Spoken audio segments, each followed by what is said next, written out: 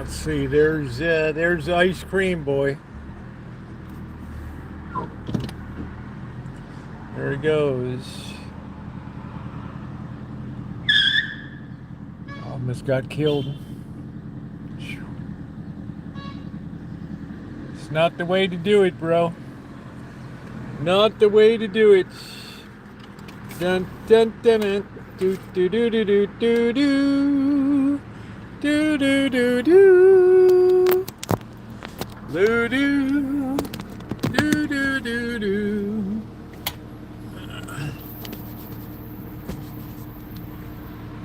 So, what's going on, Daniel? How you doing? Yeah, that was ice cream boy. Almost got wiped out up there. Mr. Quiescently Frozen Confections.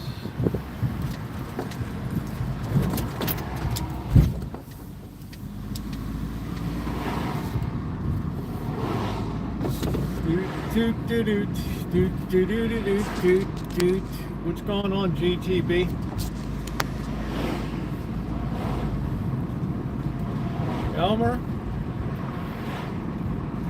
Elmer B boy.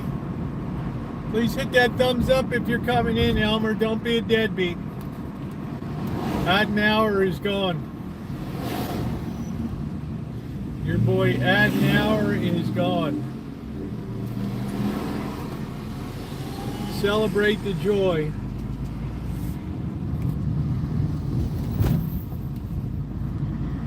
Ich ein S Berliner. What's up, Miss Tree? Hey, Dr. Panjay, how you doing? Mode Royal Coffee Run. What a beautiful day, man. 78 degrees. COC, Chamber of Commerce weather. We're going to be putting up some jam tonight.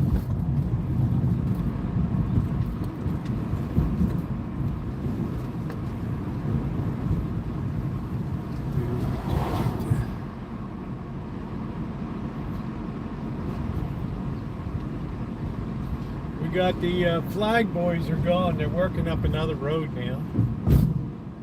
Our flag boys have moved on. Let's get a cup of coffee. It's been a quiet day. I picked some more peaches outside. It was a very productive year. I'm going to trim the hell out of the tree. We'll have a lot less next year, but that's fine. It alternates year to year. Got to keep the tree small.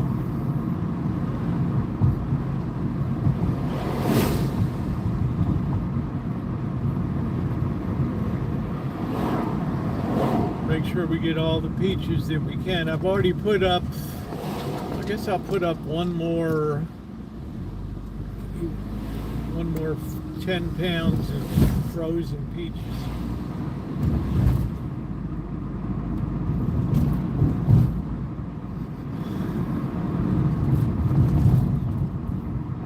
You know, you're gonna make some tough decisions when you have your fruit trees.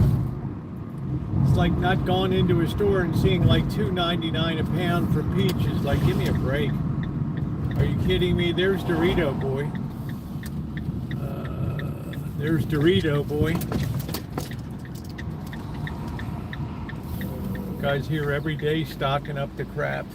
Remember, less than 1 week we're going to be on the road. Next Wednesday evening, I will be in LA. I'll have something up for Wednesday during the day. I don't think I'll be going live Wednesday evening. All right, let me get a cup of coffee real quick here.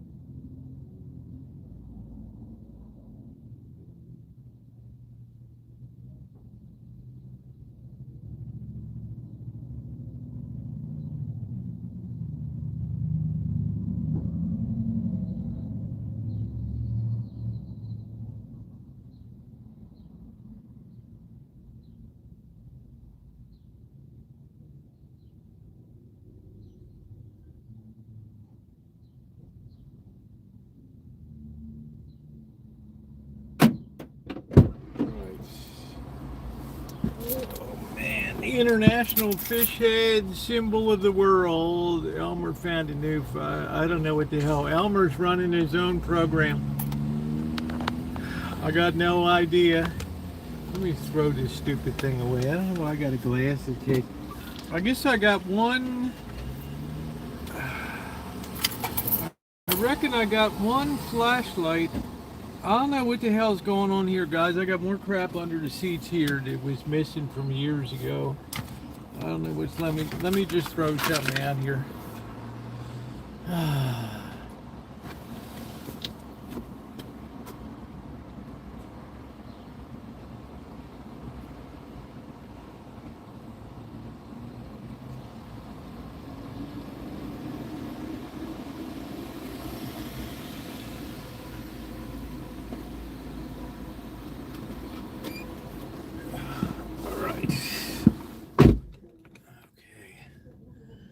Get out of here. Looks like the afternoon rush is on. Alright, let's see. Just like, don't forget to get my Corona. Don't forget to get my Corona. How is this guy doing?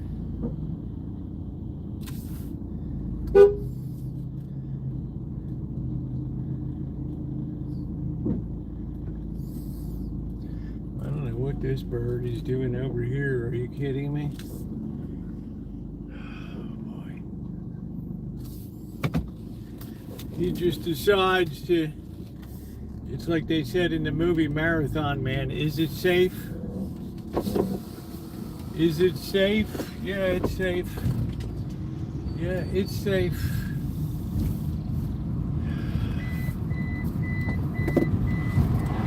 I'm just an average white boy from Baltimore.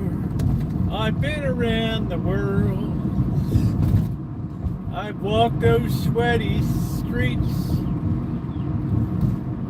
8,000 miles away and lived to tell about it. Hey, hey, hey. I'm just your average white boy from Baltimore. To welcome you all in every day, and rolling down the back streets of the Vincent down the memory, do the channel on my mind. I never know. I never really know what Elmer's talking about. Trash Boy's out here.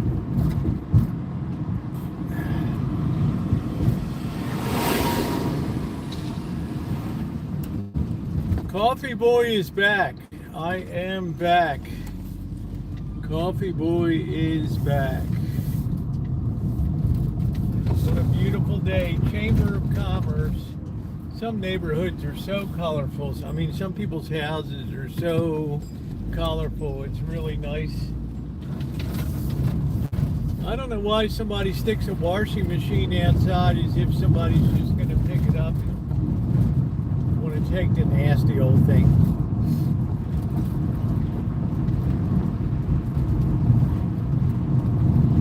As we pass Carrington Street, the home of the Carrington event.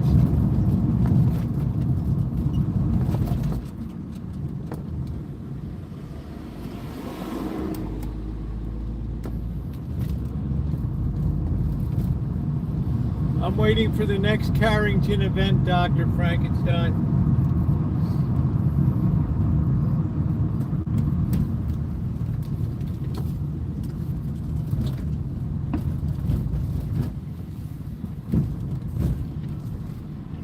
Doing some dark roast, baby.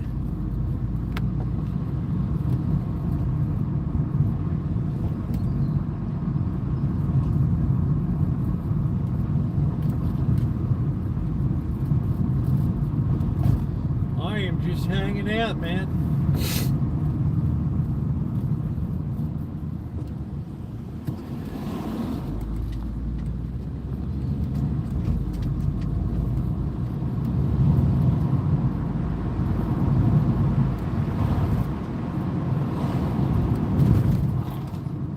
Is on his scooter flying along like that.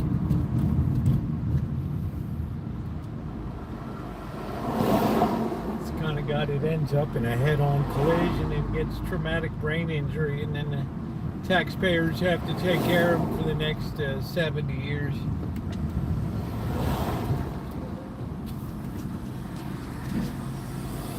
Your traumatic brain injury becomes our traumatic brain injury.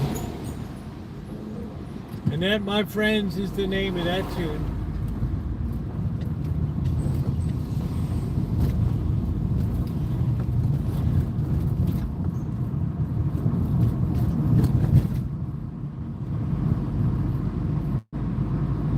Make sure you hit that thumbs up button. It is appreciated. We're underway. We're going to be making some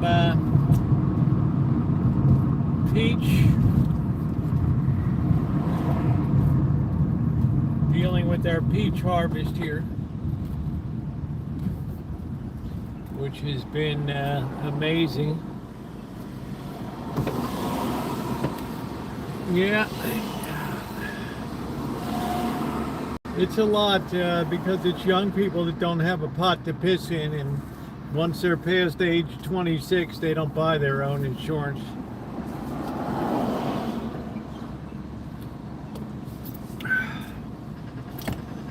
Once you, but in California we have something called retroactive Medi-Cal.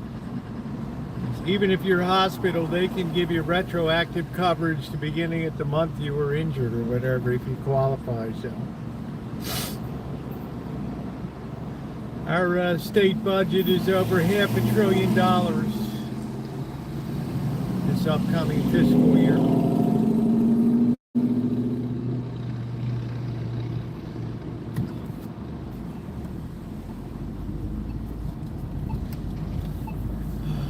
The hook and ladder boys.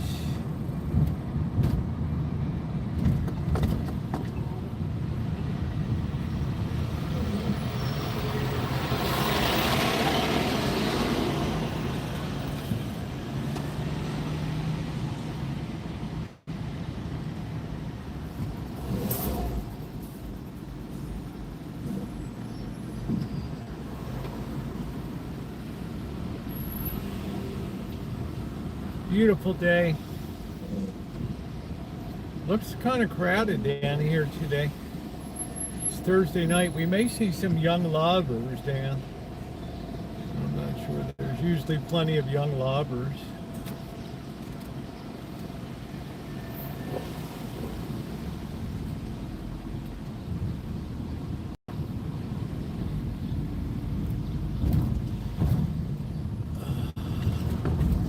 Is it true? Did Germany get knocked out of the World Cup? I thought I heard something like that.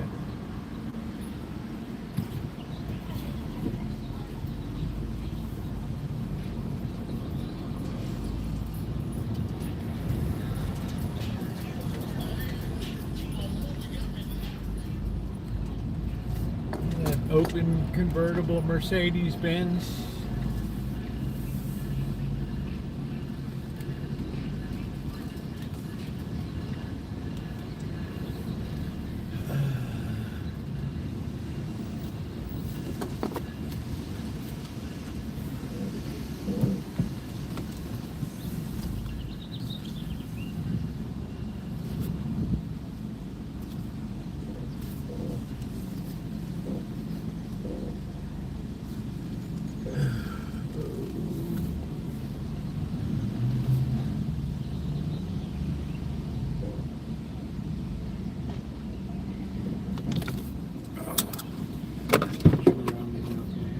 Goofed up on this line right here.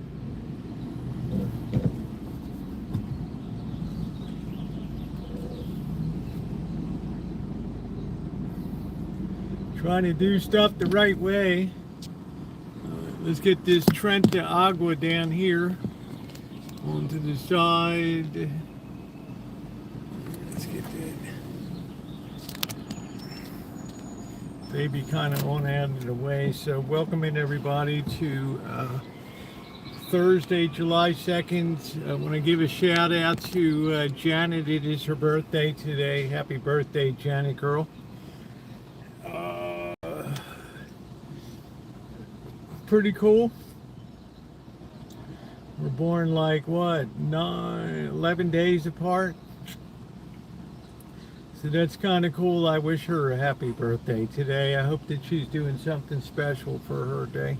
Once again, just to let people know a little bit early, I will be taking off for LA Wednesday, next Wednesday.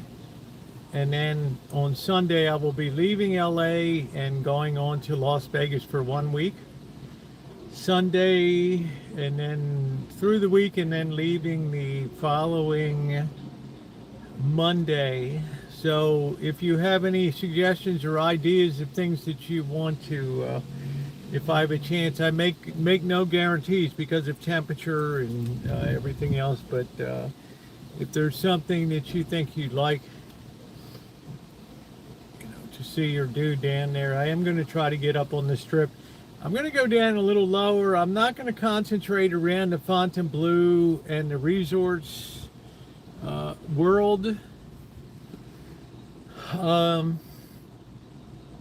But you can drop me a line. I can make it like new@gmail.com. And sometimes people have had, Amanda Hug and Kiss has often had some nice suggestions on restaurants to review, and some of them have worked out quite well, and they're not inconvenient. Can you explore the Luxor? I'm not sure if I'm going to go down that far, Fred. We've been through the what the hell's the place? The Excalibur.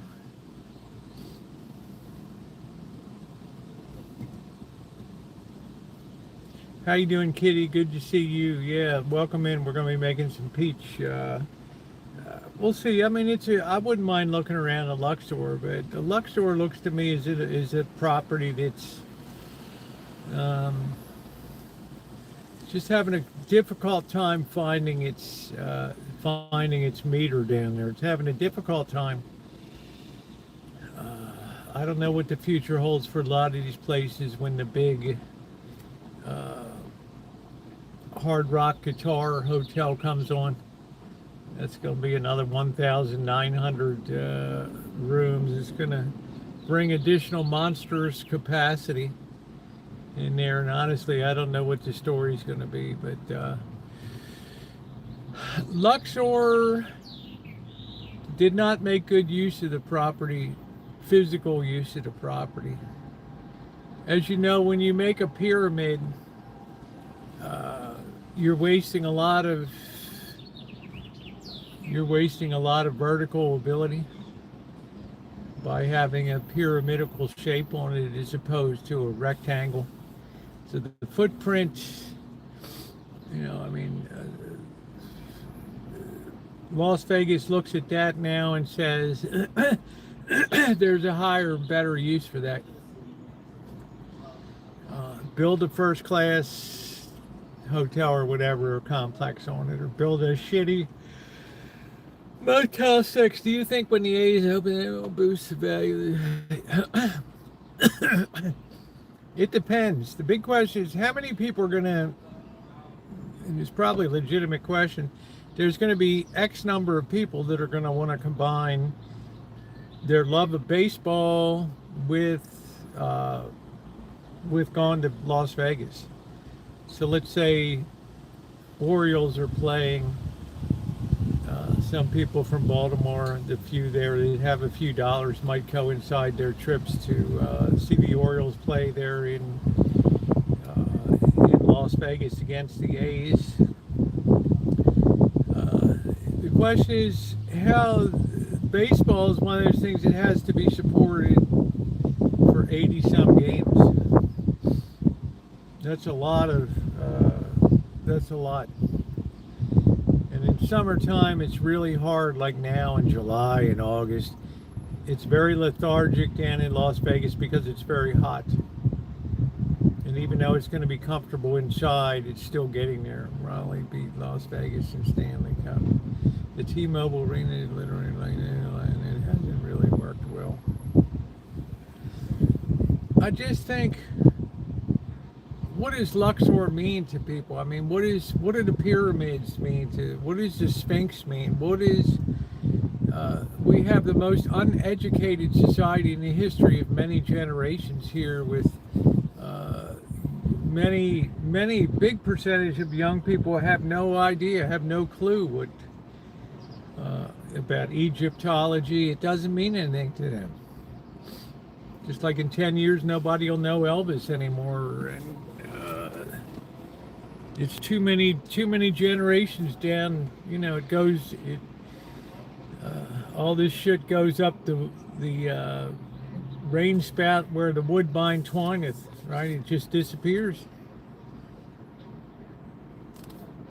But if you look at the footprint of the Luxor, it's really not a good use of. It's really not a good use of the property density.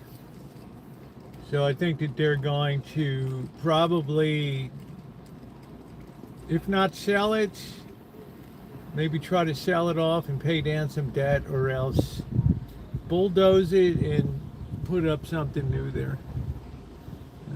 I'm just personally so interested in it anyway. Okay, well that's all right, you know. Yeah, most kids are illiterate these days. Oh, there's a beautiful 66 country squire. Wow. Not beautiful. It needs a lot of work, but man, I remember the days riding around as a family in that baby. Wow, there's one in town. And the midnight blue with the genuine imitation wood paneling on the side. 2 hockey teams from cities and everybody. Cities just aren't even insignificant now in terms of where the players play and the money they go for.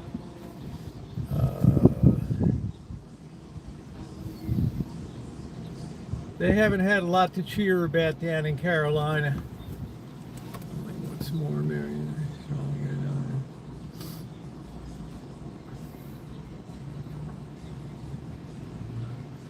Well, I definitely think that Las Vegas can support a basketball team. The question is, how corrupt are things going to be? Everybody walks around with BetMGM on their phone, and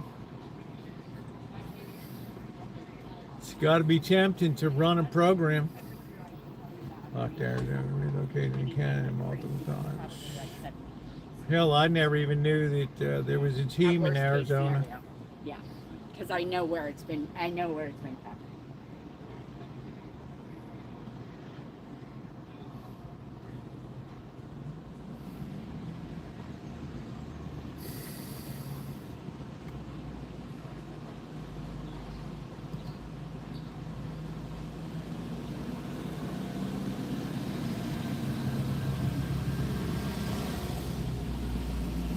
Moved to Israel 2 years ago.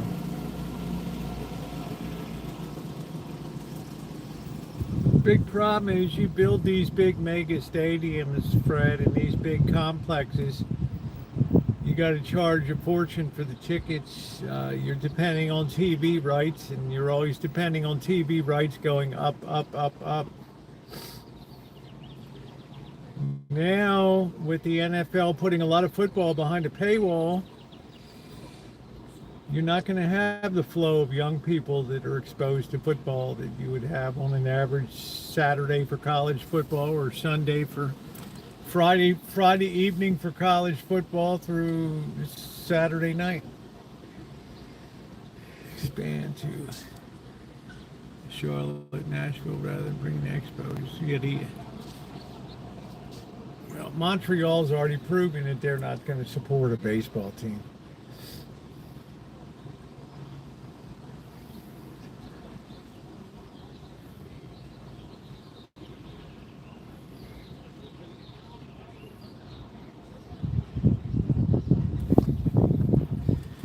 It's just the way it goes. The point is, it gets more and more expensive. I think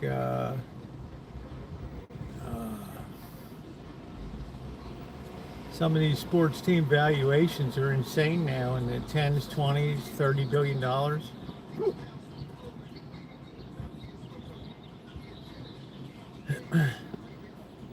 There comes a point against the population that it's just unsustainable. You can't put everybody on recurrent subscriptions all the time. to read the parents are holding their kids back and know so they physically do better to get noticed. We have a very twisted society. Fred, nothing shocks me anymore. I've got Jeff Bezos spending hundreds of millions of dollars a year on the Apollo project to extend his life. Same thing with Peter Thiel, the Goblin, and Larry Ellison. There's a lot of mental sickness that pervades society these days. Misplaced priorities. That's why you rarely find a rich person that's happy. I would hold Warren Buffett up as an example of a rich person that always seems to be in a good mood because they never lived the high life. And now he's had his foundation tied around Bill Gates' foundation, and now he's like, oh, I don't know about Bill with this Epstein shit. Billy Boy might have been up the spout where the woodbine twineth there. I don't know. He's starting to have second thoughts about putting all of his money in the Gates Foundation. How you doing, Daniel?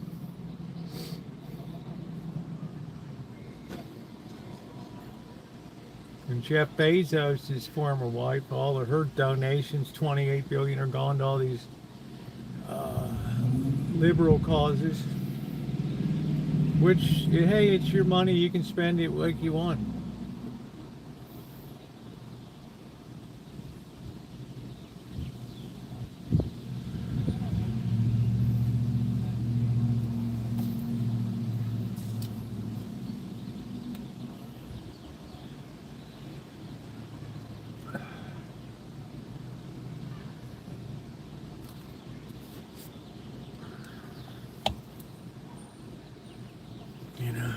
You know more about that. I don't know a lot about that, Fred. I haven't kept up on that kind of stuff. I mean, it's easy to pretend you're flying under the radar of good deeds.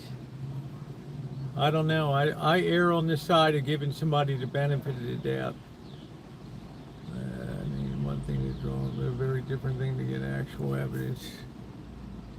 Well, Patrick, it's another thing too when somebody comes out and willingly admits, yeah, I was part of Epstein's crew.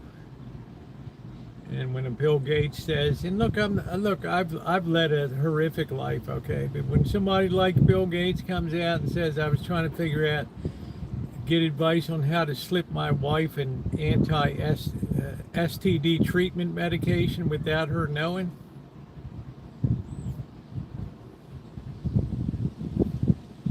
Well, it's kind of a good thing that Melinda Gates fled that scene. I mean, I don't know.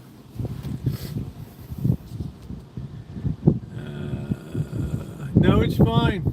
How you doing? Hey, Tina. Hey, Patrick. You're fine. There's no ill in chat question. I blame our screwed up Justice Department.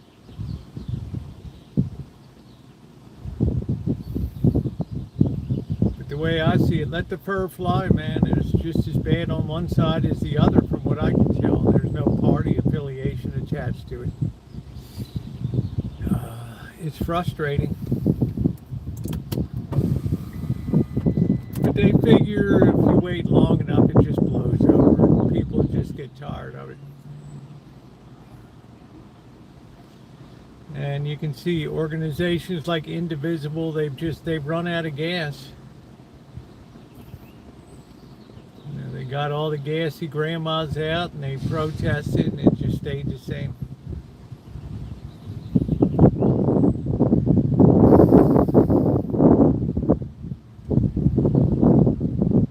I think people recognize performative protesting against things as compared to working to get things properly done.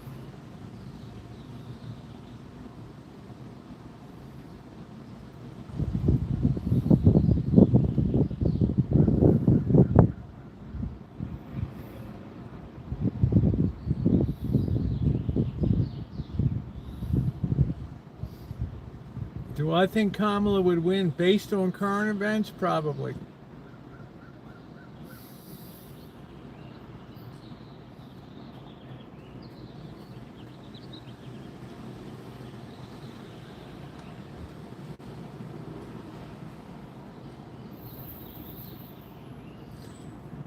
I've tried to tell people, in my opinion, that you should be bracing for a radical shift. Some people say, "Oh, you're crazy," and then you can see what's happening in New York. So, Texas, I don't know what that guy's running for, the former preacher or something that's running for office.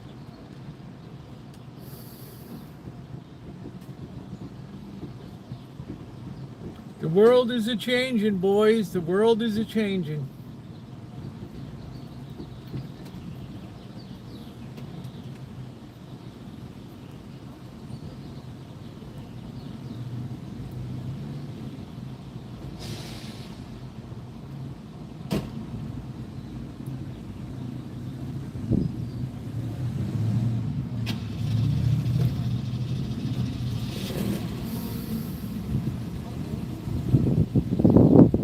I never followed Kamala Harris that much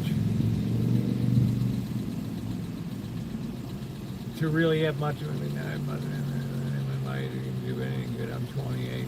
I don't know, Fred. Many times through history, generations have expressed,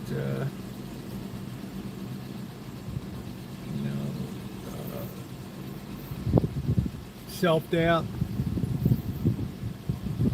And then to come on and do great things. So, how you doing, Ronnie?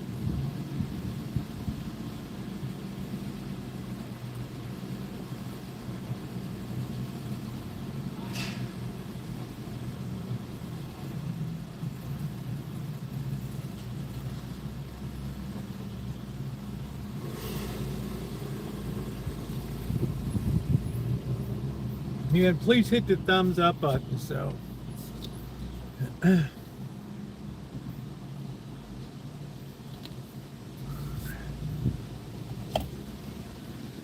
it's going to be an interesting final 2 years as soon as, well, the 4th of July is over.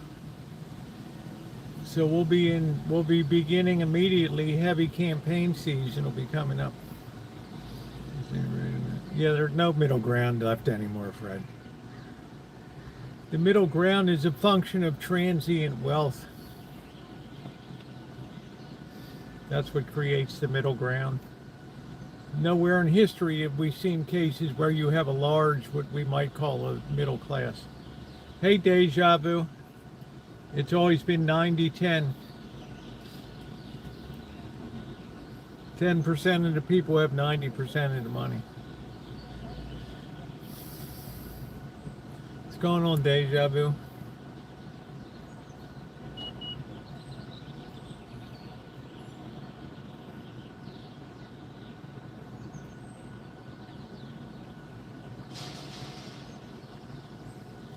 And with money comes power.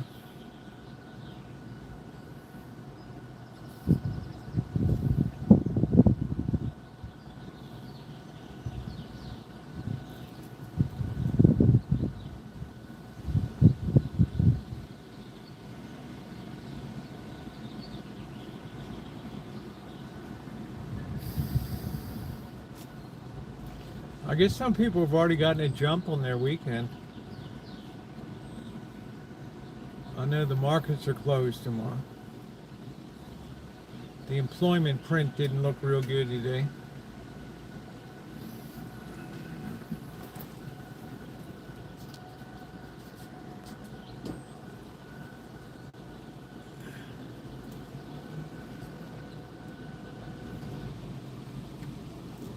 Hold on, let me fix this thing.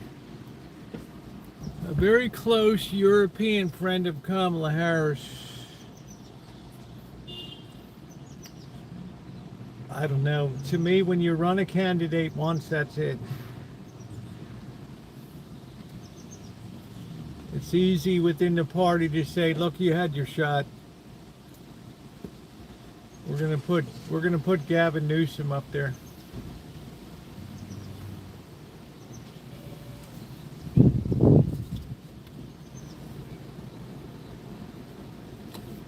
I don't see anybody on the Democrat side that could give him a run for his money.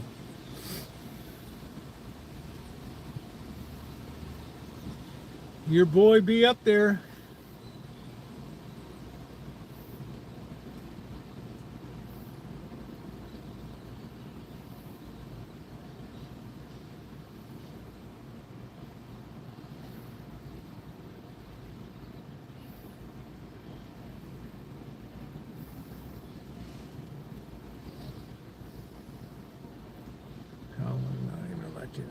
She was in a, yeah.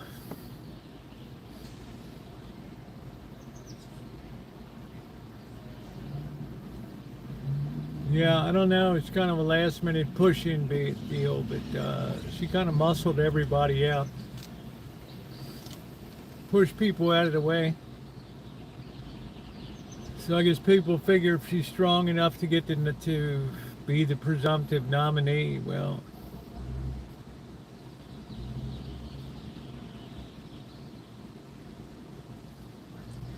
but I don't think she would stand a chance against Newsom.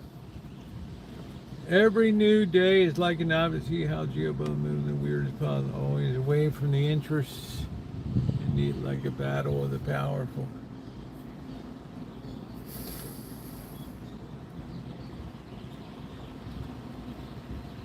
But you know what? You know what, Patrick? Those pendulums always swing.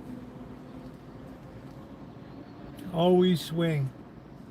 You always have a reaction. For every action, there's an equal and opposite reaction. I believe it's as true in politics as anything. Trump's line is. I don't think he's lining anything. He doesn't manage his own portfolio. So whatever people do, I call that being a good manager.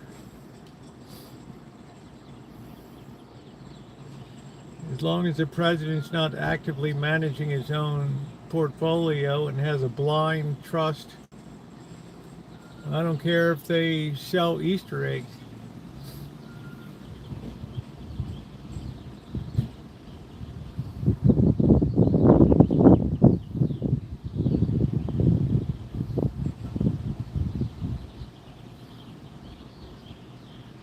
Nancy with $1 million insider trading thoughts.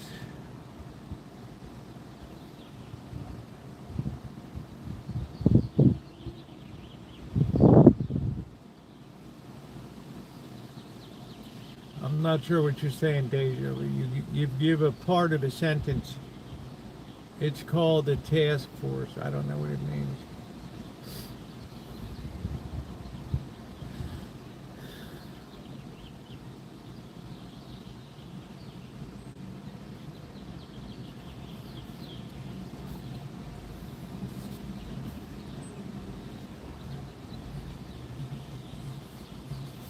Look at it this way, who would want to go into politics these days, Patrick? Who would want to go into politics? You'd need to have your head examined.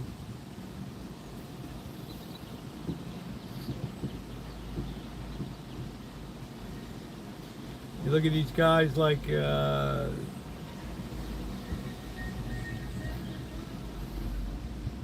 Mitch McConnell, 80% dead or whatever, still hanging on.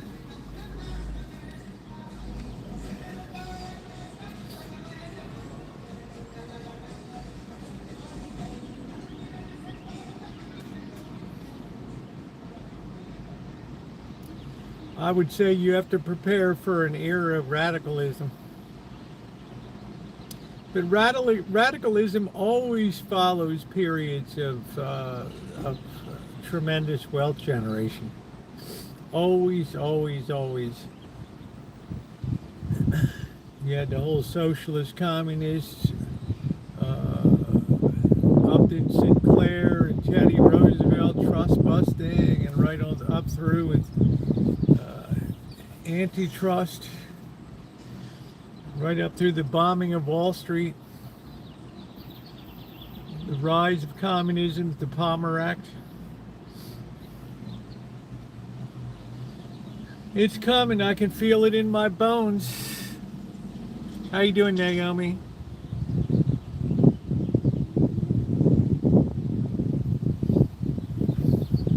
Yes, radicalism will be coming to a neighborhood near you. Especially when people see what the cost of this bubble is going to be coming up.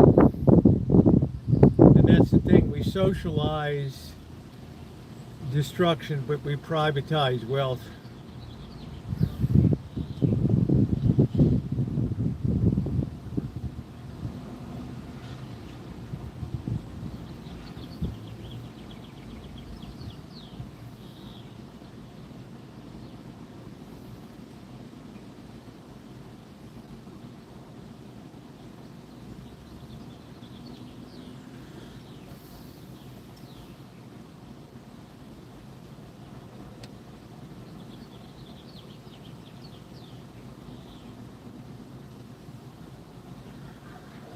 You like the plane, huh? It's pretty sharp looking. I'm surprised it's not gold.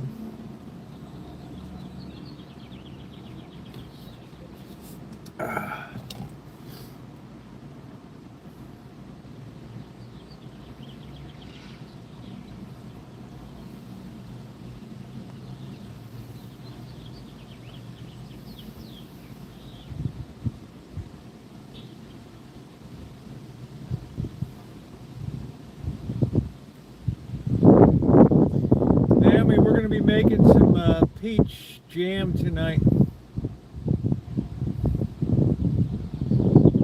And mainly I'm going to use that to make turnovers, peach turnovers and things like that. Galettes. Specialty items, not so much to put on bread.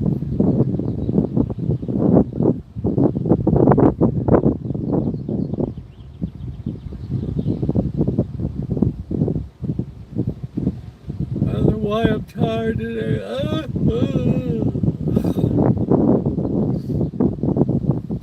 Thursday. Patrick's from Montevideo in Uruguay. A lot of people are digging Uruguay for retirement.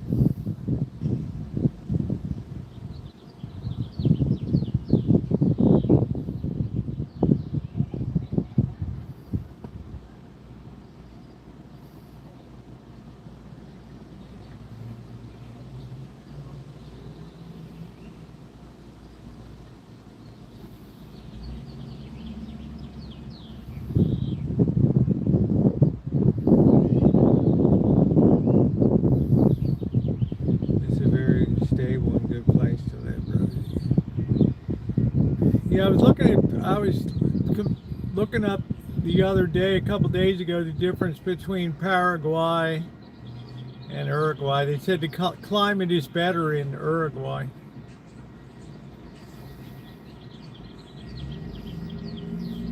Paraguay is a little easier to obtain residency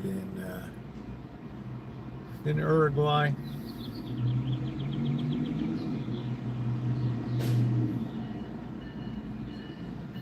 Yeah, but probably not as colorful.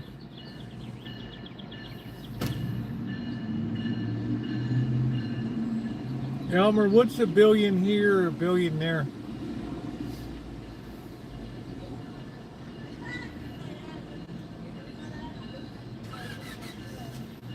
You know, at least Larry Ellison came out today and said all this investing in data centers may be a waste. We have nothing to do with it. Think more about it. Everybody look the same, talk the same way. Interesting.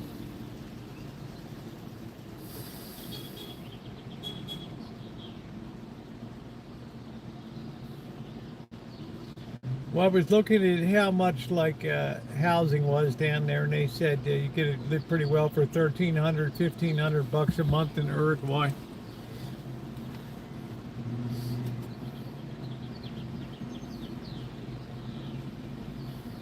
Okay, there goes Food Boy.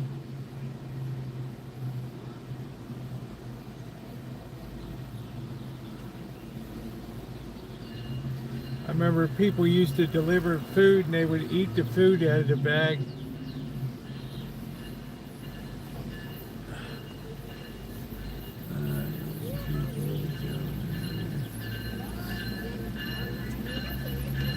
I don't know, Doctor. I think Uruguay is very stable.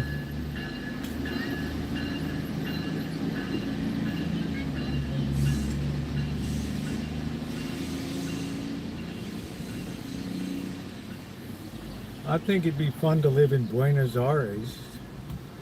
There's a lot of stuff going on. Your money goes a long way.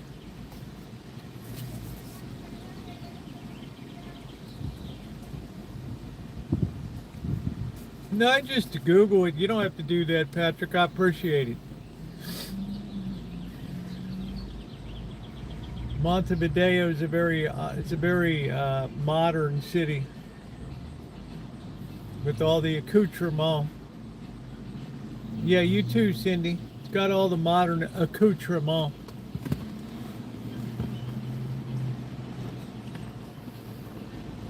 I don't know whether it's on Rio Plata or that's Paraguay. I don't know which one.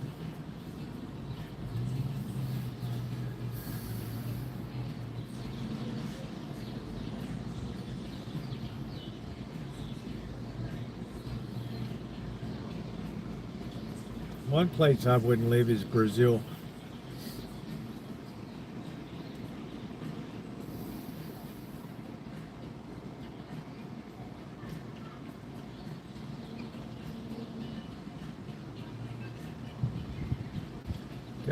That would not be my guy. That's us, a lot of coast on the Rio de la Plata, yeah, the Silver River.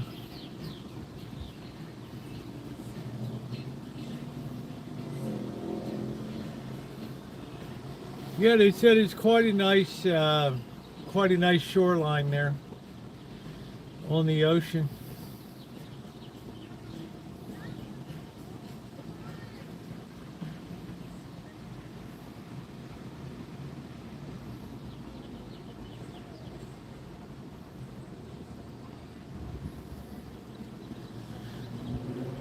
I learned geography pretty well.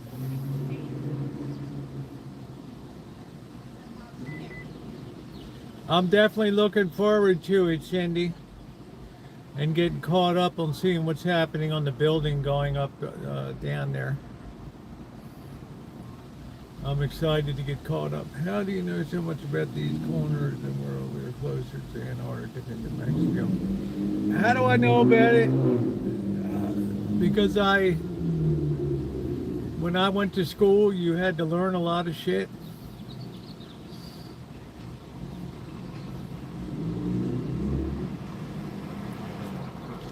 Now, if I asked 100 people that came by to find Uruguay on the map, I doubt if maybe 1 out of 100 would be able to understand where in the hell it's located.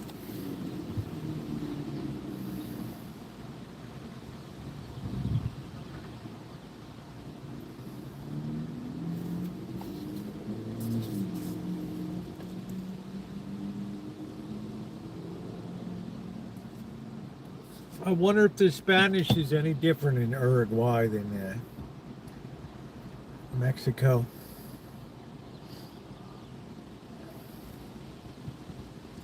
Or the Espanol and España. I appreciate it. I can see you are good at geography. I'm not bad at it. I'm just saying I've always been fascinated by Uruguay and Paraguay.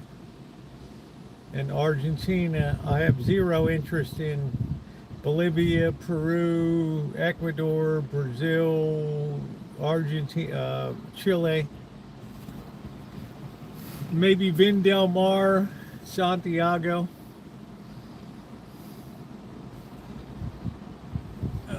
Hey, Rosie.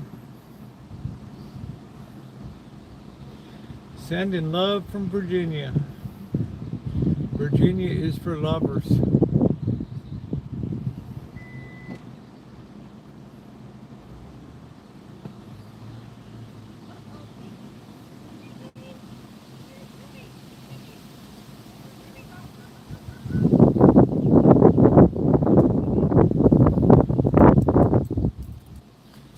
I don't know how stable I don't know what the currency is, if it's the dollar or the peso. I don't know how stable the Uruguayan currency is.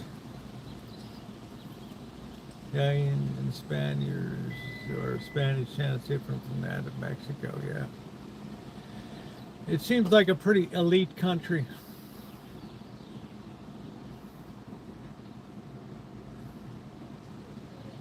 Whereas Paraguay seems more like native indigenous.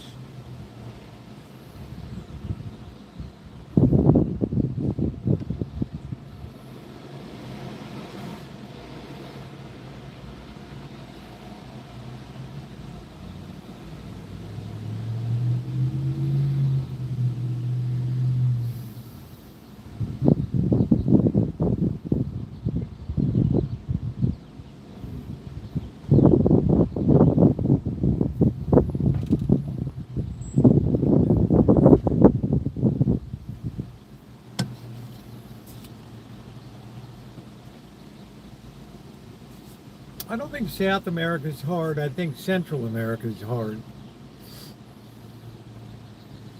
I think South America is pretty stable. There's a lot of shit going on in Bolivia right now. There's a lot of street protests, and people are finding it hard to live. The cost of living is very high, and they think there's a lot of corruption in government.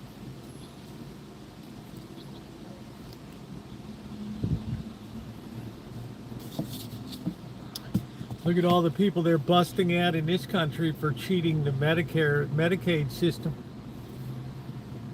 Oh,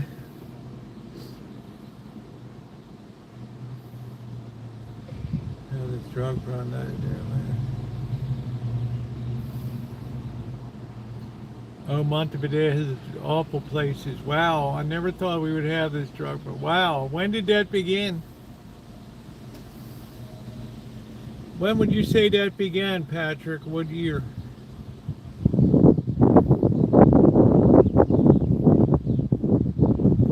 But I can understand it's a lot easier to slip things south than it is north right now.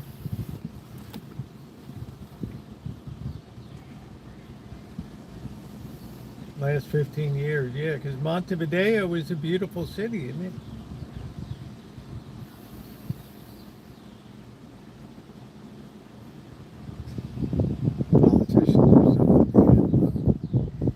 Welcome to America.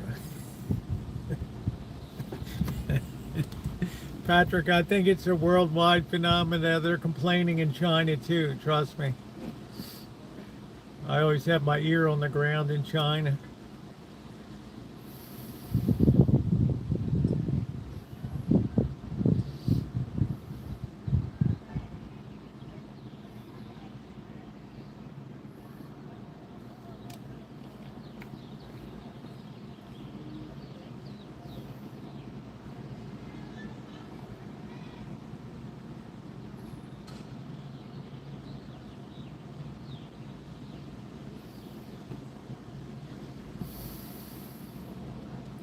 Once drugs get in, it's very hard to undo it.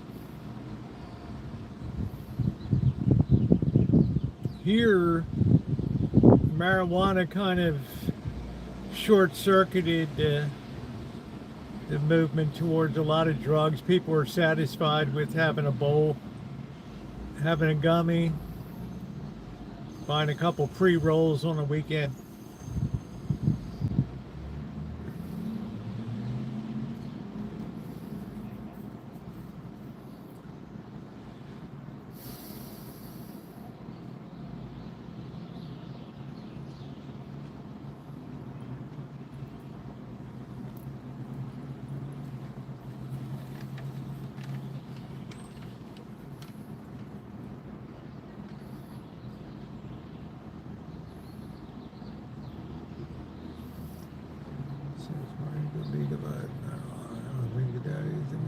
Didn't work as expected.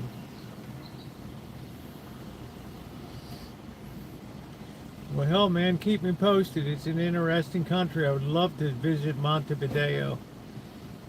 Would you show me around down there if I came down?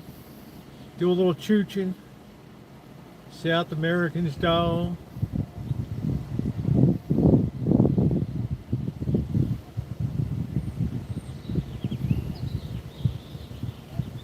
That's the kind of trip I could get Kev to go on Kev TV. He'd be all down for that. Good morning, Montevideo. Everybody's scrambling for their map. Where in the hell is that? Is that outside of Vegas? So Patrick, were you born and raised in Uruguay?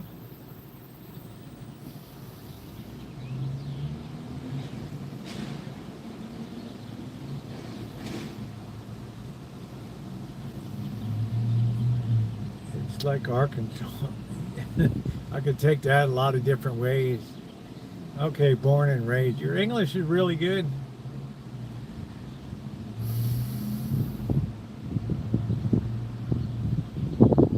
Yeah, I could take that Arkansas a few different ways.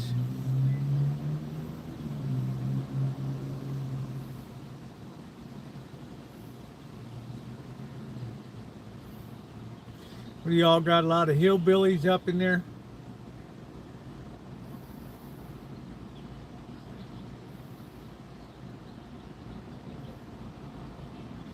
That's funny.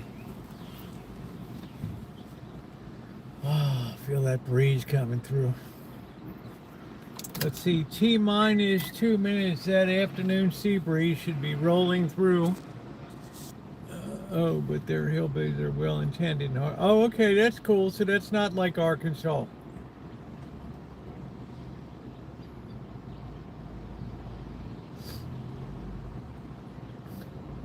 A hillbilly's a hillbilly's a hillbilly.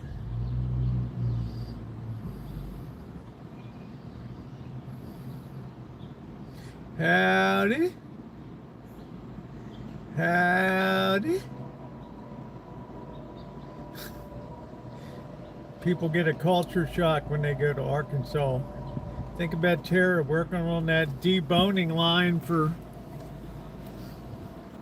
whatever the chicken ranch was, and the guy wanted to gut her with a knife.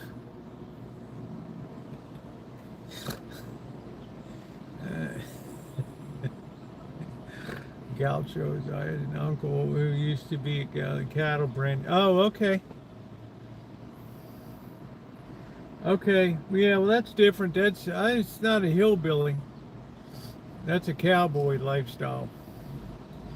The only thing they'd be rounding up in Arkansas is pigs and chickens. And I don't think you have to brand a chicken.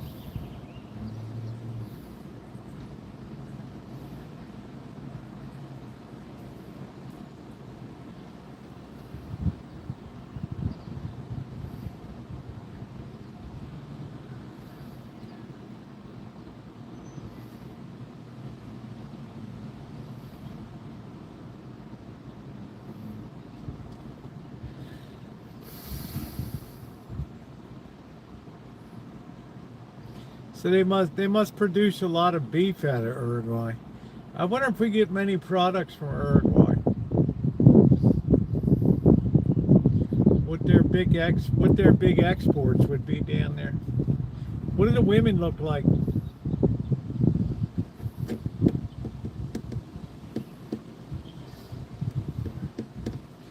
Do they look mesquite, or do they look Spanish, like from Spain?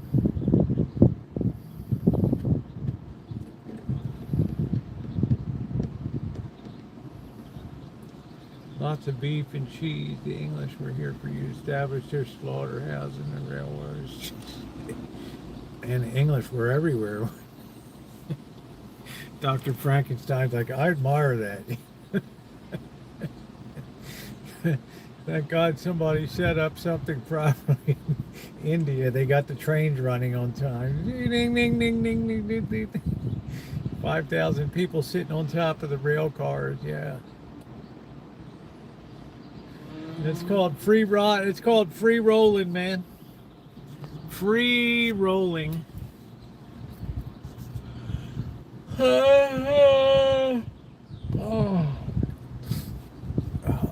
funny. Dun dun dun dun dun dun bum bum bum.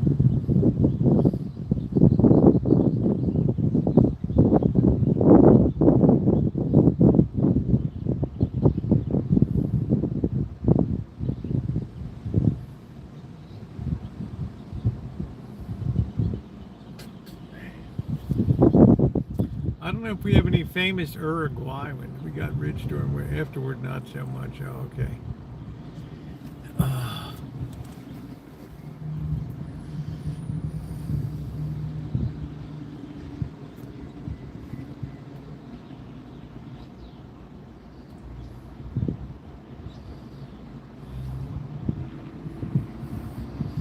Yeah, I guess Uruguay was a big supplier of foodstuffs in the Second World War.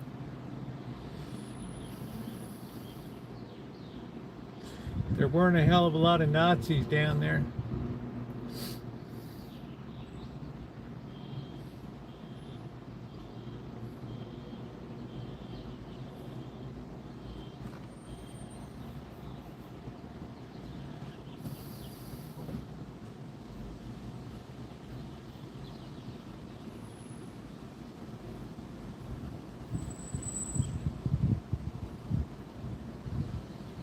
Oh, you had some there too? That's all right. We had them in Baltimore in the basement of Hausner's restaurant. They used to work over the guys that they had to straighten a few guys out with rubber hoses down there.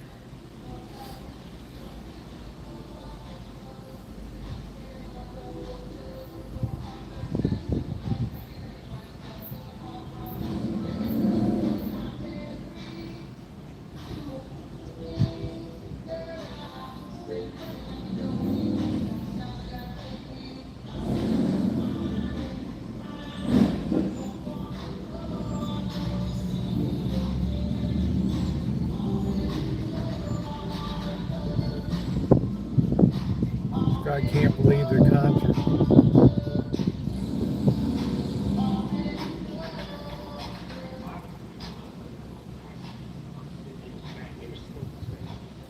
Well, that's all right, Patrick. We all got to be something, man. We all got to be something. Don't forget, guys, we got Las Vegas coming up in not too much longer. Be taking the show to LA first.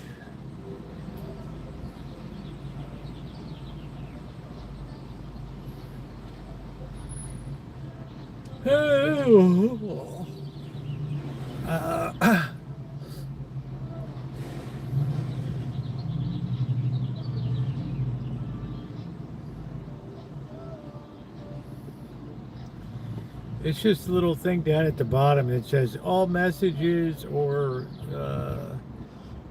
just a top chat. How you doing, Kelly?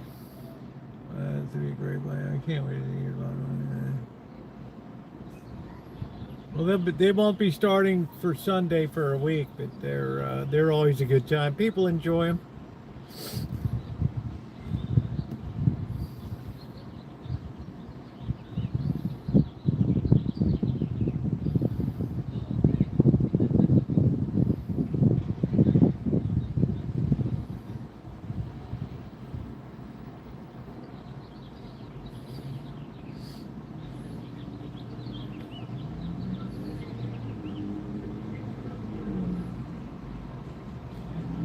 Go to the three-way. Are you going to the game, Kelly?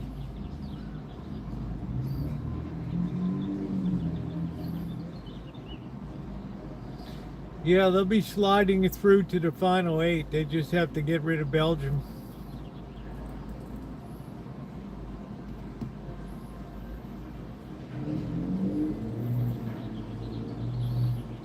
That's $2,100 US. I'm surprised Canadians would pay that to most of them couldn't find Croatia on a map.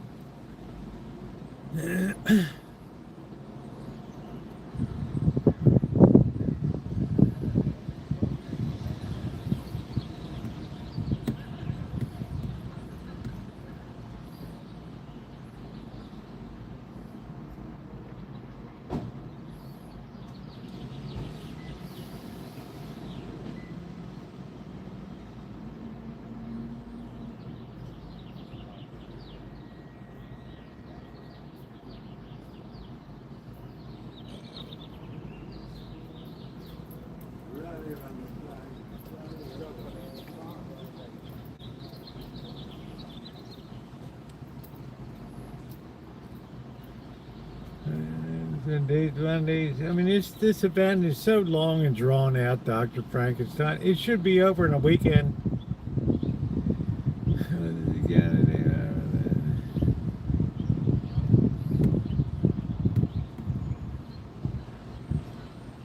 It's so long and drawn out too.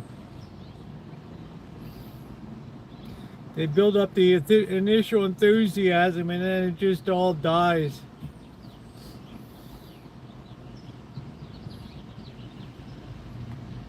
First week everybody was in here talking about it. Now it's like a blur on the way to the financial pages of the paper.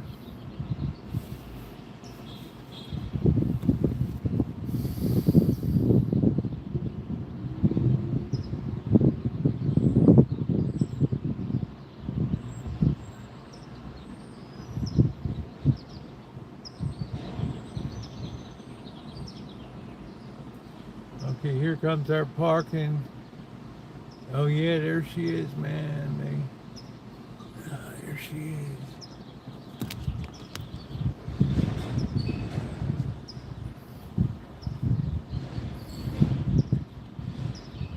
There's your girlfriend, Ronnie.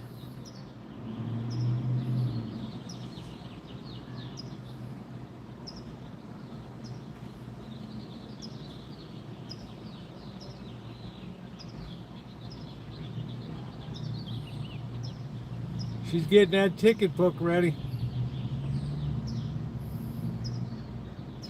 These people are like vultures.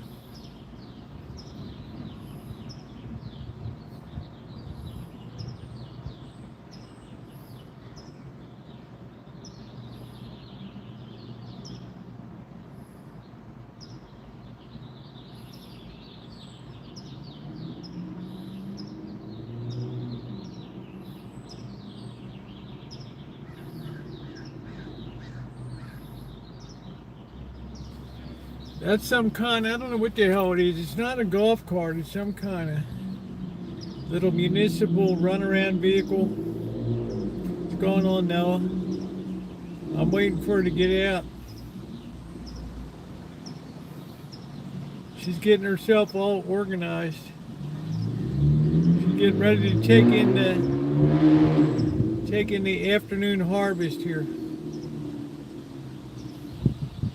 All right, there she is. She's out.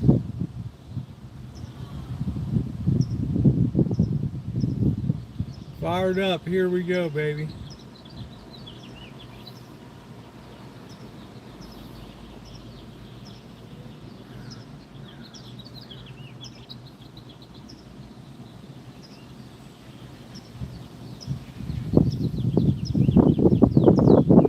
There she goes. She's already writing tickets. Already writing tickets.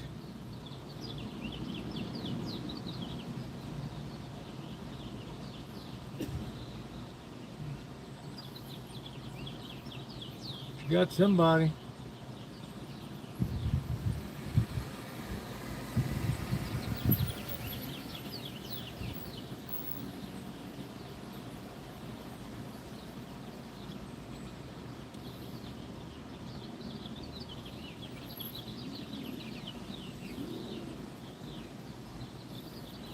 Yeah, I know what the hell the thing is. There she is. She getting that ticket printed up right there.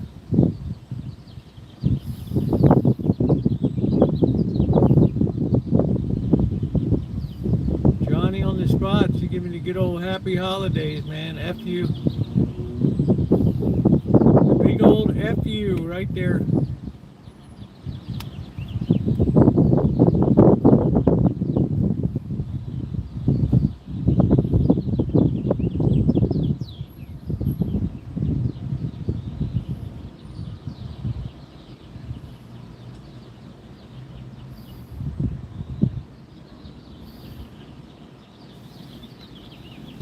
Oh boy, diligence, diligence, diligence, boys, diligence, diligence, diligence. Oh man. Oh, that boy, this air feels so nice today.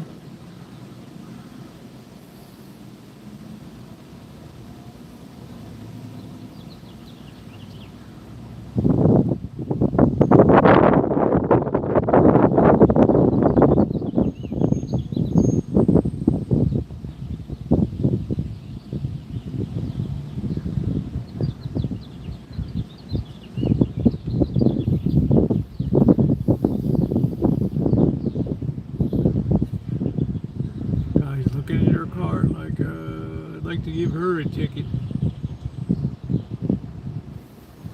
What's going on, Deal for Real? How you doing? Just waiting for the jam.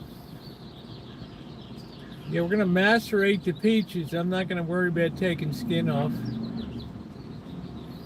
We're just looking at this stuff.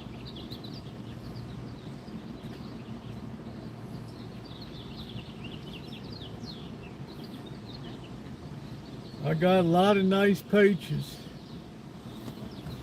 A lot of nice peaches.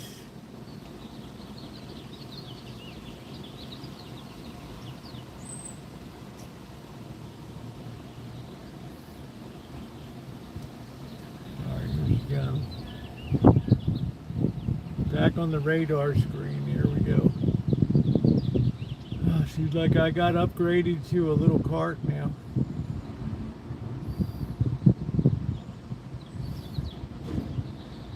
July, Alberta. Okay, she's on the move.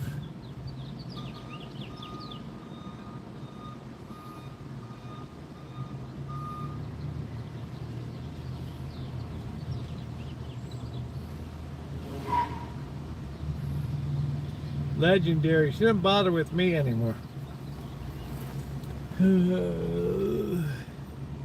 We got that straightened out a couple years ago. It's a nice area here. It's Mediterranean climate. Cool winters, warm summers, cool nights.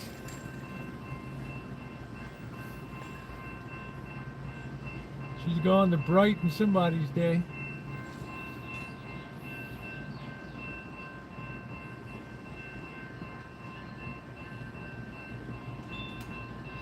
She's got to be the top ticket writer around.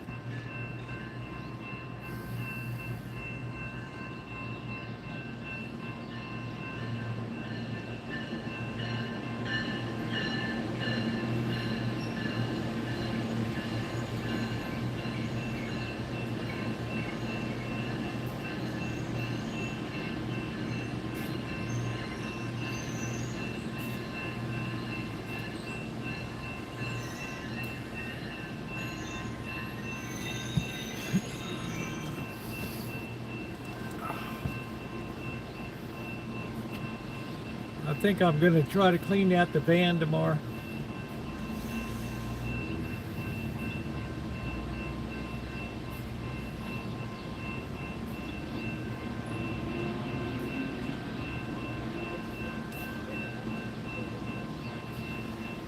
I don't know why. I haven't decided whether I'm going to take the truck or not. I'm going to kind of wait till I get the advanced forecast a little bit.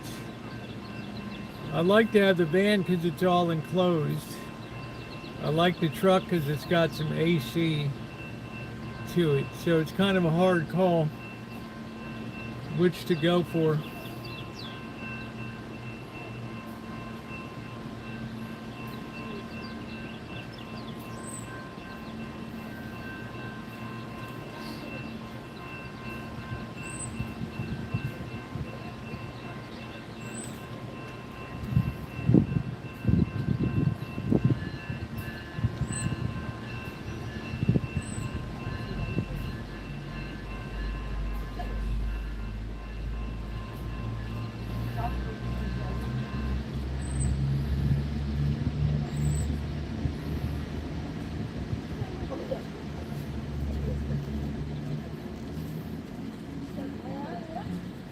I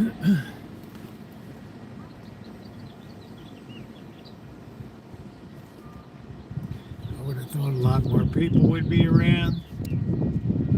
Yeah, save some miles on the van and take. It'd be good to give the truck a bit of a workout anyway. It has no trouble driving along. I mean, making the mountain. Does a decent job.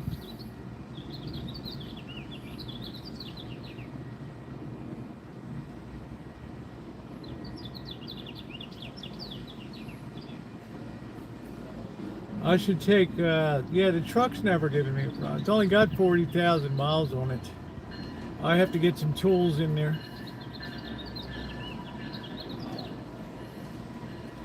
I also have a hide key on the truck. How you doing, Angus? Kisses.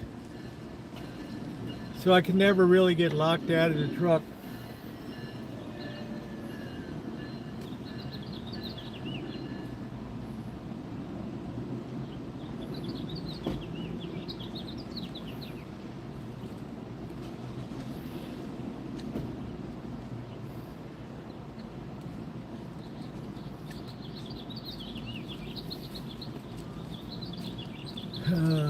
Yes, it's 10 years old. It's got yeah, same year as the van. The van's got 100. What do we got here? 153,200. Truck's only got 40,000 some miles on it.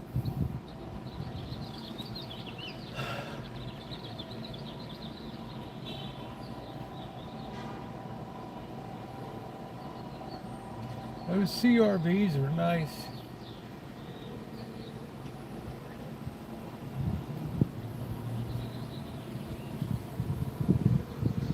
My days just drag. I feel like it's Sunday, but it's only Thursday.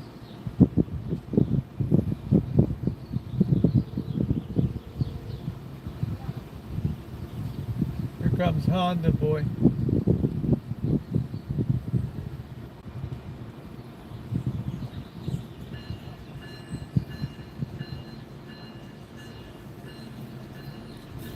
I guess he's going to go on a food run.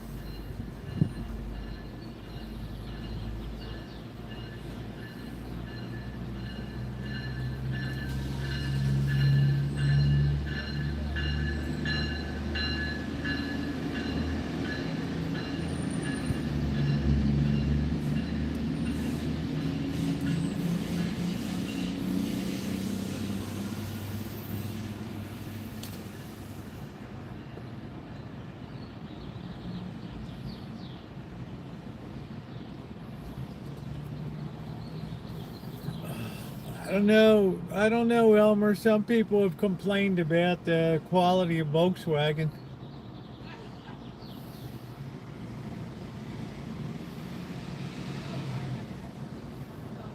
I have no idea myself, but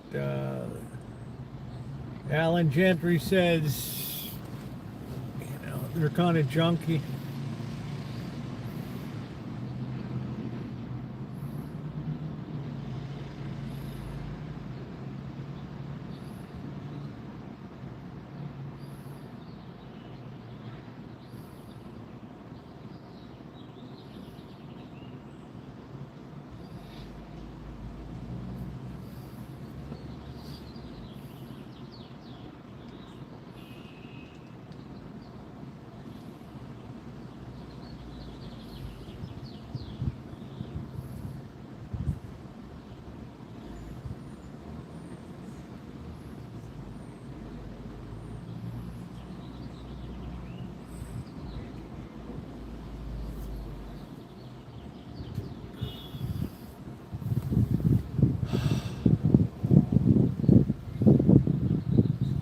Enjoying that seat. I'm enjoying that breeze coming in.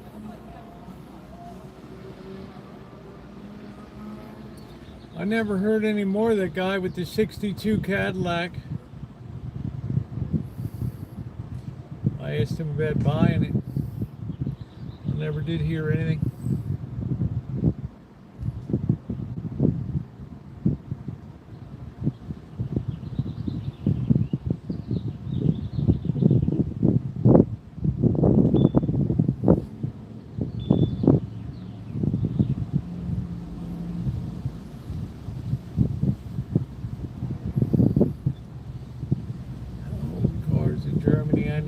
I don't know, I've never been over there.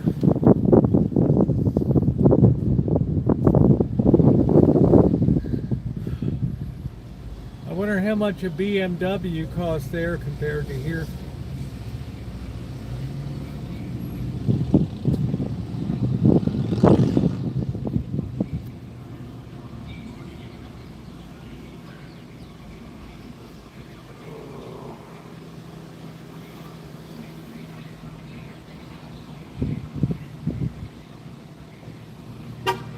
I wonder if Germany has any import duties on U.S. goods.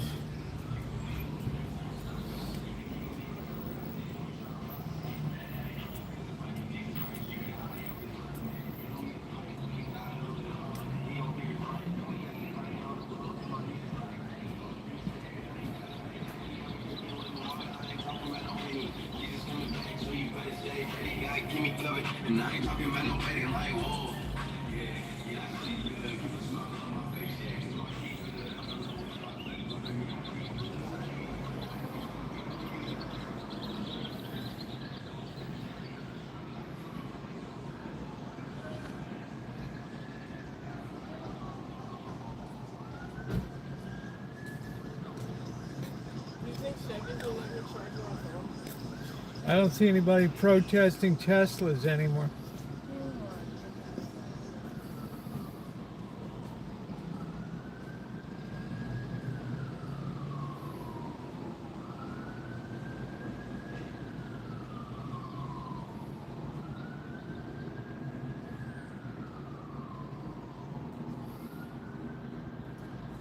We're going to give it a try tonight.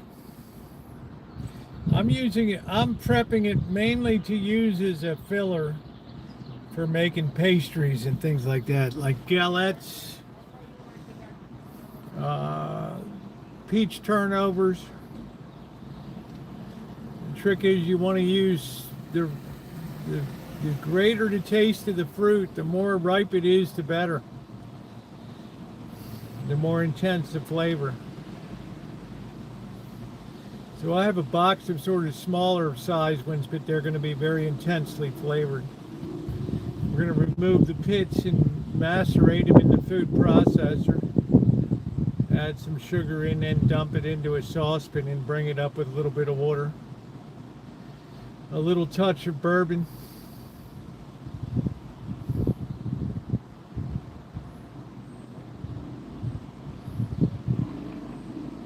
And we're going to cook that down into a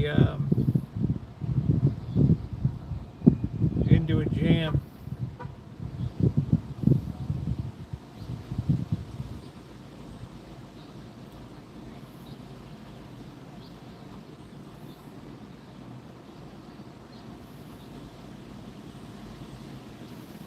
Should be all right. I don't like to waste any of the crop. Our heat index was 104.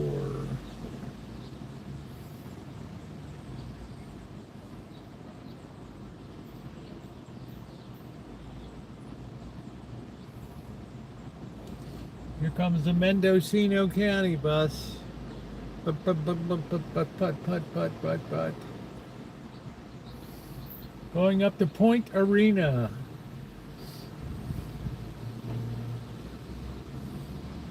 Swinging through to pick anybody up. There's a couple people on the bus, 3 people.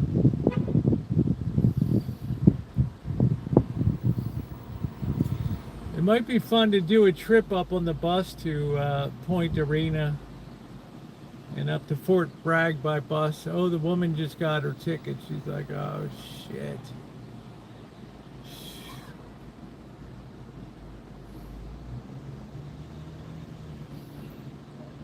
Looking at the meter. How can it be? How did she get me? Who do I complain to? I'm going over to City Hall. I'm gonna see the mayor. I don't like this.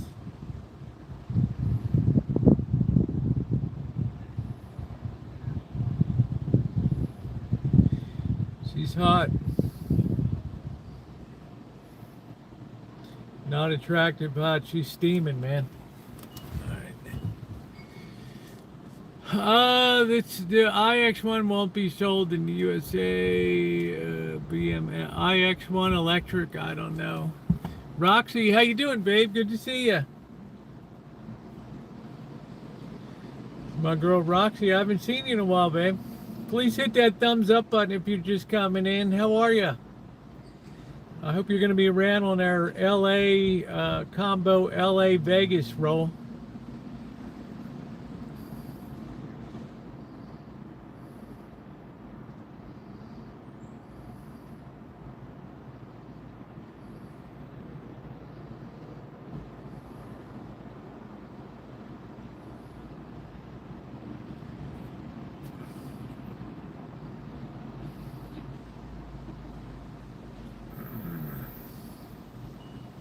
And your fingers ever split from cleaning too much stuff? It's painful. All sorts of little death boxes available. Oh, that's right. We talked about. You'll definitely be around. That's good. That makes me feel good. 3-cylinder hamster cars.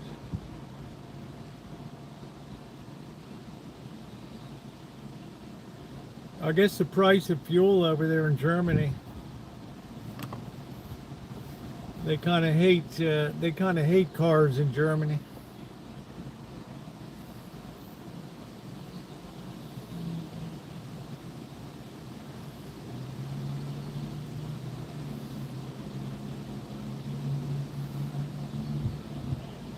Parking in the Tyrolean Alps.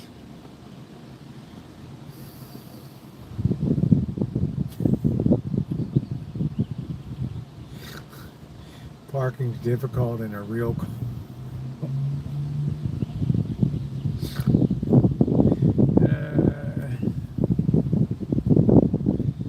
That is funny.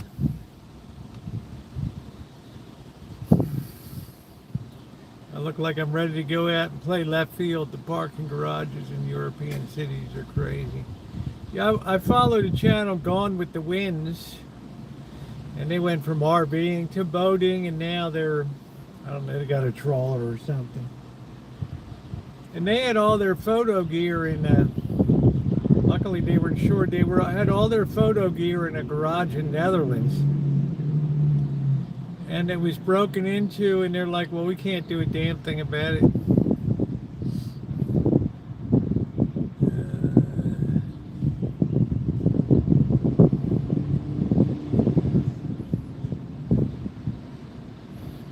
Park at your own risk.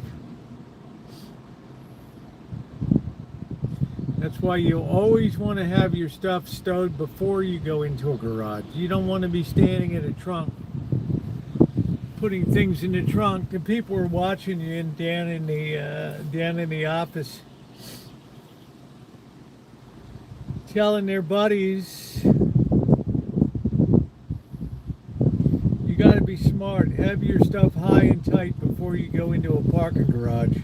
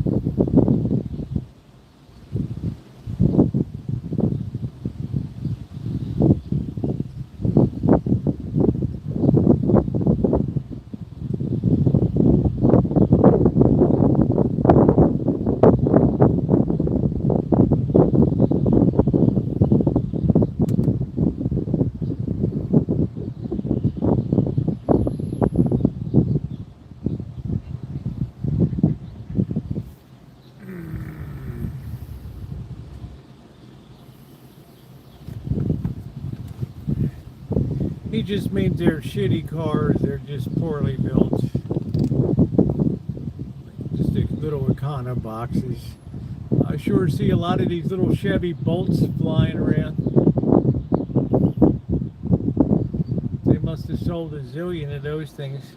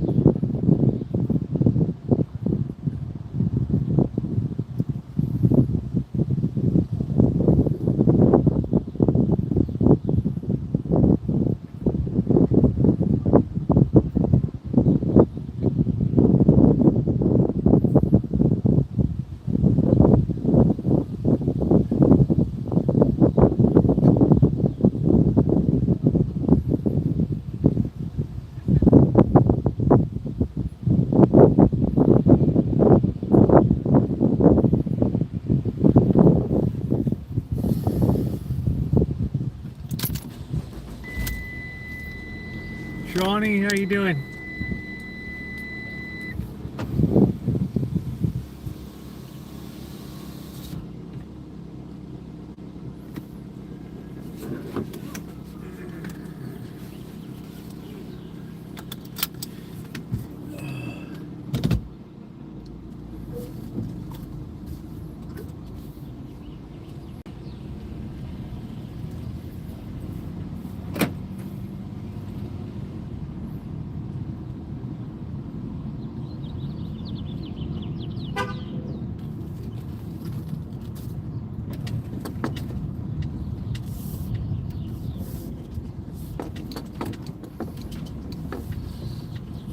Can't wait till August. A lot of people will be on vacation.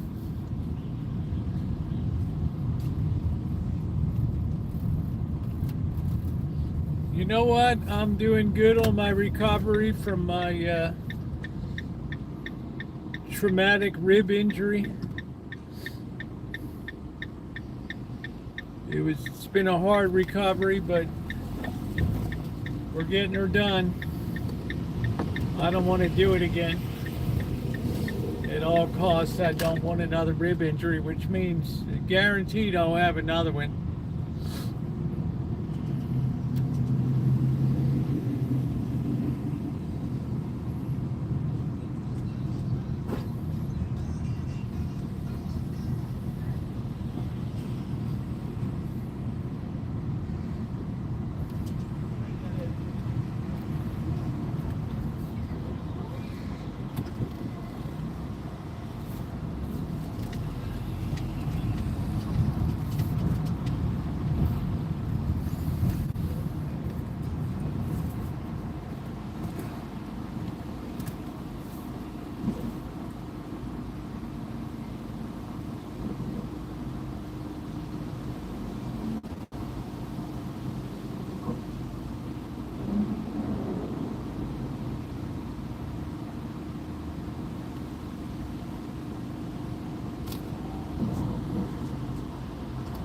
Oh, wow.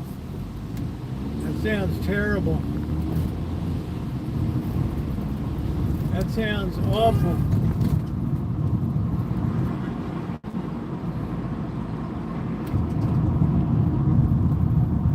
That sounds absolutely awful.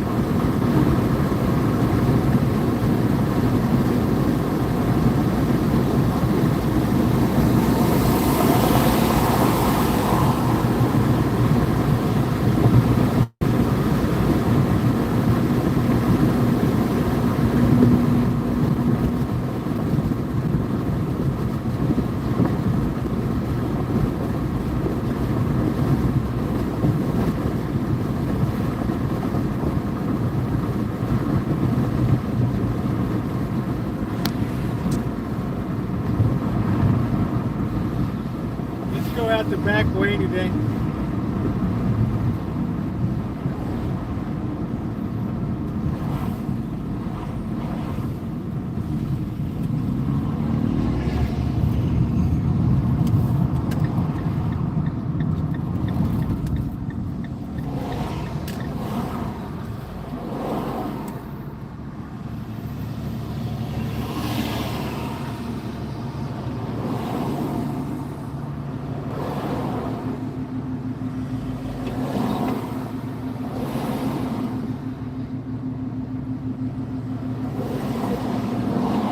Dr. Frankenstein likes welcoming Elmer to the land of real cars.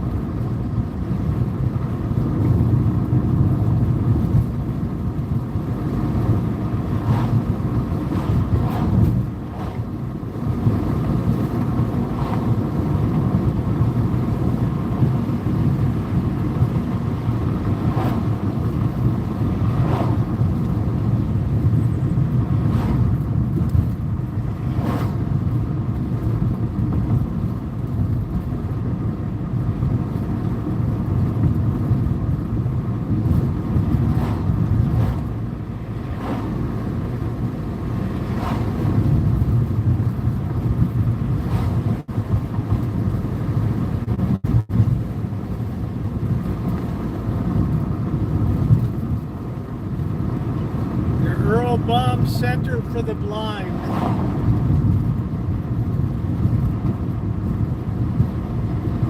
Welcome out to wine country.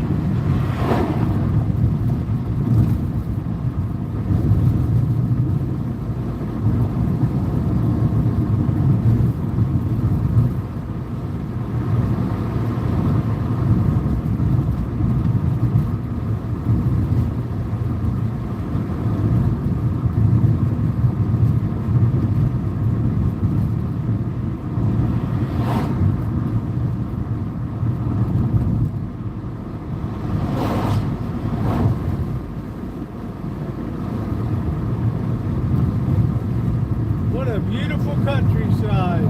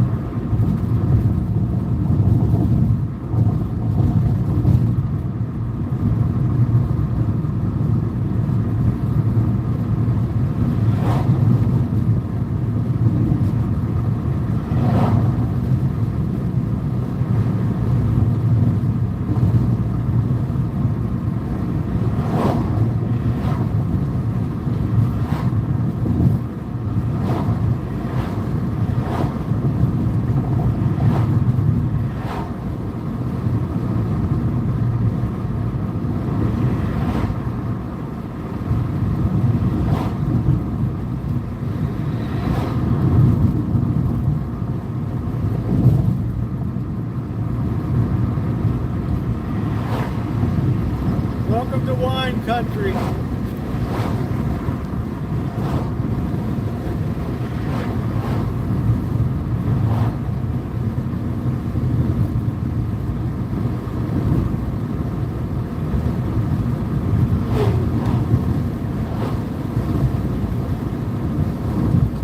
If you like wine, this is for you.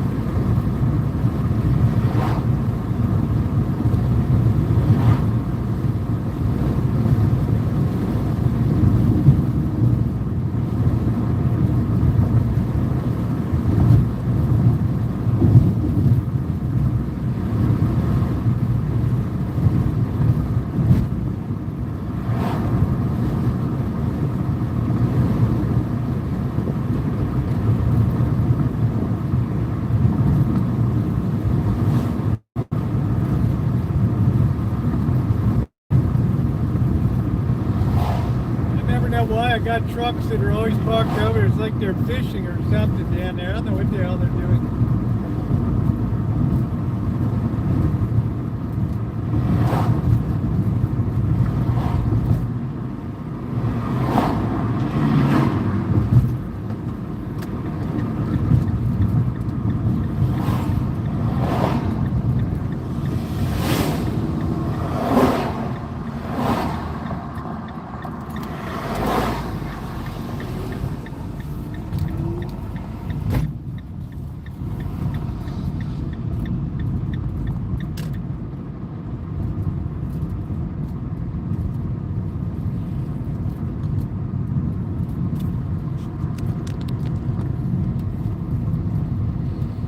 Yeah, this is about as much nature as I can absorb in a month.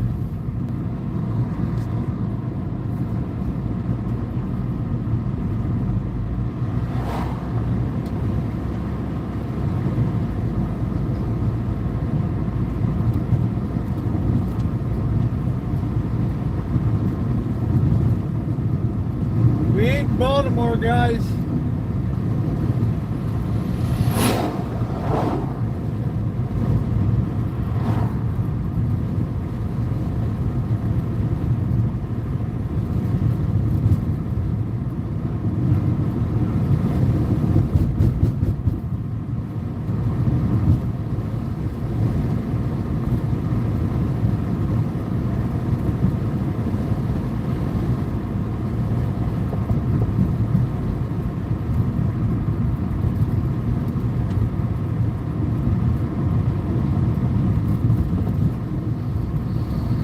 Yeah, we came out the back way.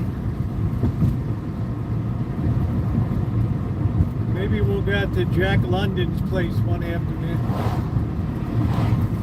America's first adventure writer.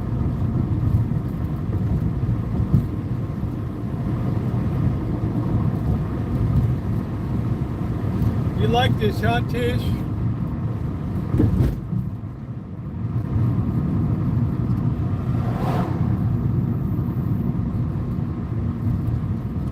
Where my girls went to high school, Annalee High School.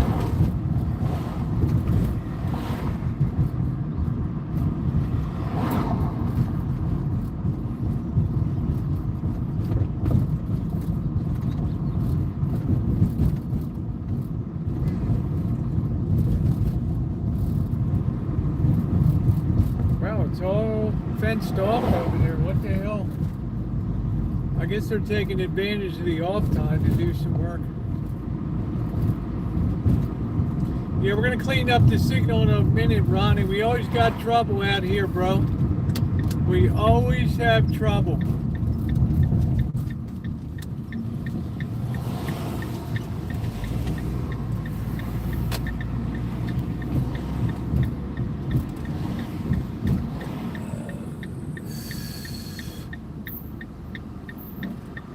I never know why. I don't know if I should get some money out of here or wait till I get to Vegas.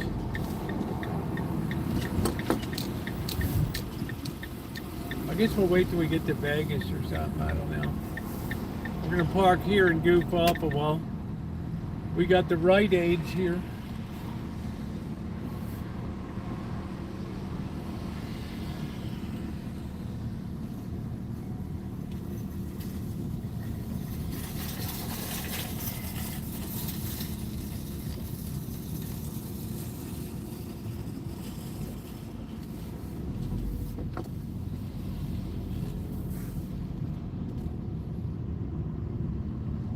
We haven't had a good walk down here in a while.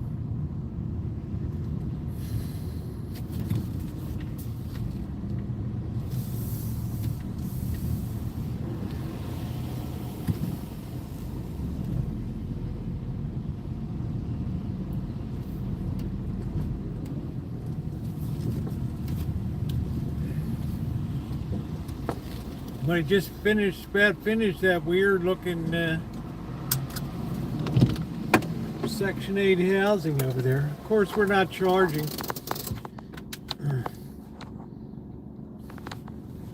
What am I at? 55% swell. All right. Let's see if we can clean up the signal a minute, Ronnie.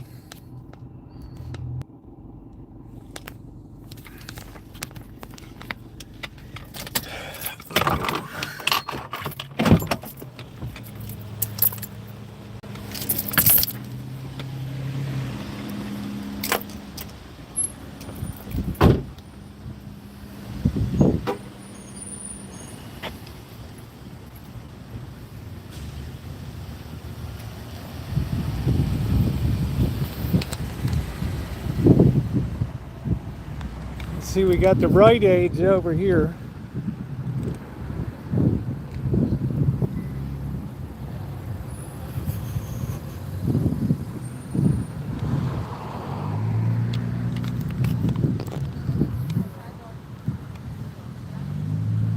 Yeah, please hit the thumbs up button, guys. We managed to get to like 120 last night, which was great. Let's do a little chooching today.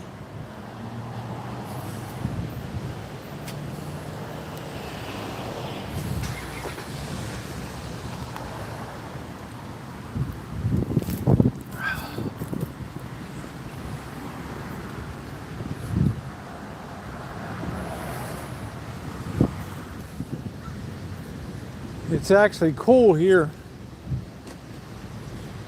but coastal California is usually like this.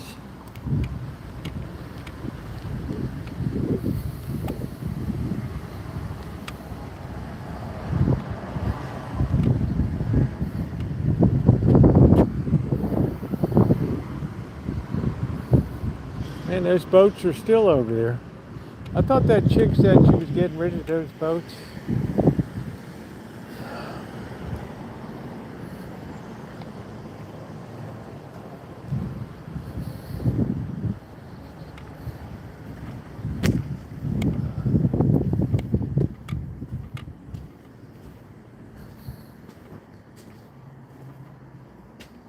Call for appointment.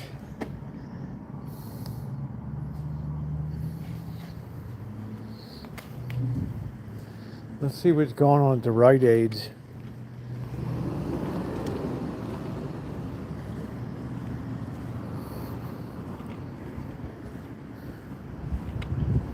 Well, they got one of these eye in the sky things. They removed ones at the big hotel in Vegas on the way in.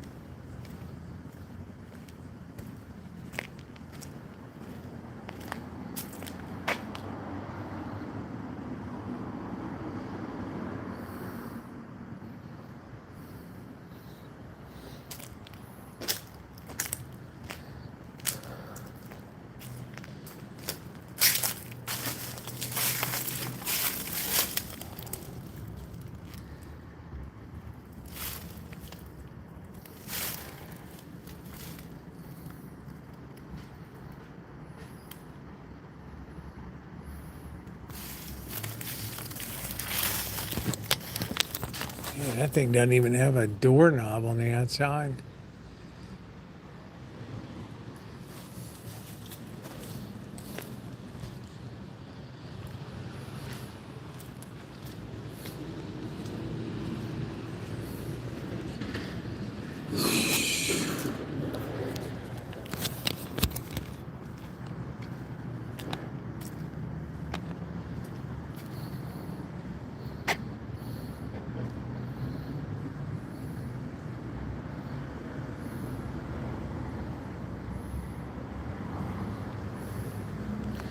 What the serious hell?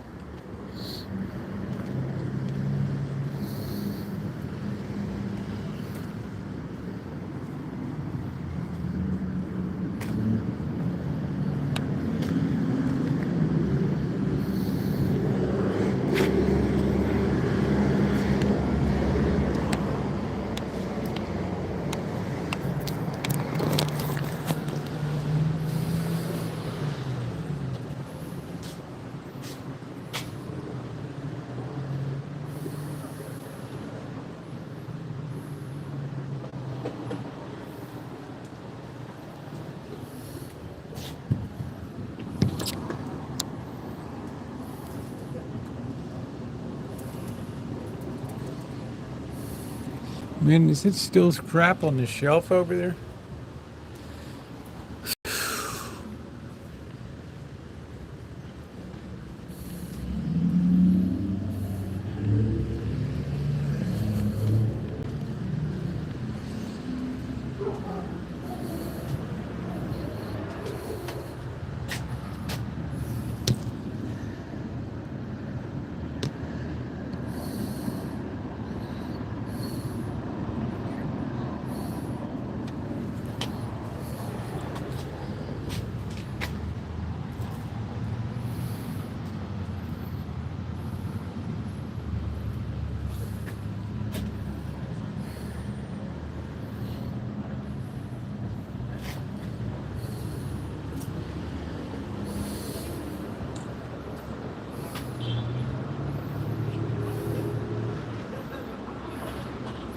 Looks like they were going to put a grocery outlet in here.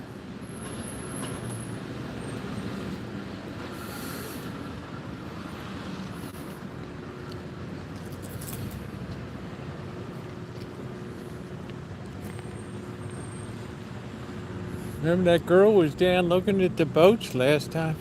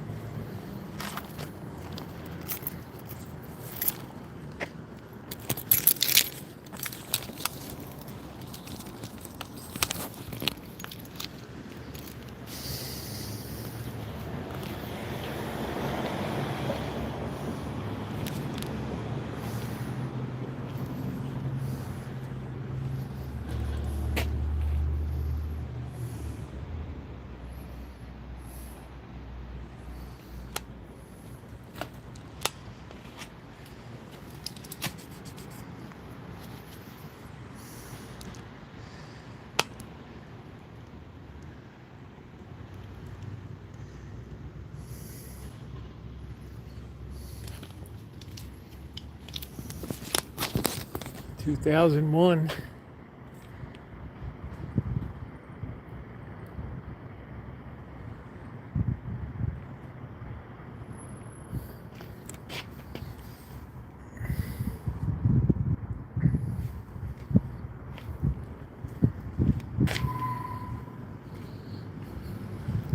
Somebody told me I should have a boat. No, that ain't gonna never happen.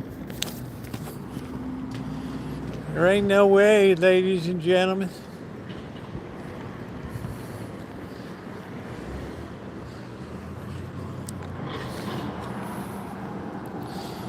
Tara, how you doing, hon?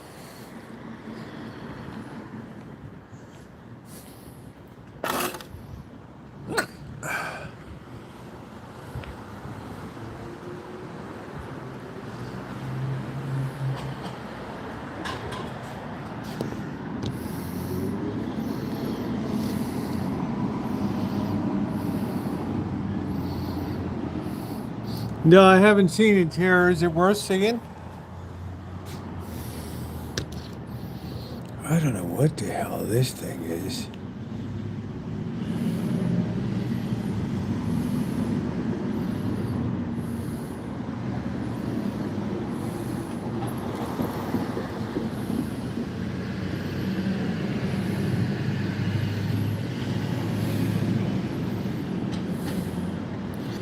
Looks like some kind of generator or something.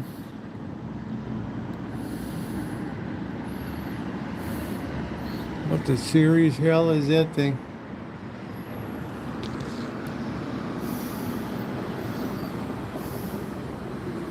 It's that picture of Hong Kong Harbor.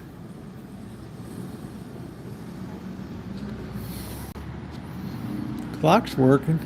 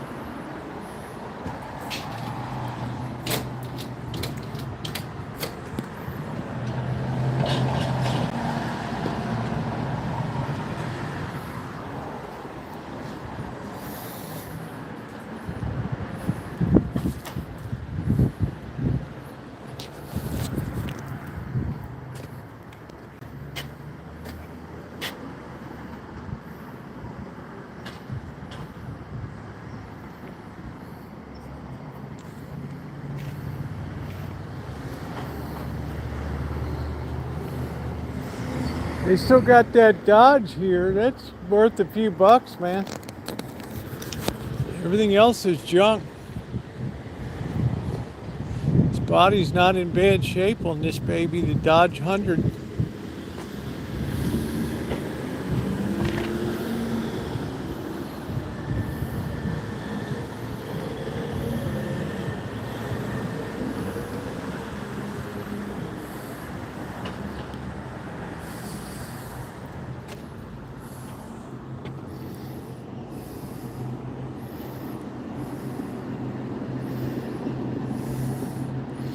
Probably buff this out on the weekend.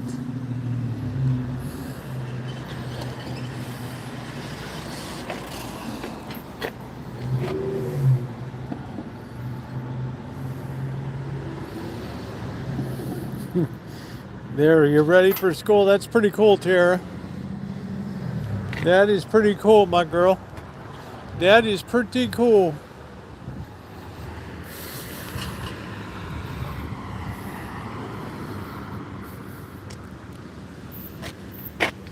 Man, I'd love to lift up the hood, but it's not mine. Looks like it's in remarkable shape, the body.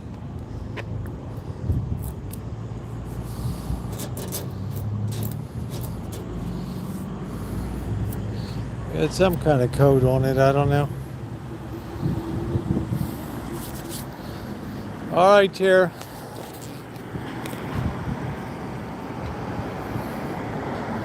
We're gonna cross over and go down the other side, come back. Yeah, I'm gonna be making some peach jam.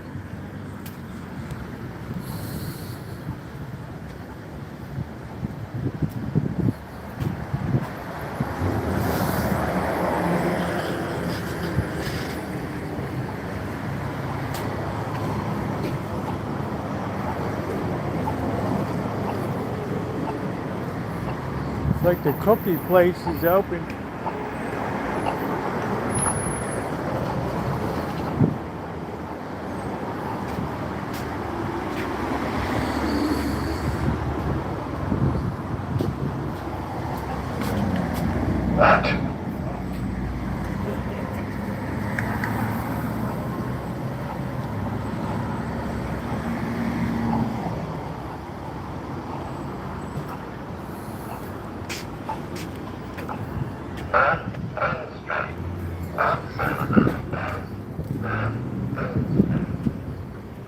Somebody kicked the hell out of that speaker on them.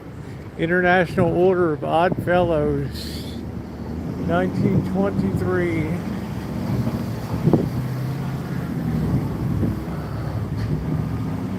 Here's the FJ Cruiser.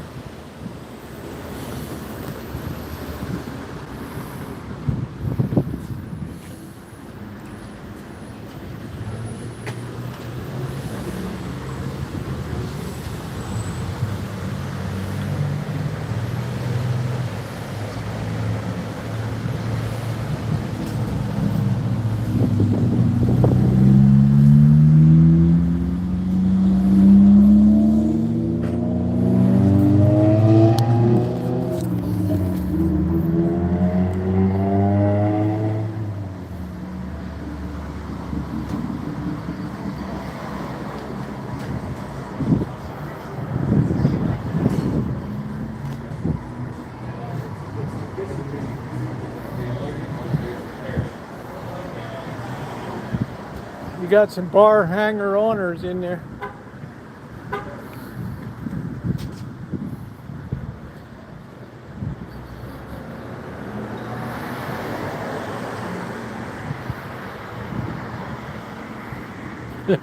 Dr. Frank. Oh, shit. I'll tell you what, Dr. Frankenstein, you always crack me up.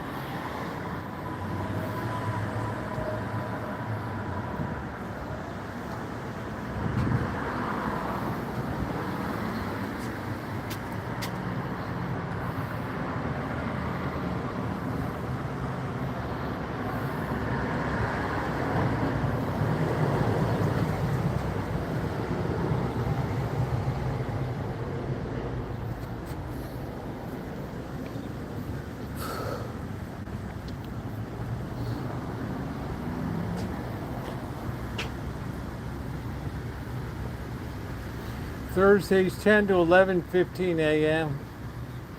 Reconnect with your body.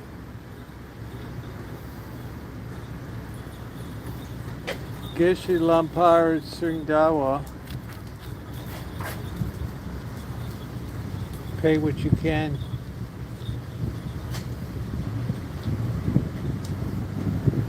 I smell punk burning. Yeah, I smell punk.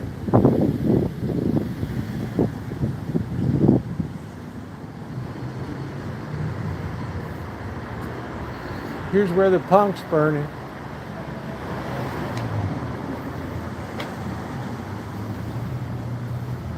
Smells good. Smells good. She didn't say a word.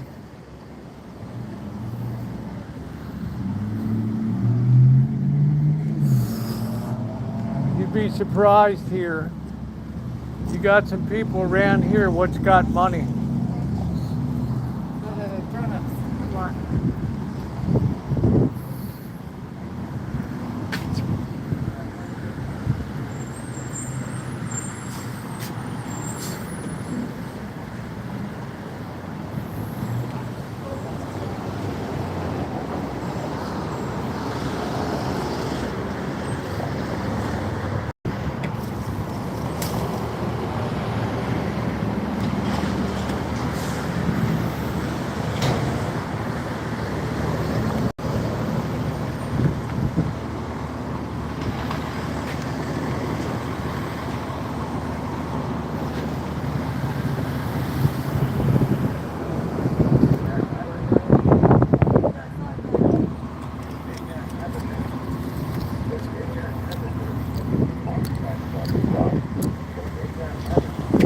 What a rotten apple.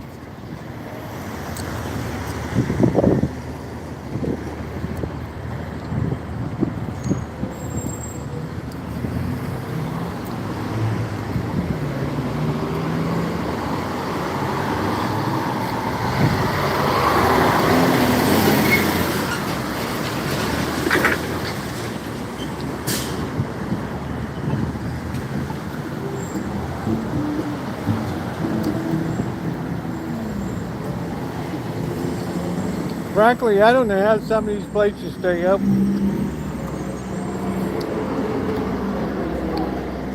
Like this Thai piss pot restaurant.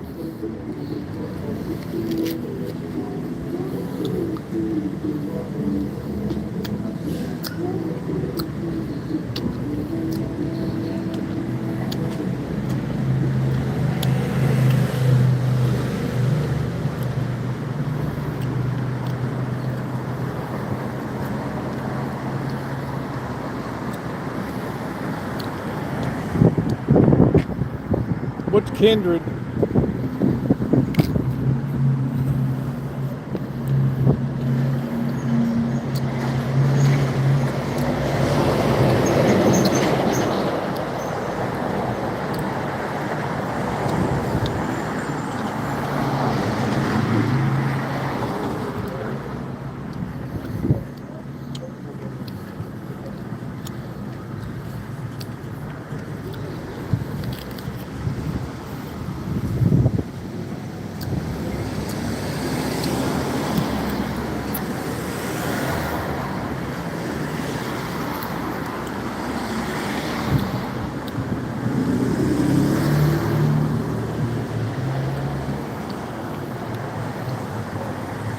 Old nasty old apple.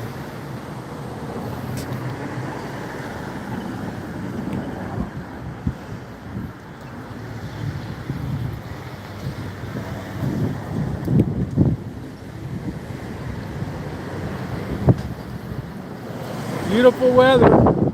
Make sure to hit the thumbs up, guys. We're just hanging out a while before we go to make our big stand.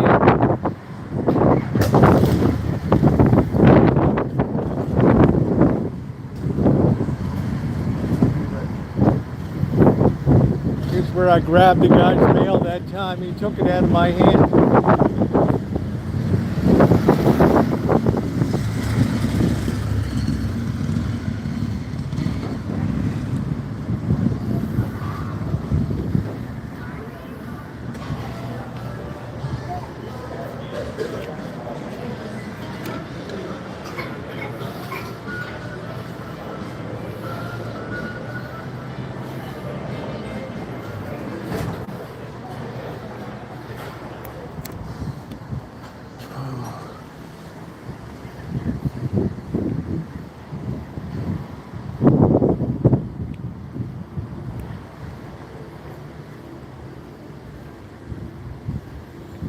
Oh, this is new. Sportigo.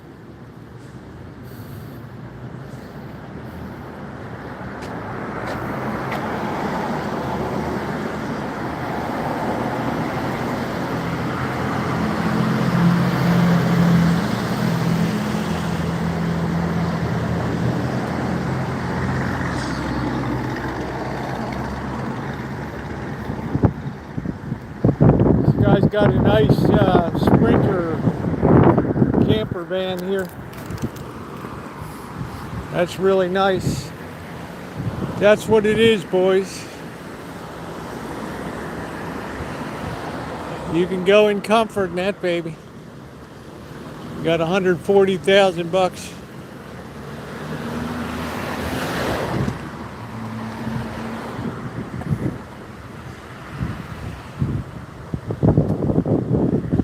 German Shepherd on board. Do not touch vehicle. Okay. I heard that. I heard that. The hop monk. I don't know if the hop monk be hopping tonight or not. Sounds quiet.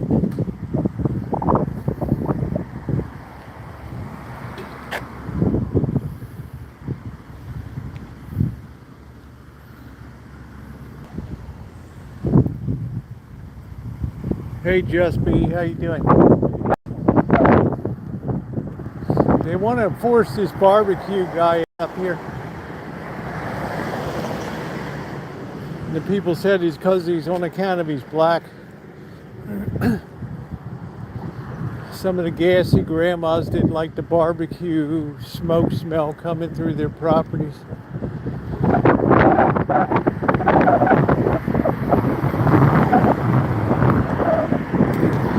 Look at this Bonnie something or other, Bonnie Bagel. We got a competition for the Bagel Boy up here. Wow, we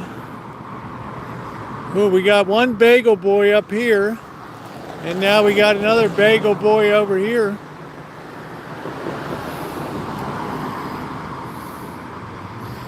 How about that, Angus? Because he's talking about competition. You got Bagel Boy, and then you got this new one.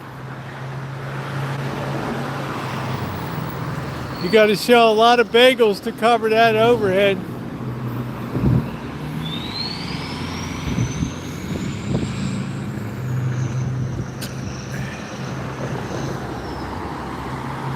They put a lot of money into rebuilding that place.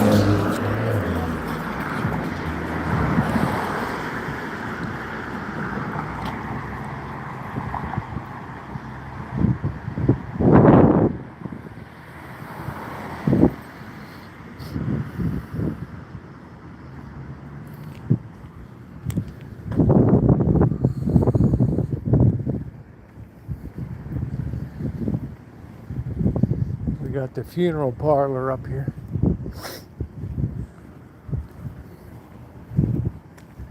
Damn, We got competition for Bagel Boy over here.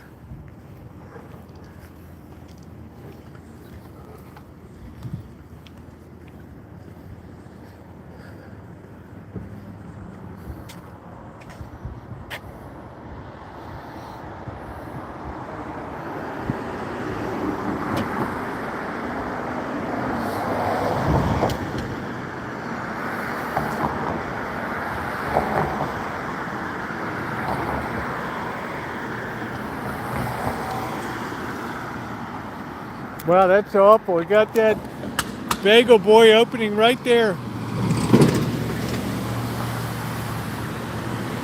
Well, it's not even like 200 feet apart from each other.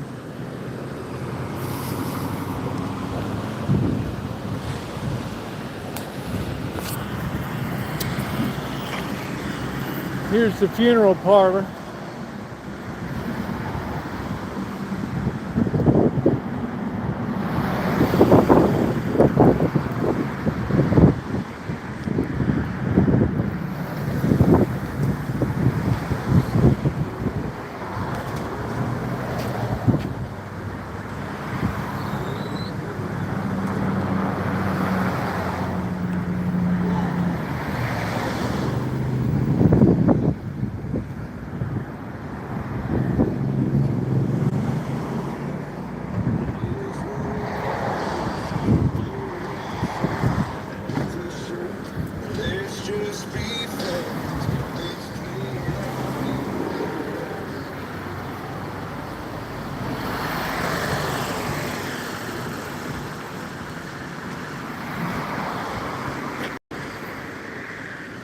Here's the Institute of Psychobabble.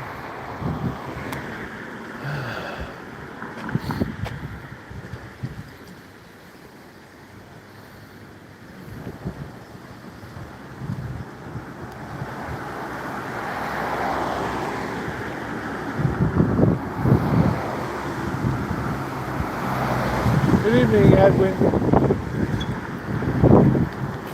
Bonga bonga.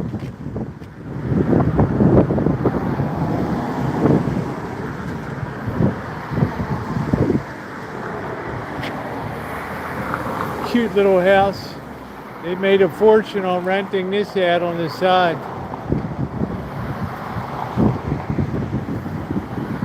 What's going on, guitar and beers? Yeah, I would tend to agree. The people can be very problematic out here, but there's some nice people out here too.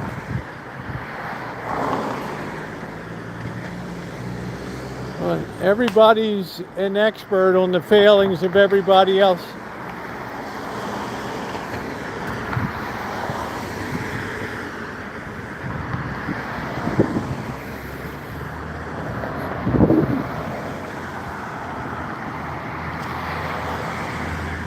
Boo boo ubu ubu.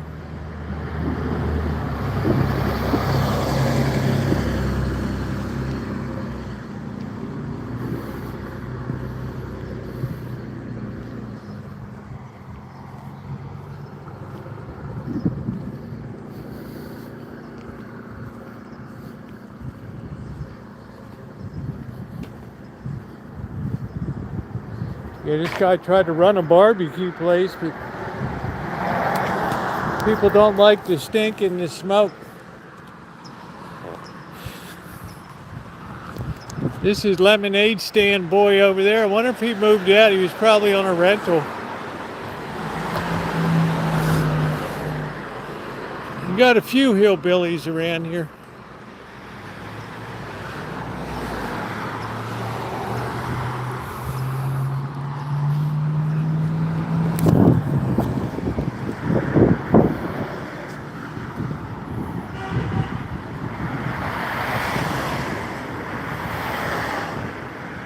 Yeah, I was answering you in Igbo.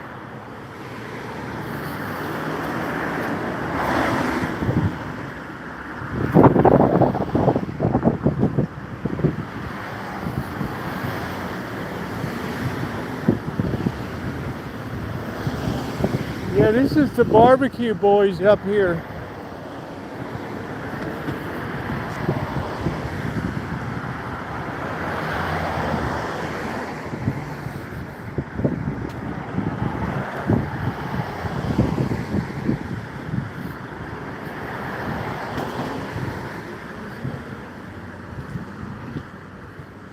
Okay, the whole building is for sale.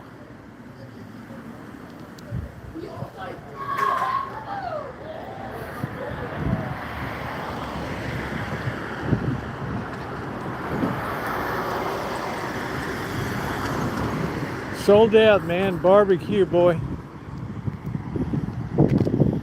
Sold out.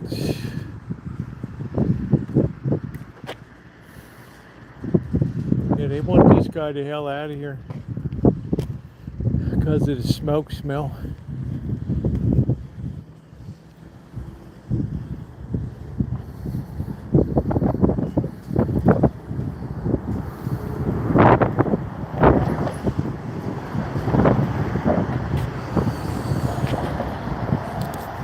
People don't like the smoke smell going on.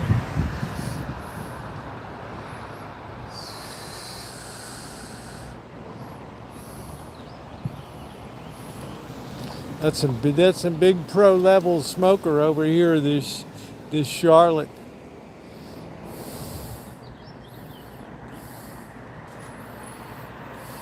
They haven't done a damn thing to the house behind there. What's going on, bro?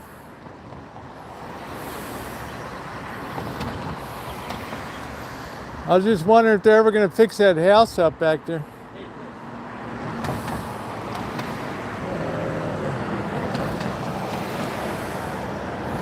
Let's see if this guy's dropping a dime on us here.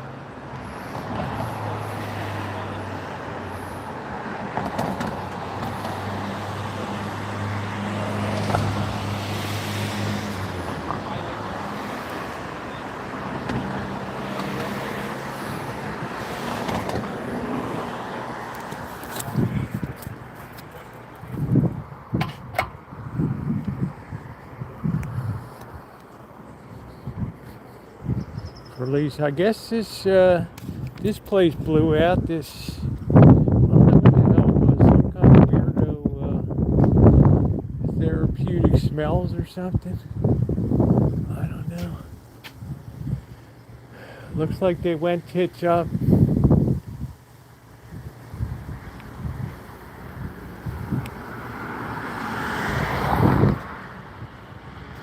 Yeah. That's a very rare Empire style.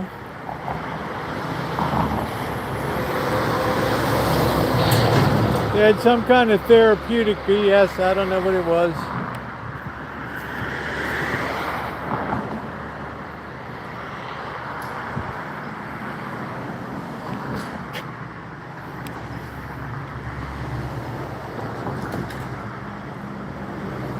People just don't have that money for that kind of aromatherapy or whatever it was. Yeah, they want this guy the hell out of here. Smoke boy.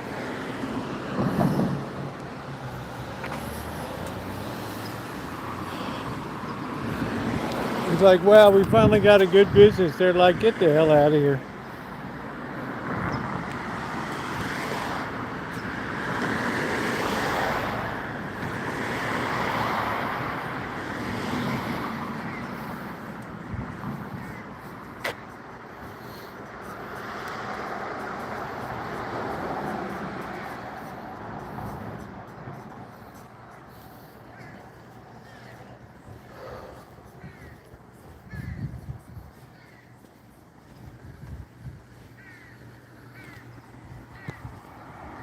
They're like, get the hell out of here. This is kind of cool the way they did this. I feel like doing this at the front of the Rancho. Keep the savages out. Yeah, hit the thumbs up if you're just coming in. It's very appreciated.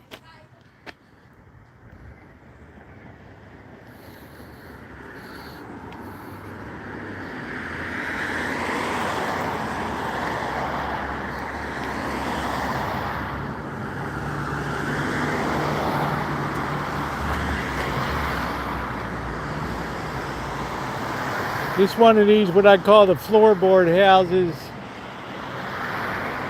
People could be long gone in there.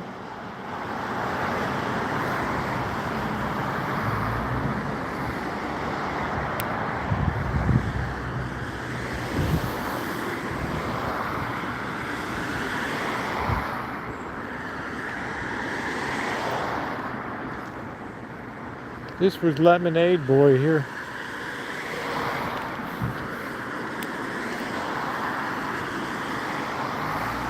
You get to a certain age, you just don't feel like fiddling with anything anymore.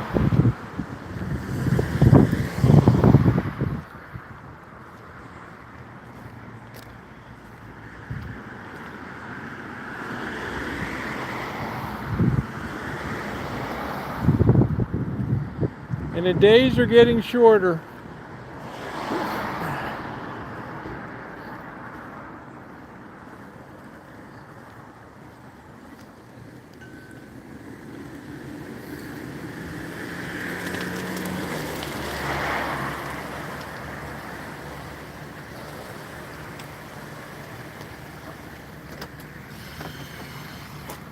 This is a perfect place for a murder mystery right here.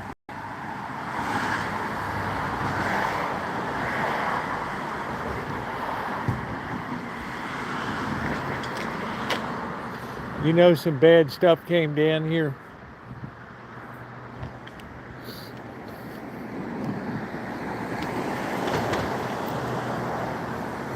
You can smell it in the air.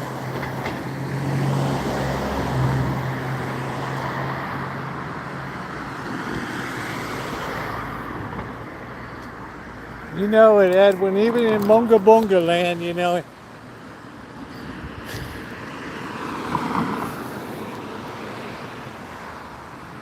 Street level commerce is just dying.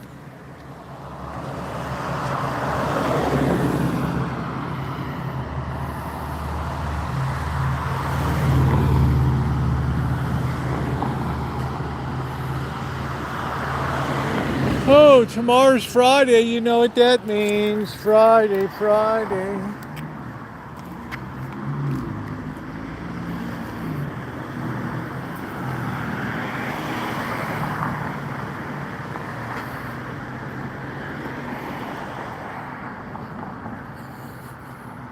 Let's clean up the signal, Ronnie. Stand by, everybody.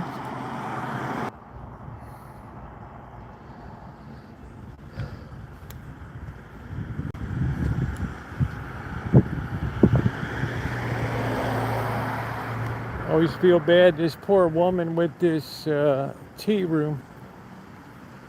She lit the place on fire a couple years ago. She trimmed back some of the crap.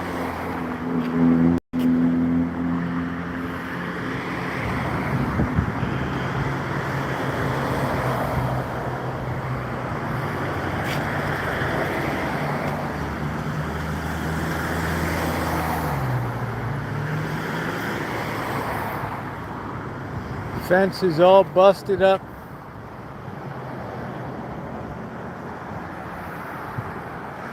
You can imagine what the tea is like. Very rough finger.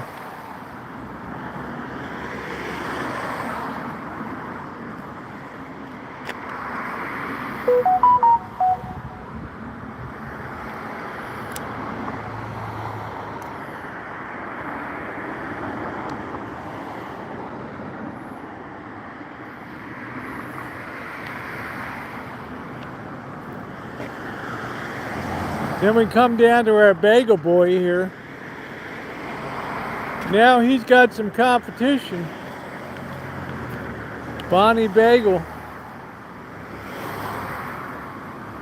I wonder if they're going to survive the challenge.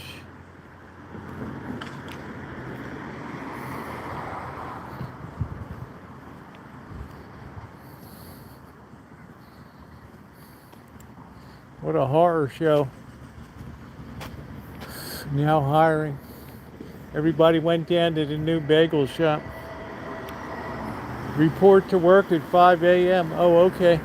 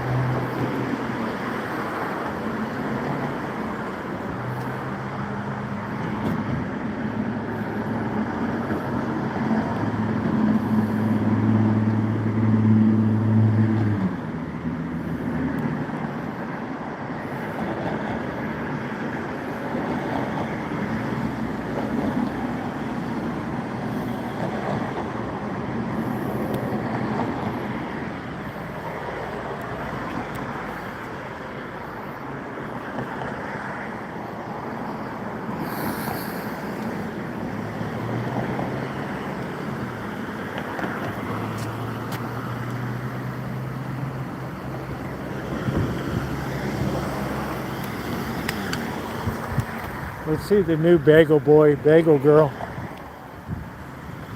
We got bagel boy and bagel girl.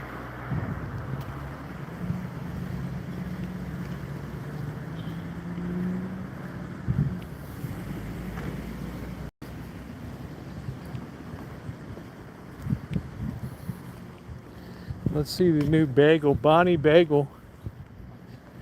This could get ugly down here. I don't know what this peach tree is doing right here.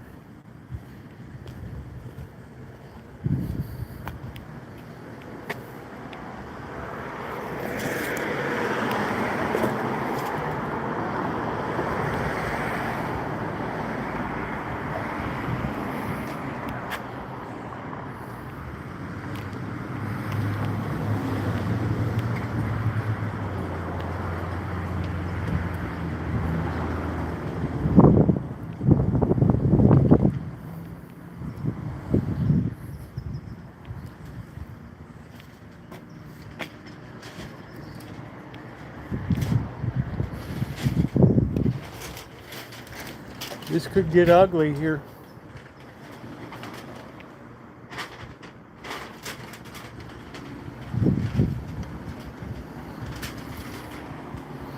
Putting a lot of money into this.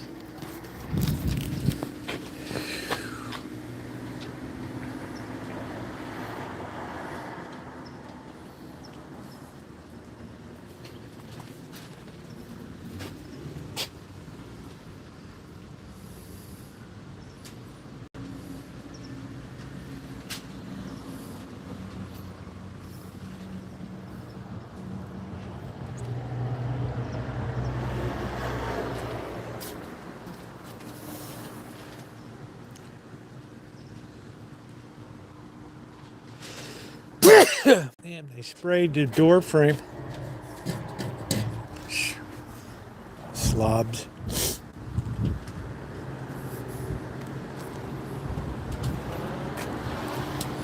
Taqueria El Favorito. Wow, the laundry finally closed. Holy smokes. I never thought that would close.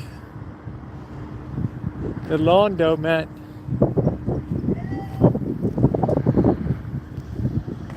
Yeah, I don't like shit that's just done to a poor level. Yeah, the laundromat's gone.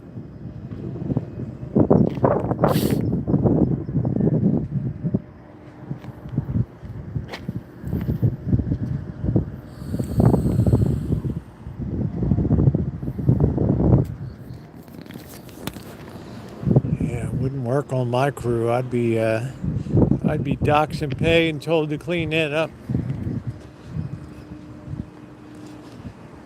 That's a lot of investment they put into refurbing that place. BAGL.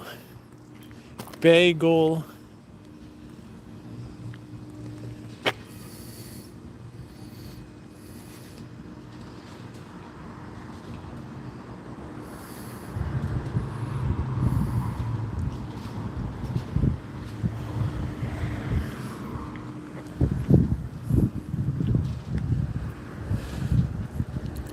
This area doesn't have you have a lot of these hippies that have a lot of house wealth. Love to tell other people how to live through the performative protesting.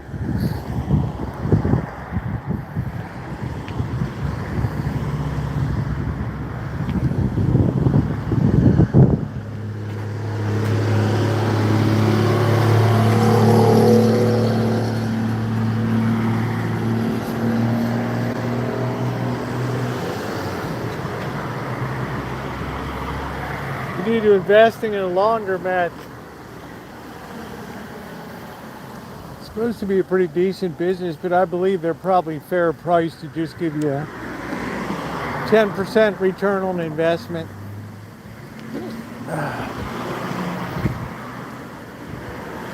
Nothing super spectacular.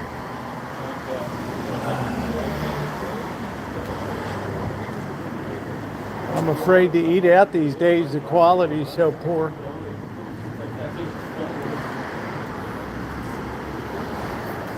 Maybe we should put a group, maybe we should put a partnership together to buy a laundromat. What do you think? You guys in? 5,000 bucks a pop. We'll raise a couple 100,000.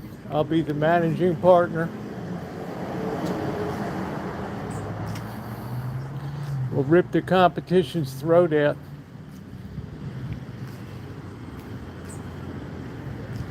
We'll have bikini fluff and fold.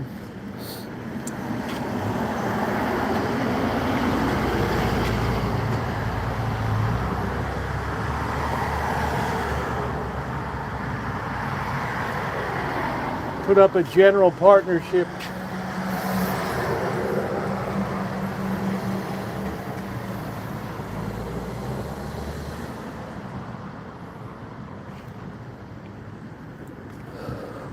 We should put a limited partnership together.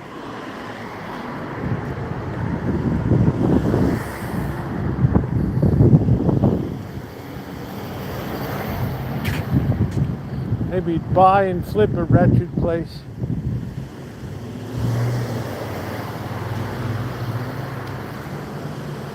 I smell punk burning again.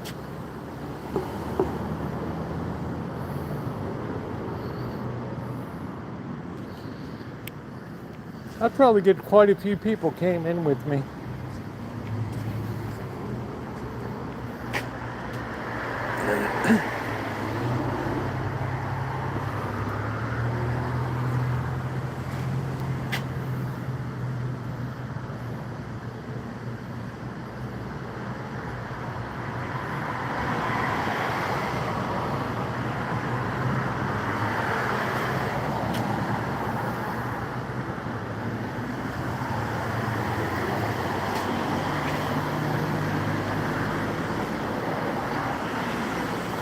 Yeah, we could have a repair business. Planetary buzz.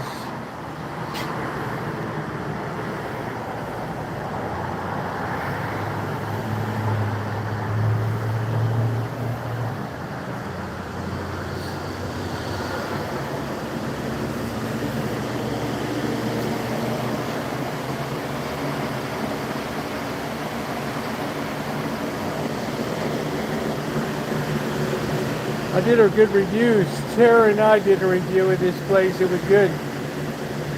Real good. Yeah, when Tara comes, it gives me an excuse to do some food reviews around. Okay, the third pig went tits up.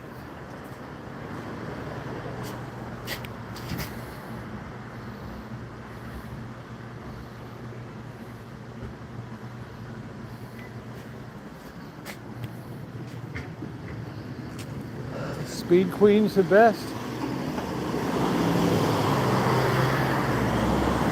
The only thing you can do is repair old machines out of warranty.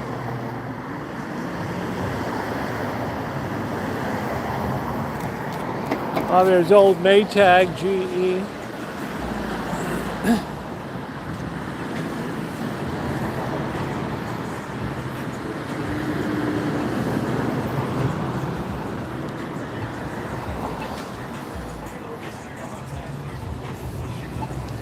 Wait.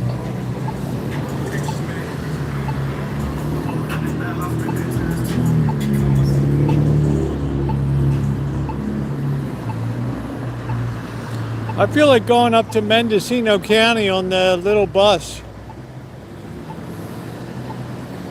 Up to Point Arena.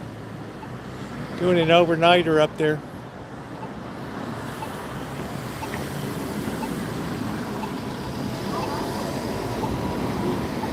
I don't know, it's not that hard. A lot of it's computerized now. There's a lot of boards and stuff. There's very little discrete components to replace anymore.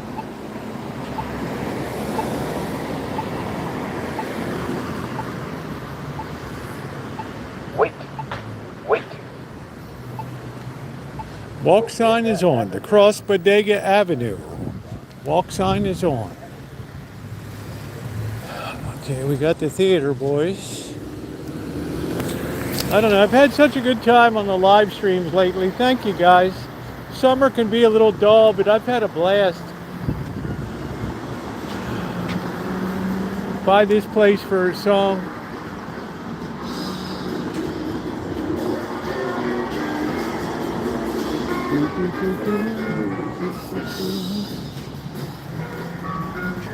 Sounding good.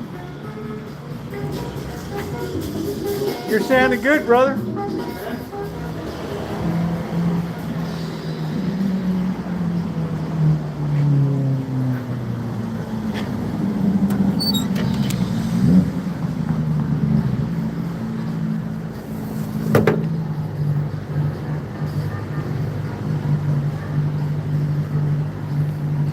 I heard of this woman's a hell of an author, isn't she? Discrete circuit means you can't pull out and change individual components. Everything is put under like resin. Mistral's Daughter. I heard of that book before.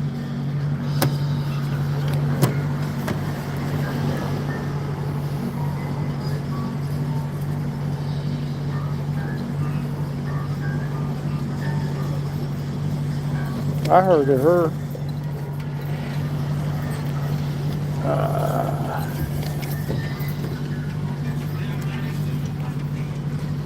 Fans will be doing cartwheels. Hey, Milkman, how you doing?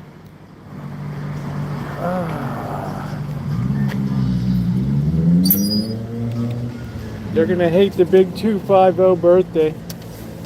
Facts you need to know about drugs.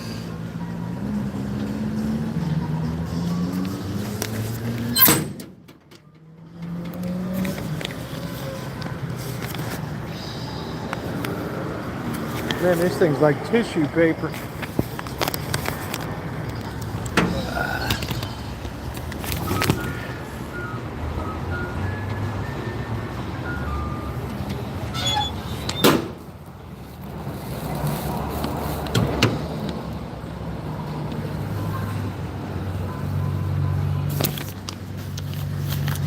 It's a very angry community. There's a lot of anger here.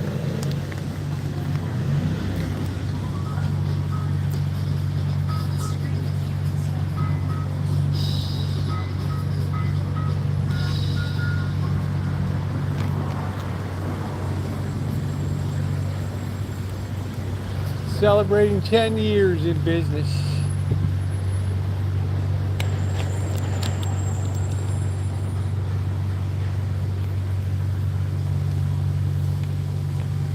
There's a high degree of anger here.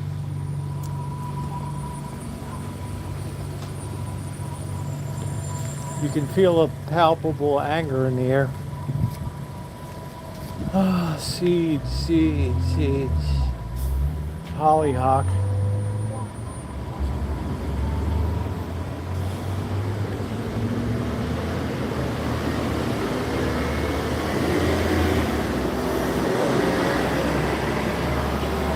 Snap beans, beets.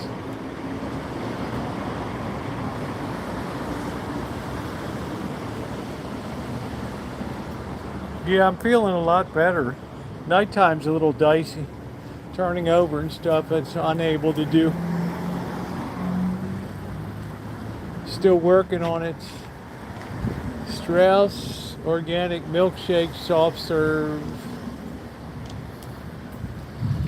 I'm not a big ice cream. Discrete means I could get in there and change out individual components if I needed to repair it.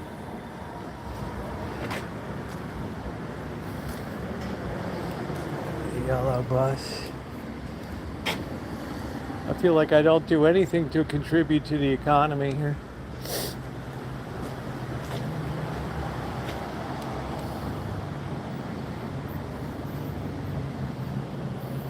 Sally Brady's Italian Adventure.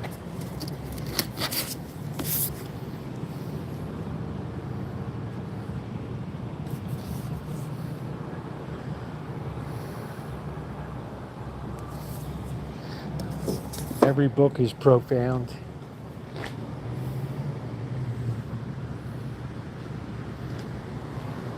Pie school.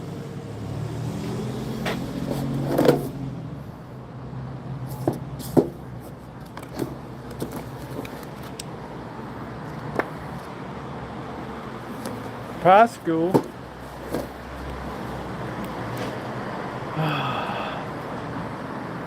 The pasta queen. This looks like my kind of girl right here.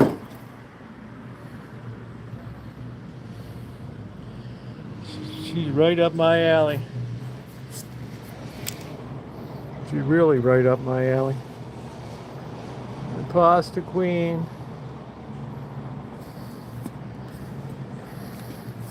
I thought shit was on a discount here.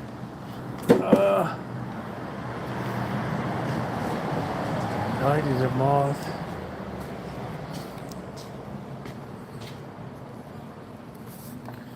That's pretty cool the way they made that cover.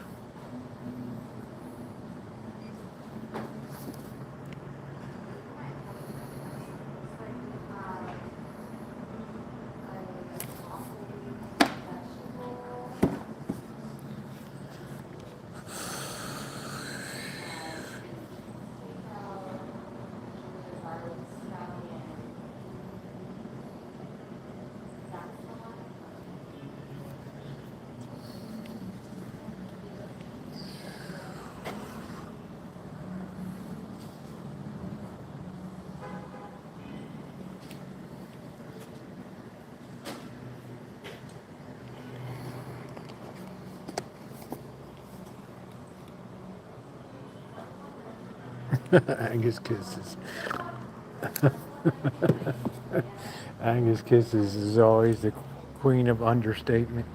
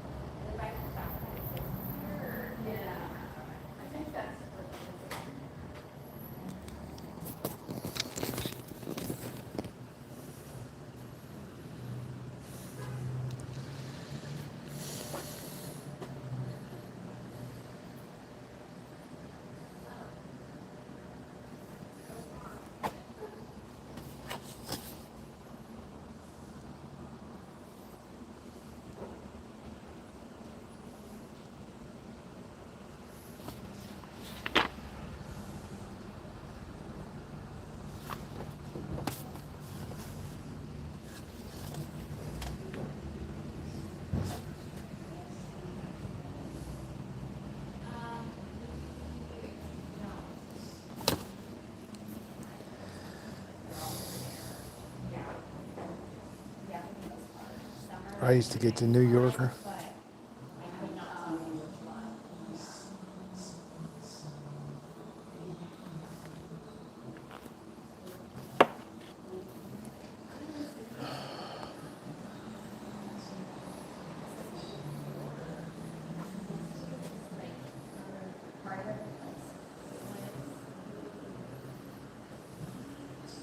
I used to get Sunset magazine. I can't believe they're still publishing it. That's a beautiful picture.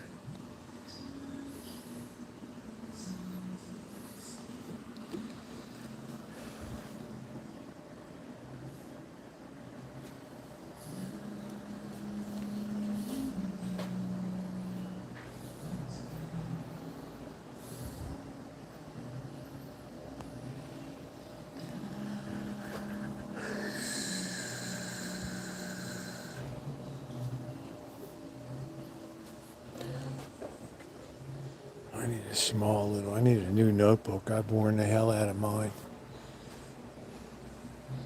I just get this cheap spiral, and if I get an idea, I just write it down real quick.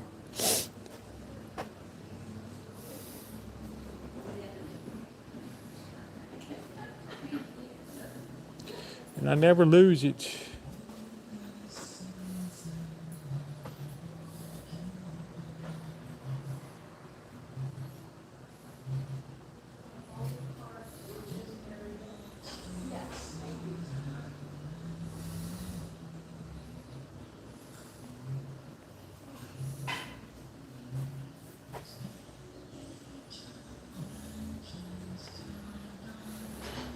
People said I should have a greenhouse or put a little cabin out back.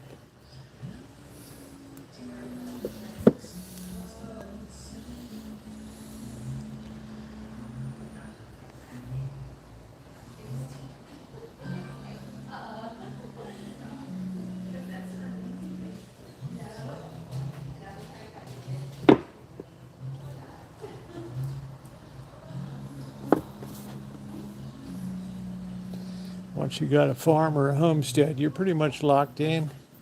Oh, these are nice Faber-Castell pencils.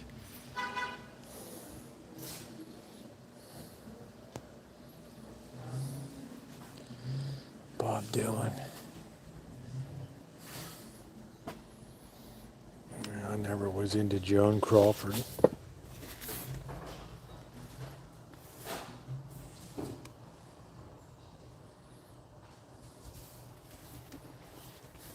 She got two. I thought she had two watches on. Tupac and I went to the same junior high, PS 233 in Baltimore. That's gonna blow people away in my memoir. They'll be like, nah. They'll be running to look it up. Yeah, PS 233, baby.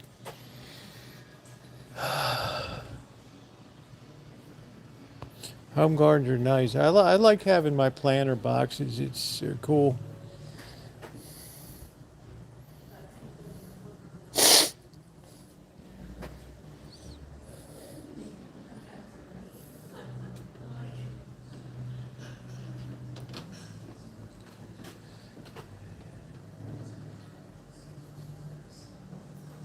Book of pizza. Yeah.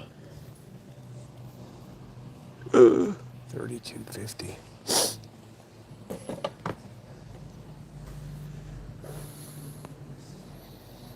I like to grab recipes out of cookbooks, but I like to put my own twist on them. That's the difference.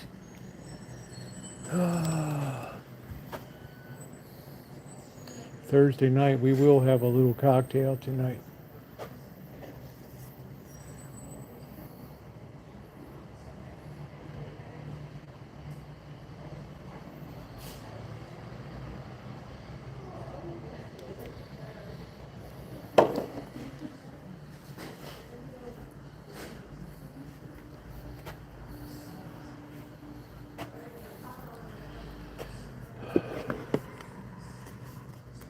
That's kind of cute. This has about this has maybe 10,000, 11,000 people in this town.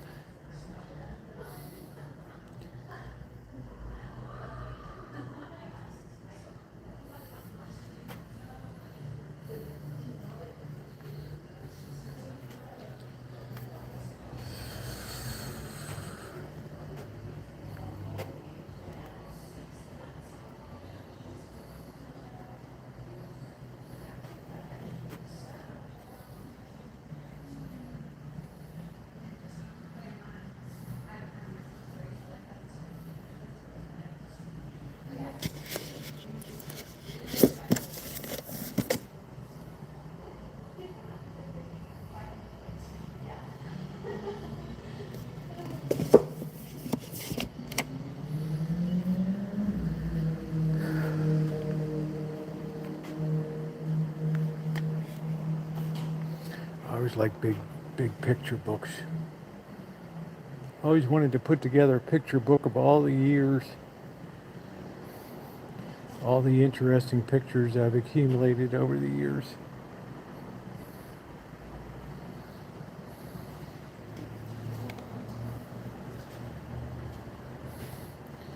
Good actor.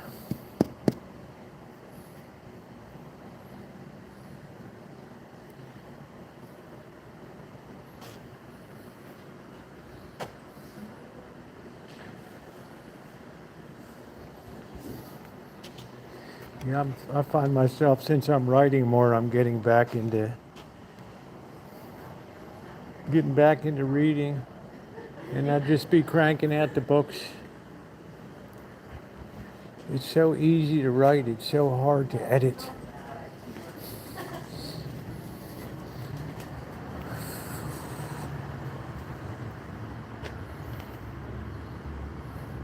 I think the world will get back into reading. There'll be some kind of pushback.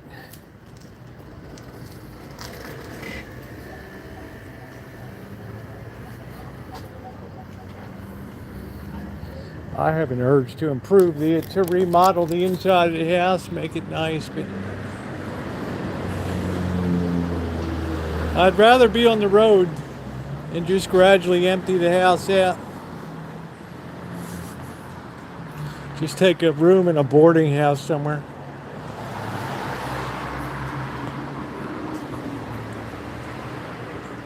I'd be really happy just being in a boarding house.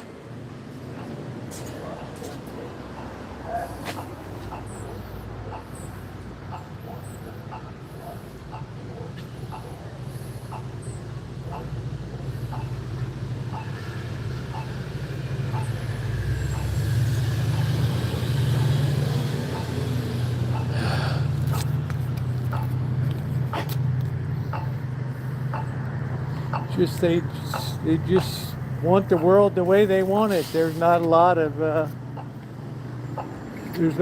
charity in the hearts out here. It's a very small zone of acceptability. These poor slobs never reopen.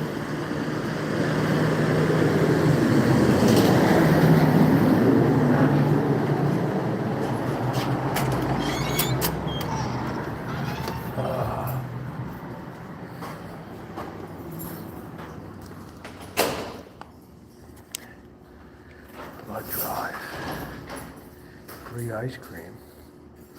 Pint for a pint, that's cool. Donate a pint of blood.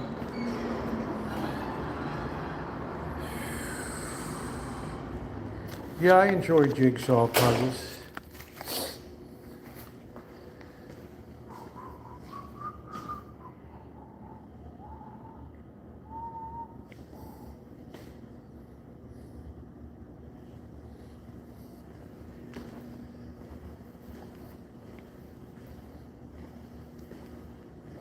With a person like me, it's important sometimes to just sit still. That's why writing is so good. It forces me to sit still and not be so damn hyperactive.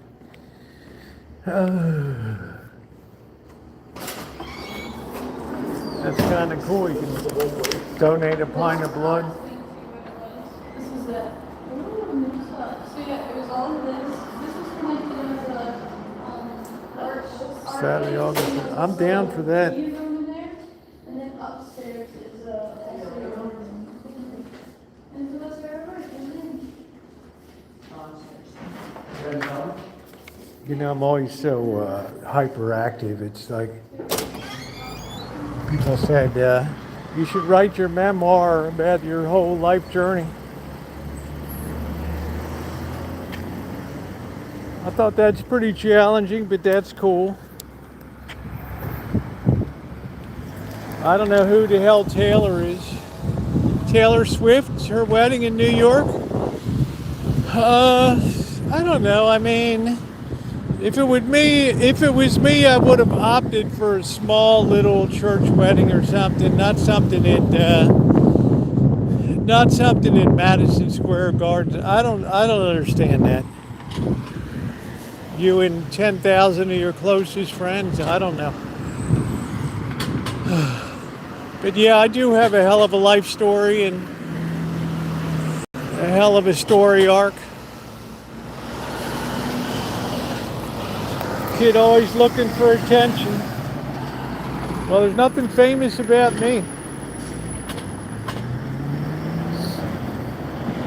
I have a good story arc, but there's nothing autobiographical about my life. Kid who always class clown, wanted to be an attention seeker. It's a hell of a story. I love the way that second floor has like a porch between the two buildings.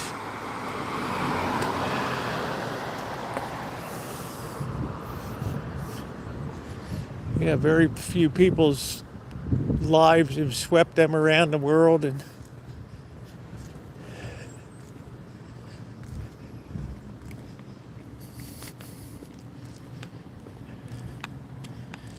oh, I'm not sure wine country. I'm sure they have many people that are friendly with. I'm not sure. I mean, I think you have to be careful when you're a real ultra celebrity like Taylor Swift. I think you have to be careful who your friends are.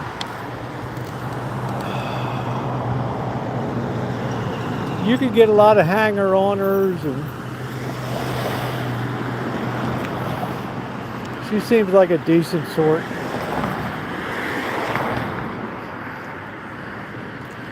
There's the new Habitat for Humanity low-income housing. That sticks out. Like, I bet these people went nuts over here.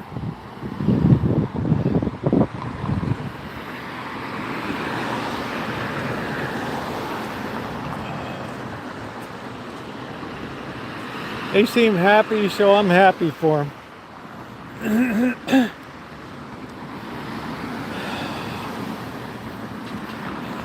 You just keep writing, you keep punching away. One day you break through. And then you have a big catalog of writing. They look kind of weird, don't they? Look at that house over there. And then look at this.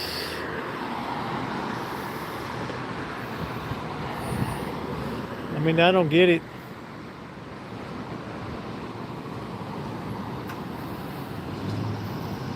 What's going on, Tara?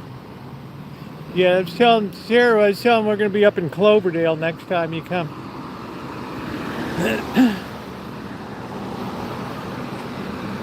We were up in Hopland last time.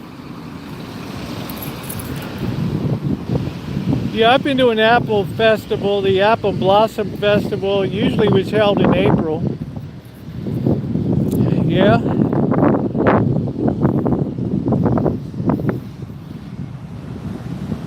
Yeah, you're all set with your 64 crayon, but you know they have a 128 one too, Tara, I think.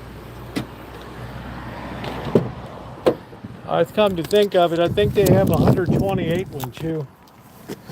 I wouldn't swear by it, but that was my recollection. No, it's terrible mixture of, it's terrible. Yeah, don't they have a 128 one? I don't know. I thought, Tara, they had a massive one. I could be wrong, but that's nice. You got coloring set. I prefer coloring pencils, but I have no artistic skills, so all I do is can sit down at a Chromebook and start typing.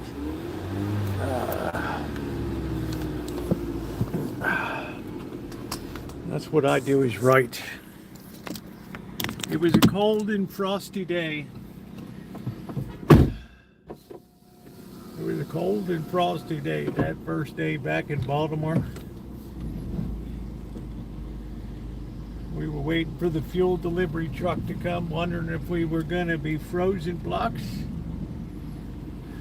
of ice, or whether we'd be able to light the propane stove and keep the house warm. We weren't the Waltons, but we kept the home fires burning.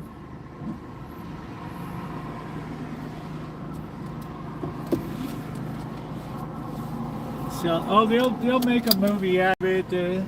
They'll make a Netflix feature. They'll make a fortune out of it.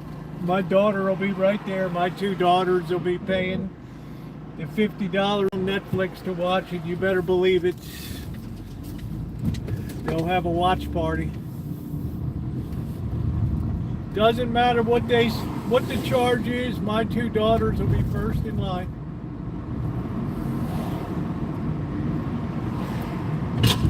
They were on the Era tour in LA. Ooh, that's a nice looking gal.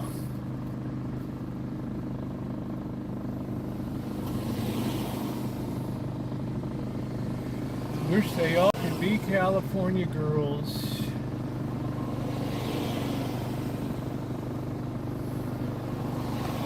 I'm sure there'll be some music. They'll package that up. I'm sure Netflix will be there with all their, or Amazon, Apple. Somebody will be able to record it. They'll pay the hell out of it to see that.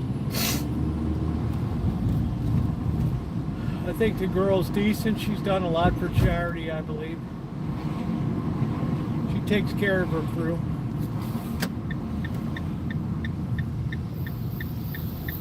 Oh, it'll make money, GTV. It'll make tremendous money.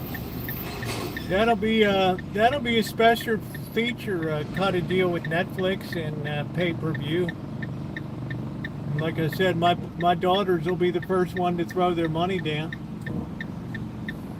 Anything that Taylor does is top flight. I couldn't even remember one lyric from the song, but I can sing the swimming song.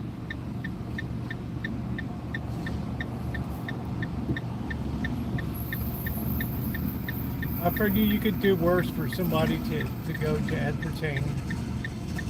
I watched the Netflix on the tour. It was pretty well done too. A lot of F-bombing now. I'm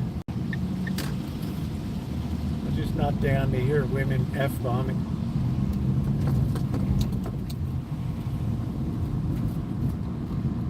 Well, it makes it a venue that's built more for, you know, cinematic capture and putting our wedding day story together, packaging up and selling it. And that's exactly what I expect.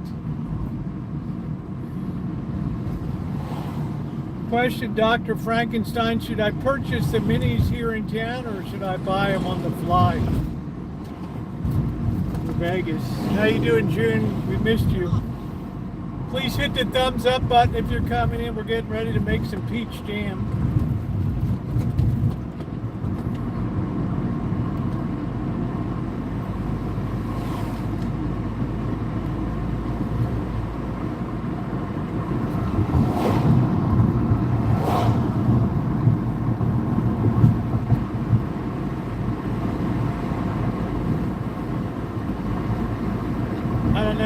I'm not sure, GTV. There's just, it's far different than 1976 when I got out of high school.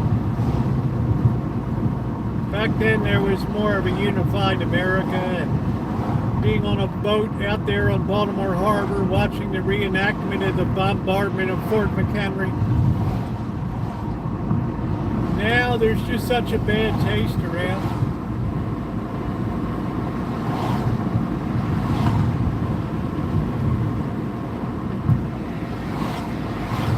Hard to unite people. How's your brother doing, June?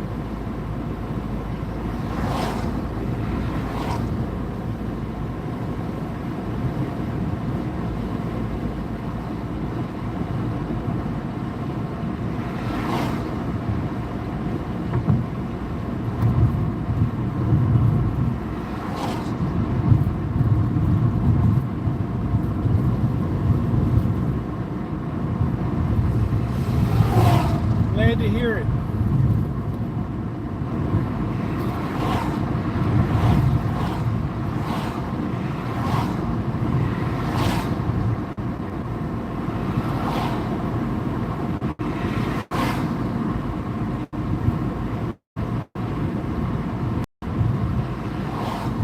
Yeah, well, you can imagine in Baltimore it was a big deal with the Fort McHenry and the Star-Spangled Banner and all that stuff.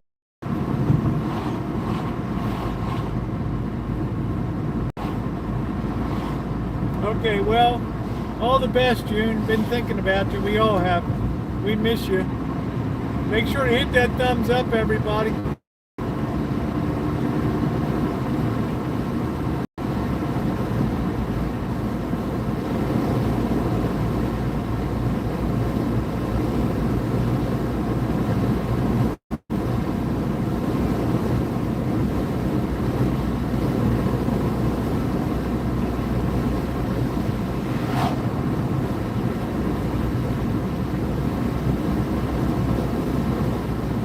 That soup we made last night was excellent. I had that this morning. Outstanding.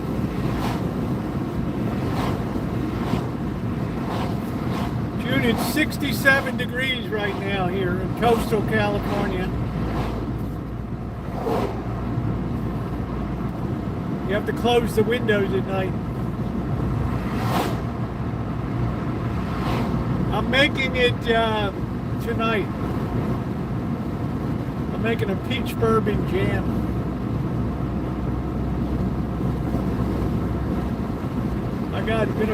I'm gonna freeze one more bag of peaches.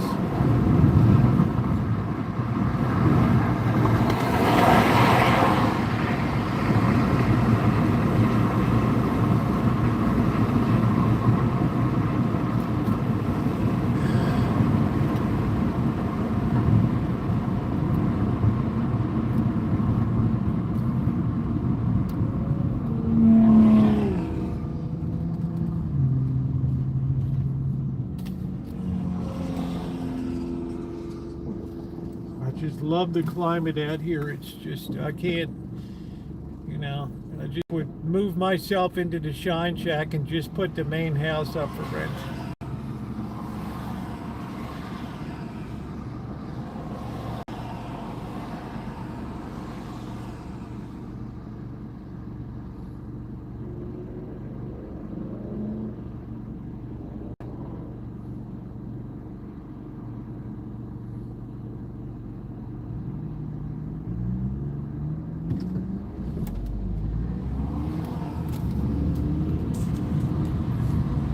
Tomorrow's Friday, you know what that means.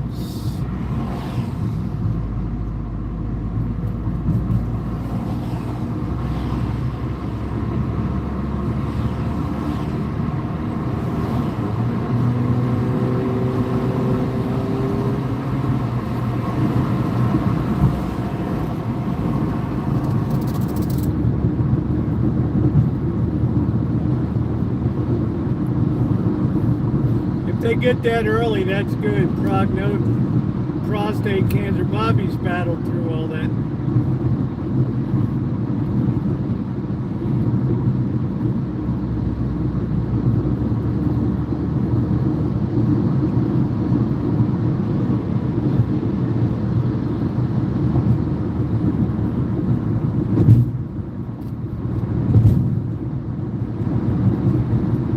Yeah, 67 degrees.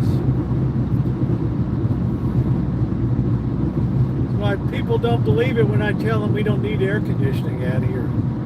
They're like, oh, you're full of crap. California's hot as hell.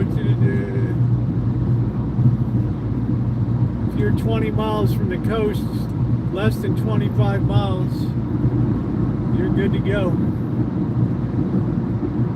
I'd like to go up to do a trip up to Point Arena.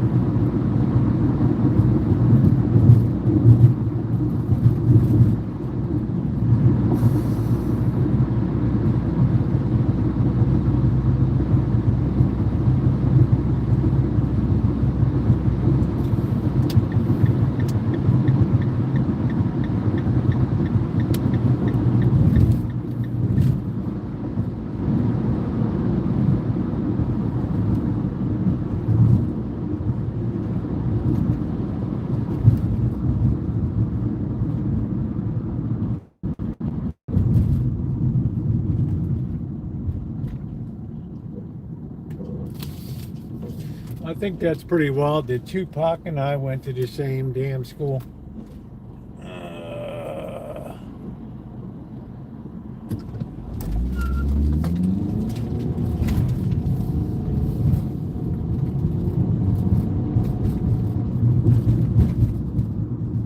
Don't tell me this man doesn't have any get up and go.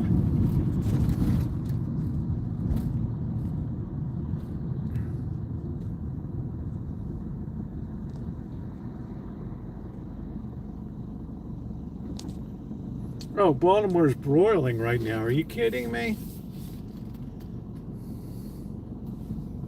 You live in Baltimore, you're used to broiling, babe. When I was a kid, we didn't have AC.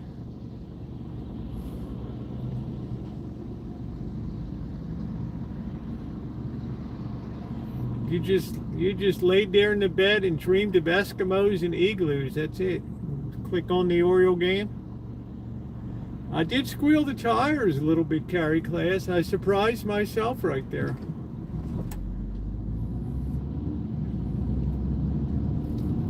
Tomorrow is Friday. Happy birthday to Janet today. Happy birthday to Janet today. It's funny, we exchange steak gift cards with each other.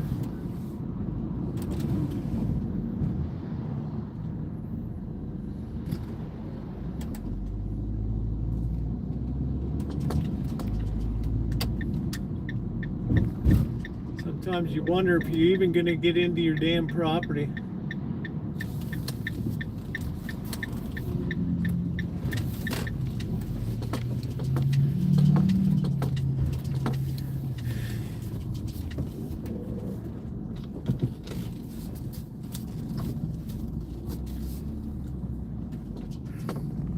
June, I'm taking off for LA next Wednesday. Sunday, I'm going to be down there for 4 nights. Wednesday, Thursday, Friday, Saturday night. Sunday, I'll be taking off for Vegas for a week. A few minor projects to do down there. I might do a little painting, a little refreshing on the inside. Simple stuff.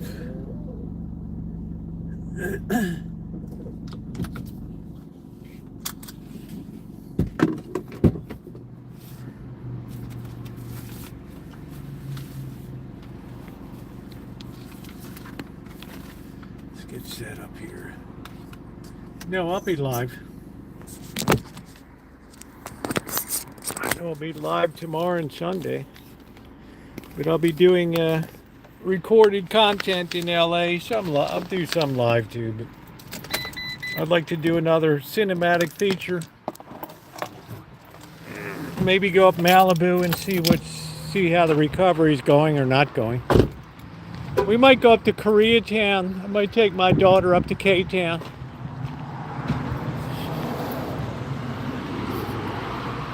But she would drive. Once I get a parking spot down there, I don't move the truck. It's too crazy in Culver City. She's got a garage she can go in and out of. Oh no. Oh. What's the most depressing sight on planet Earth?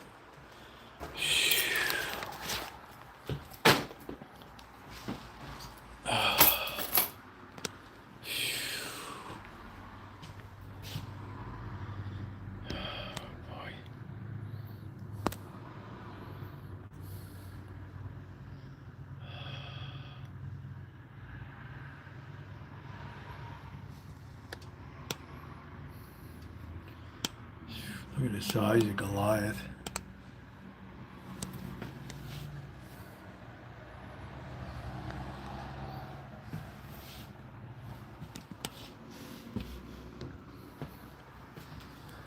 Oh, brother. These beautiful peaches.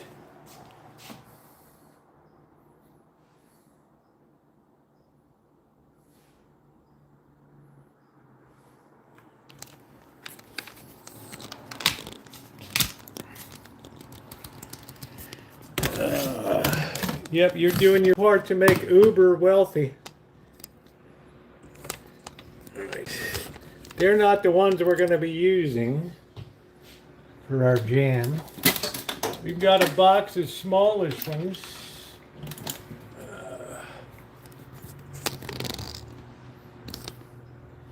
We got our pots. These are going to be bagged up tomorrow because they're just beautiful. I got all these little jobs.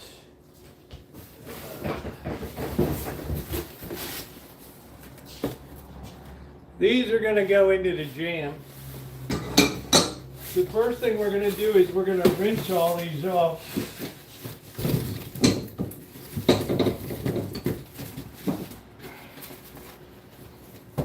We're going to check and make sure we got none that are really heavily bruised here and nasty. Alright, we're using the whole thing. Saw a squirrel in my, oh, I got huge ones here.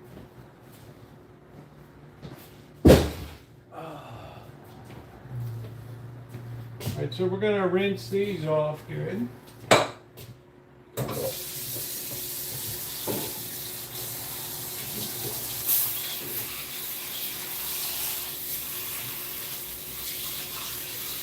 We'll check each one thoroughly. We're going to macerate each one of each. We're not going to take the skin off.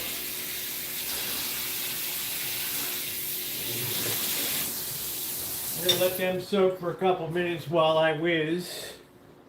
How you doing, Habib? Let's hit that thumbs up button, please. Thank you. too early for the cats to eat.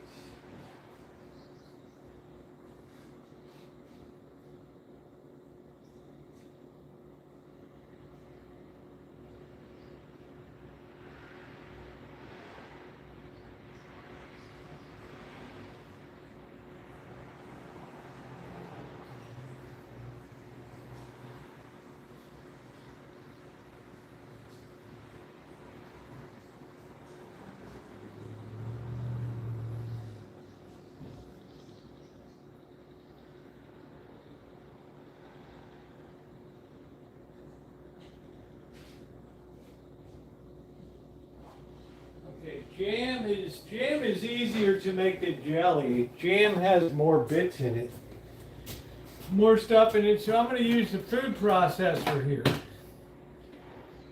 and we're going to gradually load. We're going to cut these peaches in half, and we're going to load them into the food processor.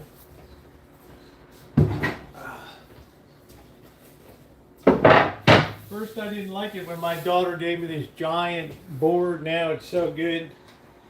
So good. Yeah, peaches are good. Alright, so we're going to go one by one here. I'm looking each of them over.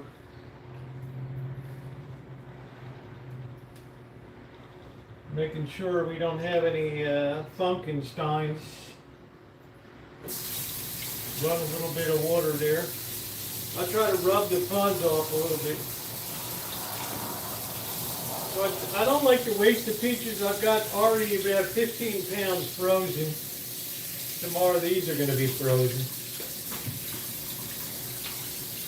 I have a huge yield out there. So I have them in 5-gallon bags. So when I want to make a pie, I just pull out one of the frozen ones. And it's enough for a pie. This one's a little funky.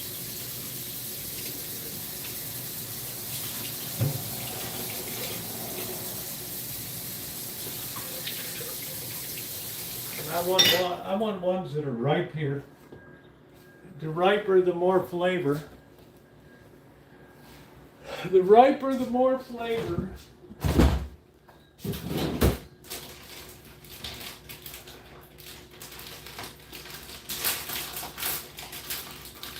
The riper, the more flavor.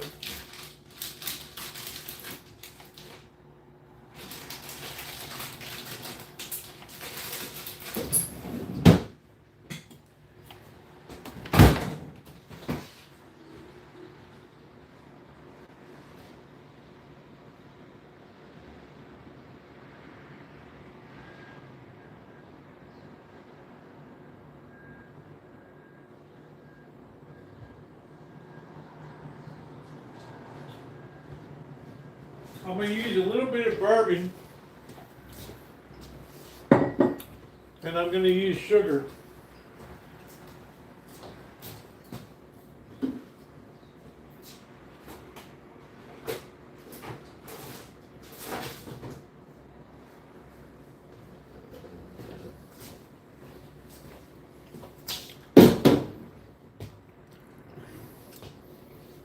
Right, yeah, the bourbon acts as like an intermediary binding agent.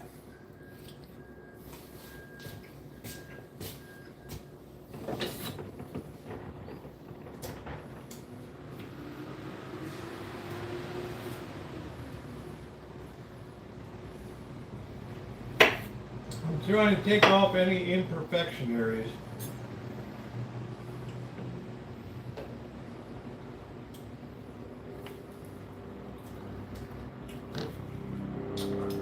I just roll the peach through your main slice first at the top and just roll the peach under the knife.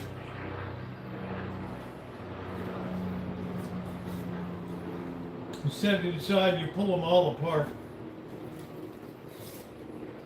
This is very fast. This should be enough for a few pints.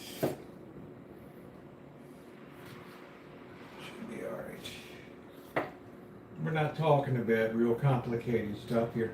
That's a little hard. I'm going to substitute in a right boy here.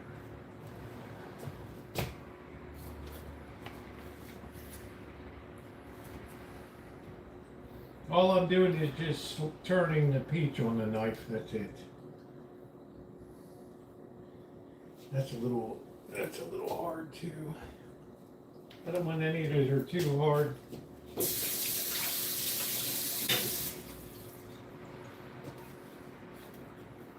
They should be really ripe. The riper the peach, the better the flavor's gonna be.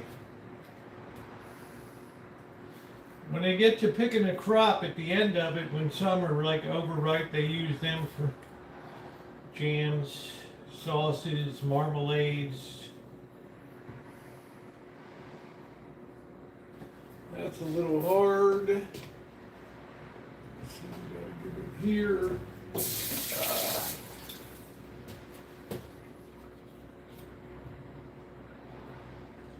that aside.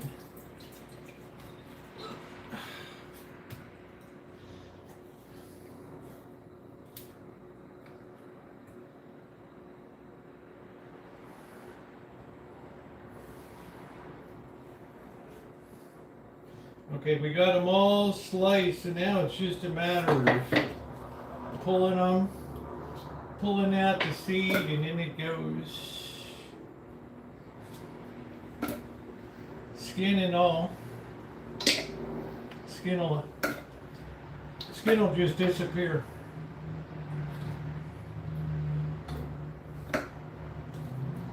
You think I got time to schlep around with skin?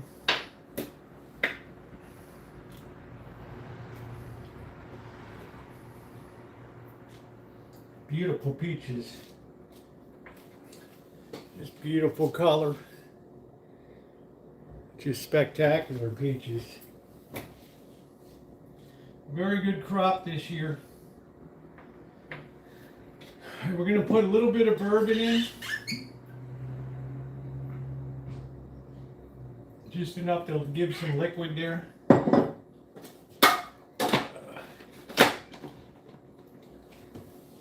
We're gonna get this macerated this first bunch. This is gonna, I wonder, this, you might want to turn down or mute your sound, okay? This is gonna be loud.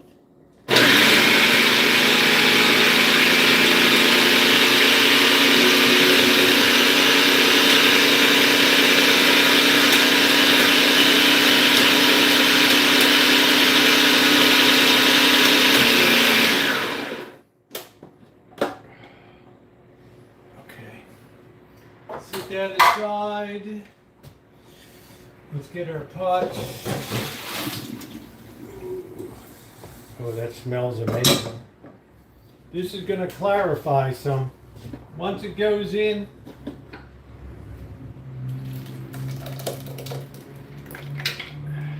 I had a peach pit in there. All right, that's the first load. That's the first load in there. Okay. I'm going to do a quick video, Ronnie. Stand by, everybody.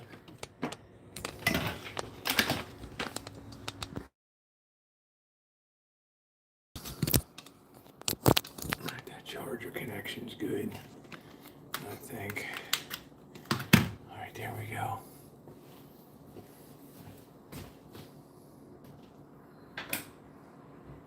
I only used a tiny bit of bourbon.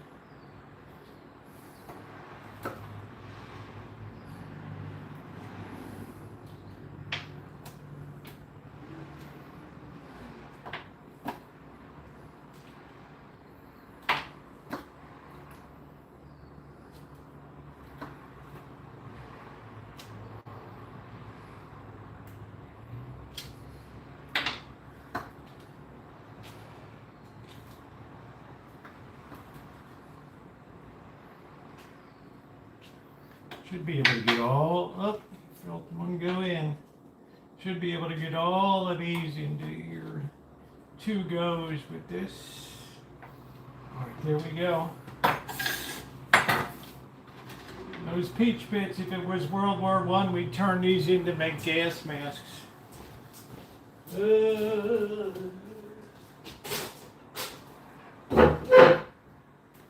Let's do this second batch. We can up the bourbon a little bit.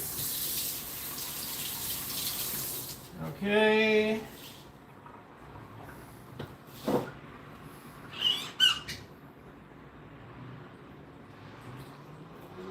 Good. You can put about a half an ounce of bourbon in there. That acts as like an intermediary mixing agent. All right. So we're not just running dry peaches around.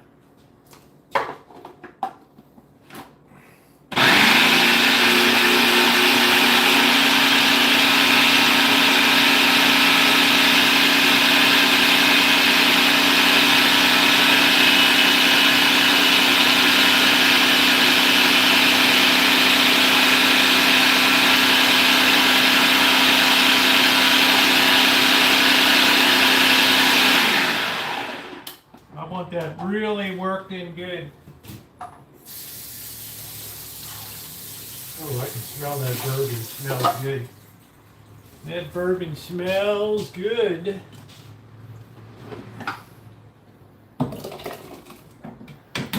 There we go. Delicious. That bourbon adds a little something to it. We want to take some ginger too. And I want to have a little, just a tiny little touch. We just got this last night. Tiny little touch of vanilla. Just a scooch. That's it. We want to put some ginger to brighten it a little bit. Where's my ginger? Don't put garlic salt in. Garlic. Where in the hell's my ginger? Oh, there it is. Little bit of ginger powder. Give a good shake of ginger. And now we're going to put 2 cups of sugar in. Let's get our sugar. Put a cup and a half in.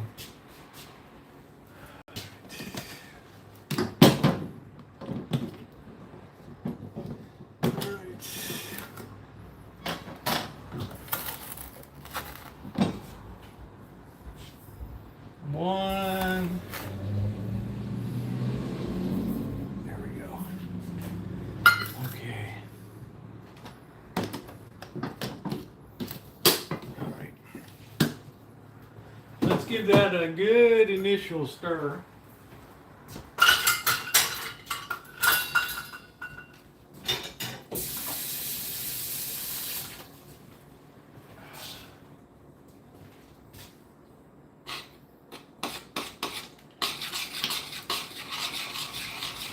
That's going to be good.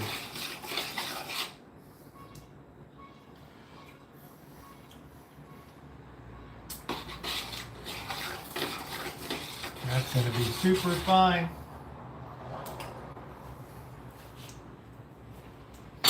That's going to be damn good right there. If it tastes good before it jams, it's going to be good afterwards. We're going to throw the heat to it here. Okay. I might put it on this one here. I think I will.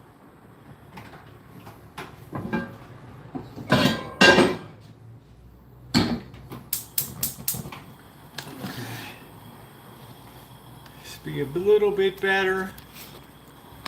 All right, now we're cooking this down.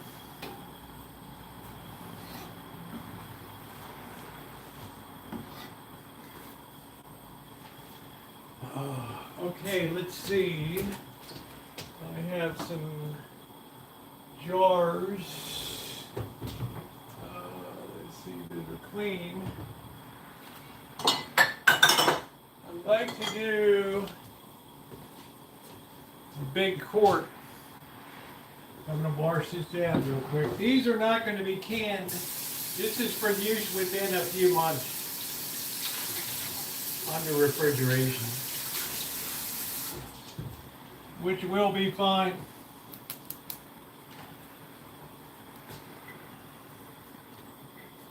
This is going to get a scum on the top that'll have to be scooped off.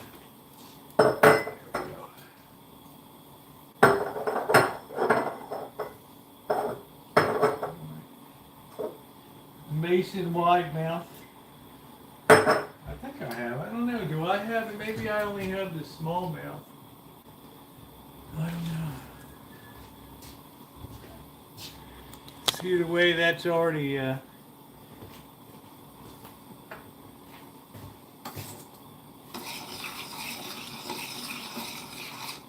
once we get to a certain point.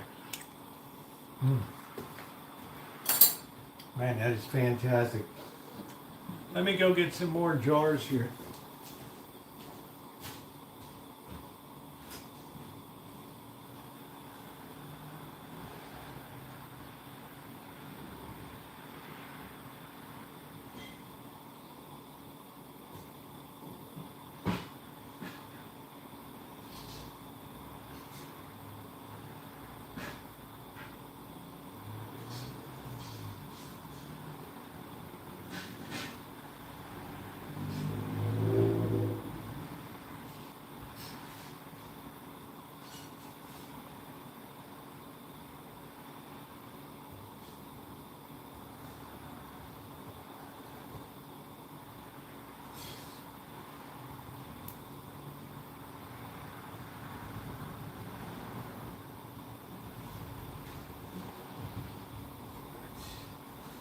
I got two nice mason jars here. I'm going to put a little touch of cinnamon sugar in there too.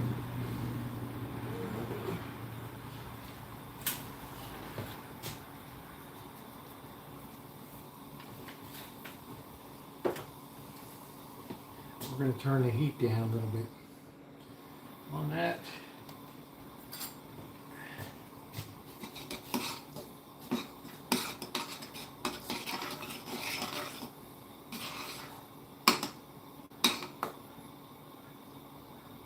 I thought I felt a chunk. Man, that is out of sight. That is out of sight. Okay, we got two jars.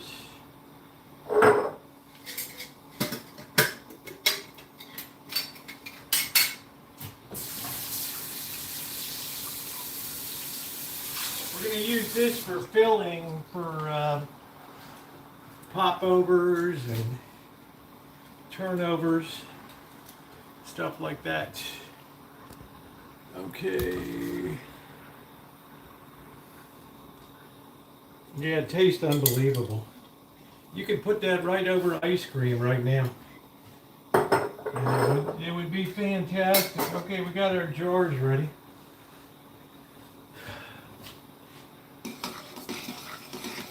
This will get clearer and clearer. We'll also have to take some scum off the top too. This will clarify and get darker and darker. Man, that is fantastic.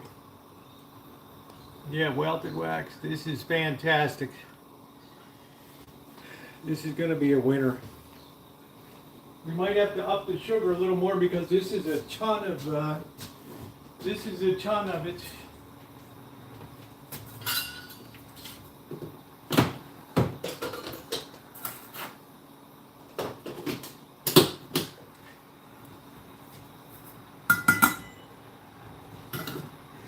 Jelly is mostly sugar anyway. Let's see what we got here.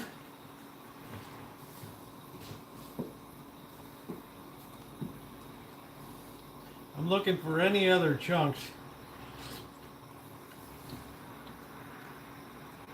I think I got them all. No, there's one. Nope, that was a big gob of sugar. That was a little bit gross, I won't lie. That was a little bit gross.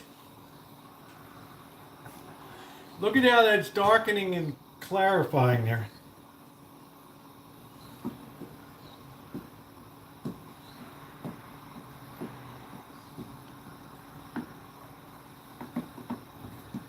And the peel actually works as pectin for for thickening agent. Sugar plus pectin. The peels. I want to see where my funnel is.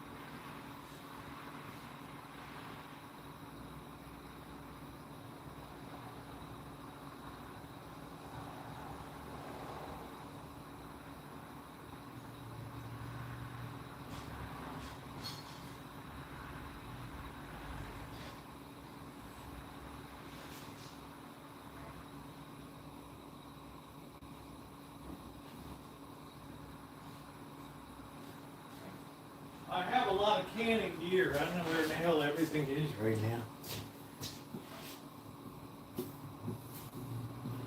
We're just going to be reducing this,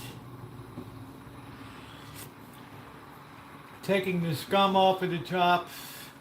We're going to get a scum collector, and this is just going to boil down. I don't believe that you have to, okay, that's boiling. We're going to let that just slow boil. I don't believe that you have to take off skin and all that stuff. All right, let me see where the hell. I don't know where it is. Funnel's around somewhere. Let's see, we got a candy thirst. We have a soft ball, hard ball.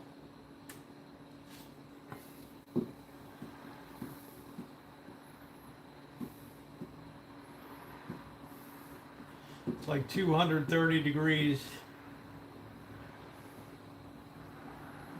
Look at that. You got to be damn careful. Making candy is the most dangerous chefing job there is. All right. Hey, how you doing, Icy?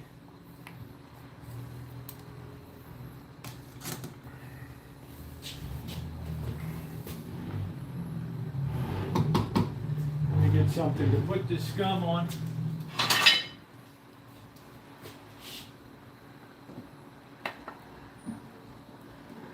You have to make sure it doesn't boil over the top.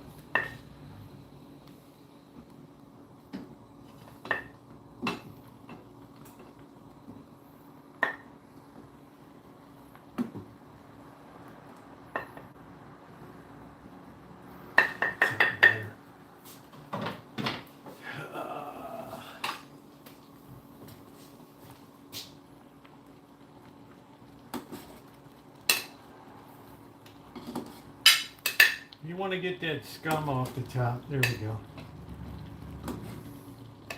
That's pretty much de-scummed. Look at how that's darkened now.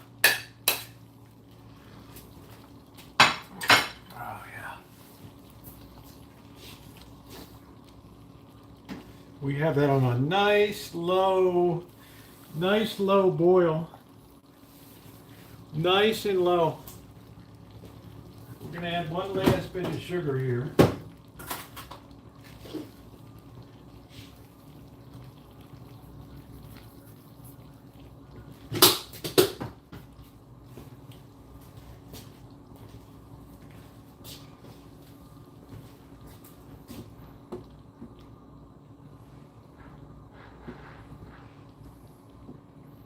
That's really nice. Look at the way that de-scummed on there. If you have a candy thermometer, we're going to take this up to about 230 degrees. Right now we're about 200. And it should reach the set point where if we put it on the plates, it will remain stable.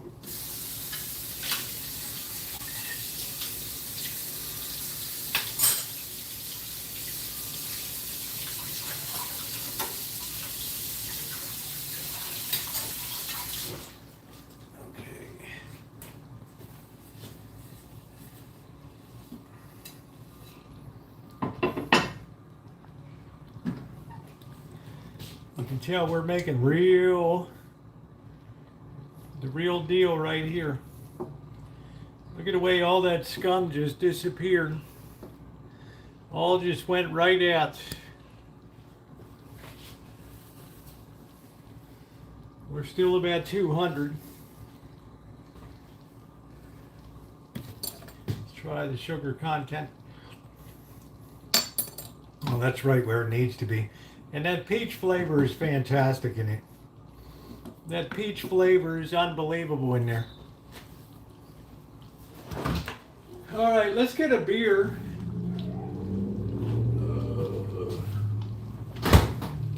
We're at 200 degrees right now. How's that color look?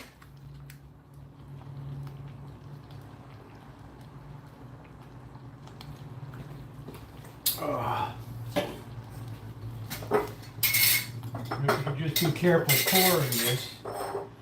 I'll put this on top of the wooden.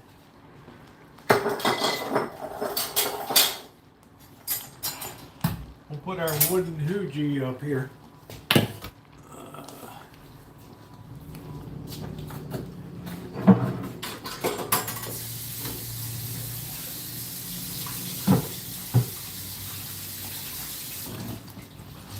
Let that drain a bit.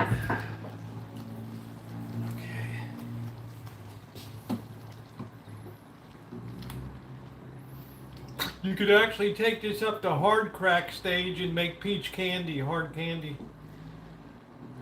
too.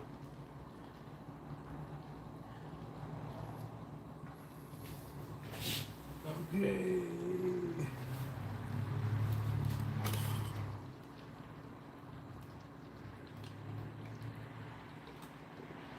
You have to be careful because the temperature will rocket up all of a sudden.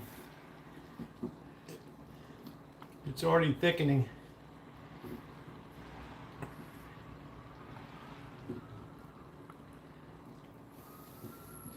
This takes a while. It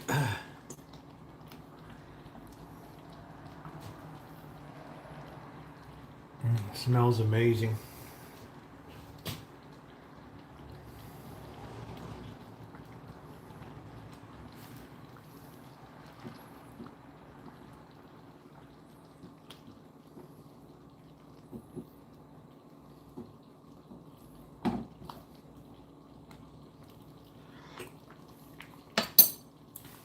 Make sure not to get burned when you're handling it.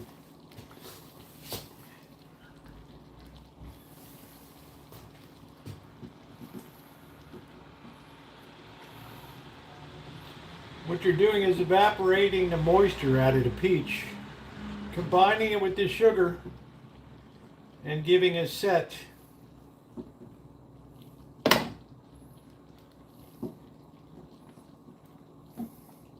And there's various stages of set.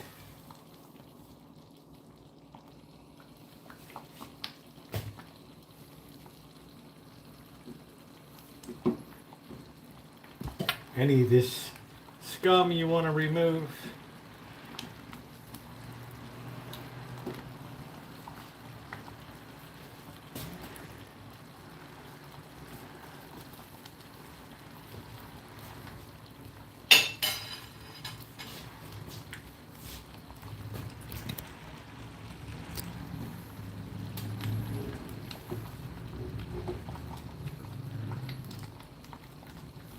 Remember, more people get burned as pastry chefs than anything else.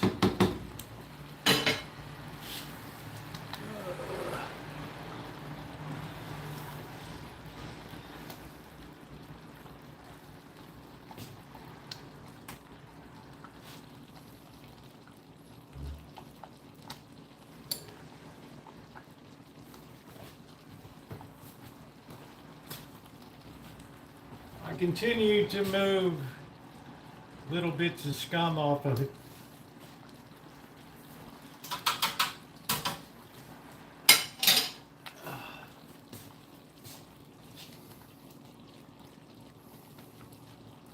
Cold beer on a Thursday night, you can't beat it.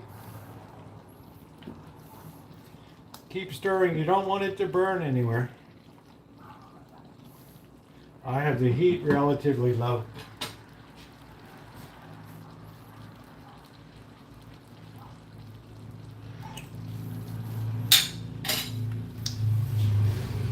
And that flavor is so peachy.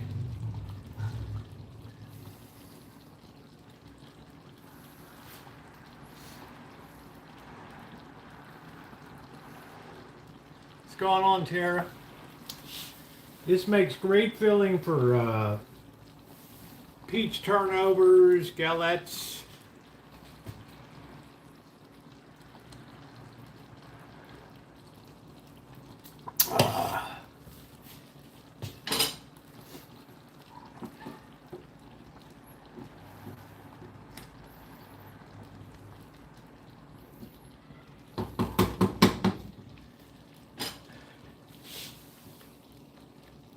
Okay, we're at about 204 degrees.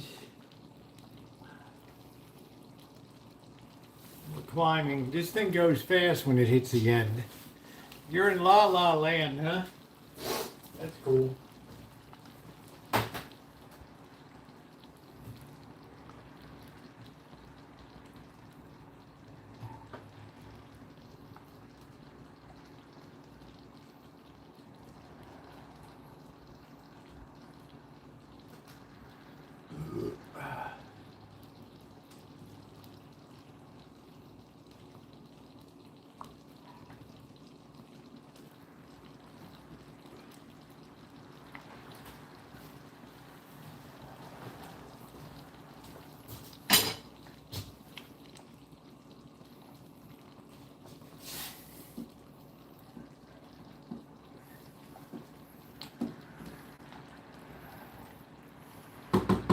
You can definitely feel it's slightly starting to thicken.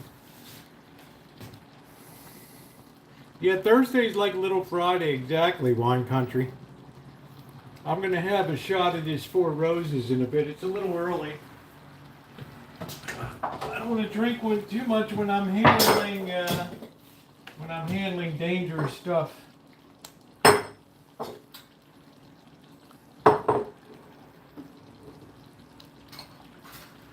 This is going to be refrigerated. This is not going to be pressure canned.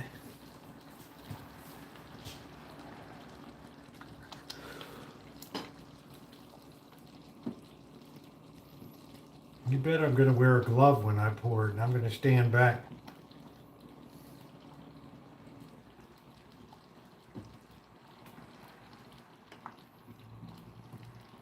That's definitely getting thick now.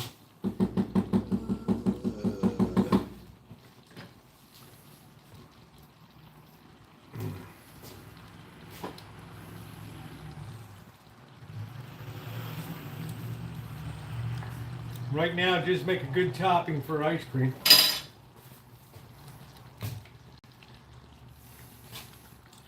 But in winter time, I like to make peach turnovers, peach galette. You pour some of this in the middle of your pastry, and it's fantastic. You don't always need. You can put some whole peaches on top too in little slices.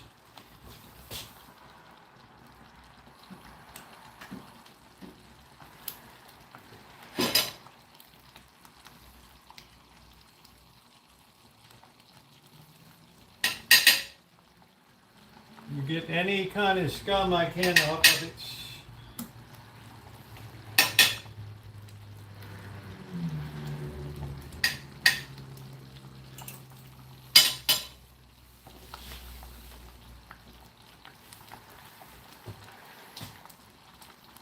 Yeah, ice cream, anything like that.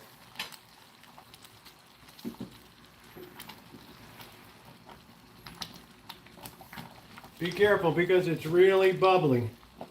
Turn the heat down some. You don't want one of these bubbles could put your eye out, so keep your distance back.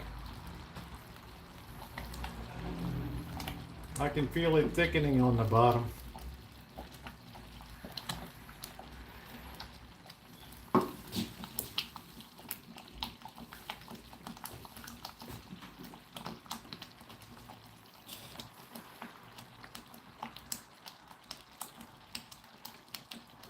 This stuff will burn the hell out of you. Make sure you hit that thumbs up button, guys. What we're doing is reducing the moisture content here slowly but surely until we get this reduced to a jam.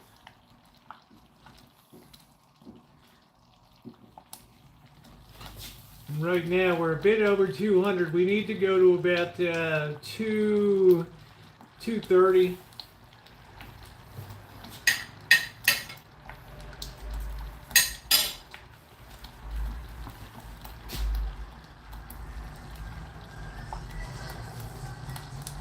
Transgenders, what does that mean?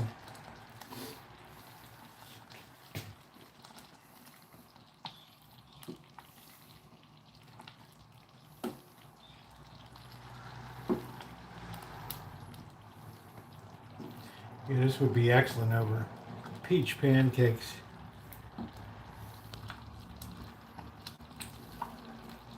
Just doing makeup stuff. Oh, okay. All right. Something I never did much of.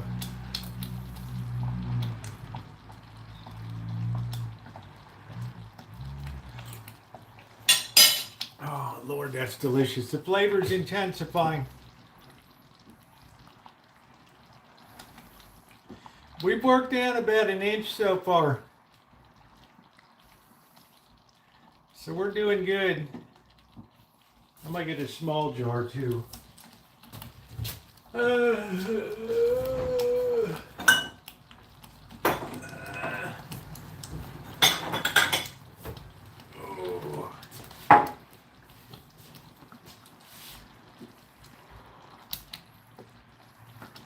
Definitely getting thicker. Absolutely, positively getting thicker here.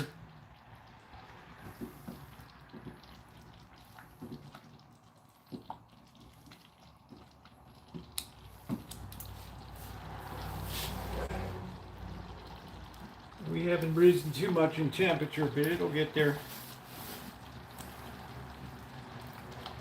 It's all a function of how much moisture is removed.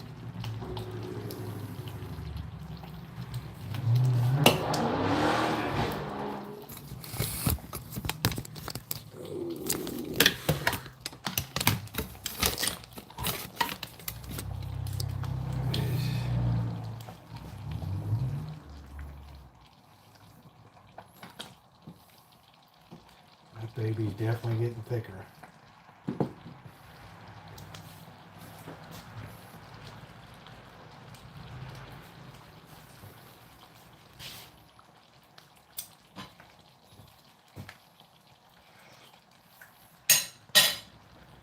It's no sense doing anything till it hits the set point. It'll be liquid.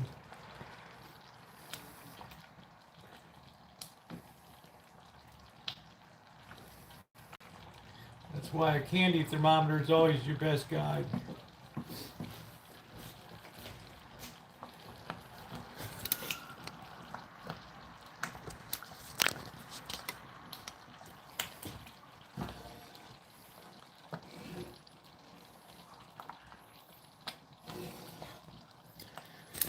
Bubble, bubble, toil and trouble. Illy beanie, chilly beanie, the spirits are about to speak. Are they friendly?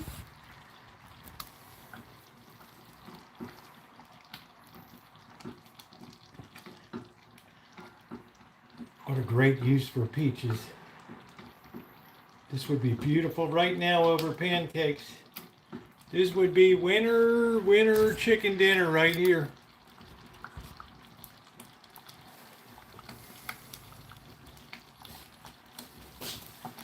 We're still hanging at 200. We'll start to rise.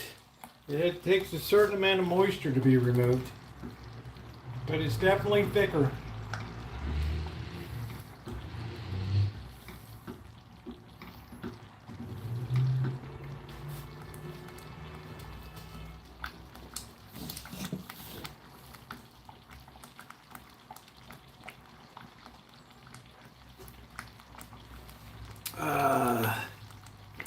I did give up pancakes. I can't remember last time I had a pancake was when Tara was here. I had one in Cloverdale. A Swedish pancake. I did in fact give it up. Yes, I did.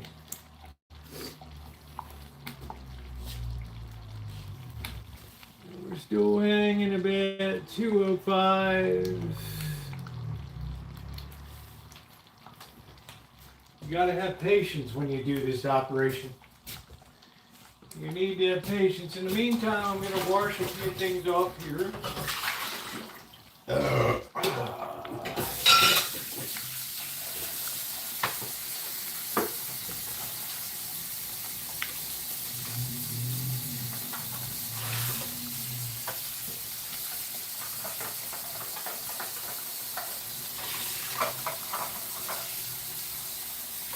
I always seem to nick myself on a food processor. I hate these things. I gotta be careful and careful today.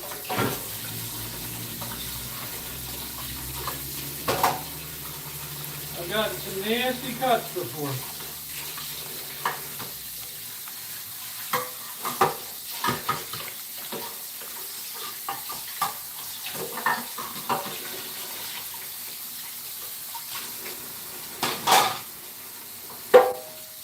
Darn little blades down below.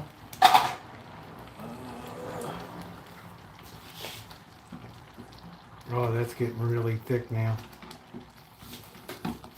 But we still are not that high. We're closing in on 210.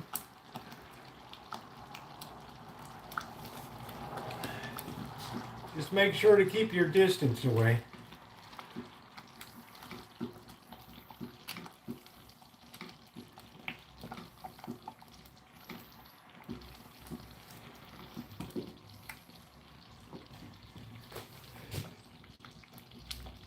Yeah, just Jerry, I put some bourbon in here. The taste is awesome.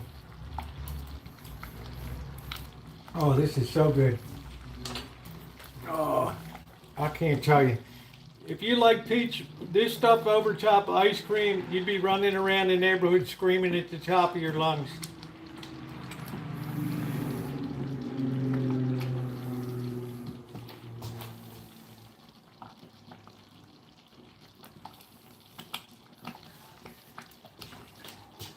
Be careful, because this baby will be spitting. I'm going to feed the cat real quick.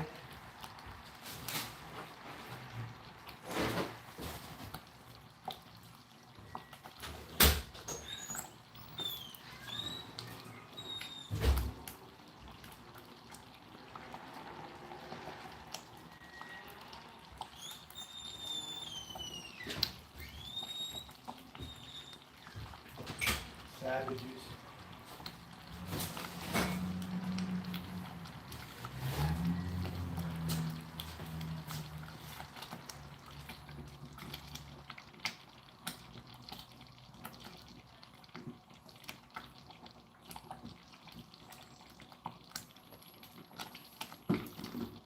Man, that is so much thicker than it was. It would go with pancakes beautifully.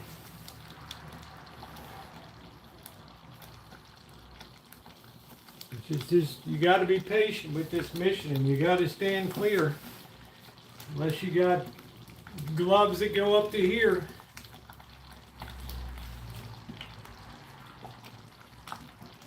You can see how much the moisture content, and as that's reducing, the flavor is intensifying in here.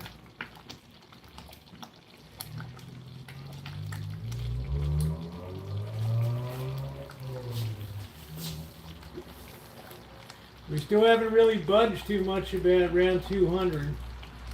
When she goes fast though.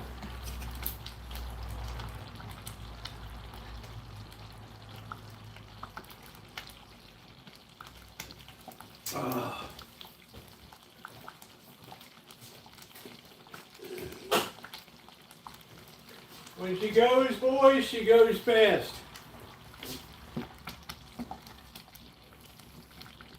I've had the temperature just rocket up before. try to turn it into hard candy. We don't want that.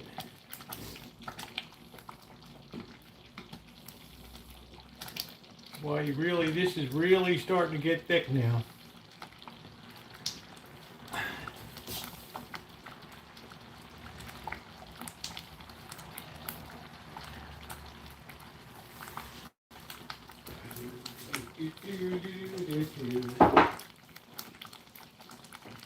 Double check the set point for Jan.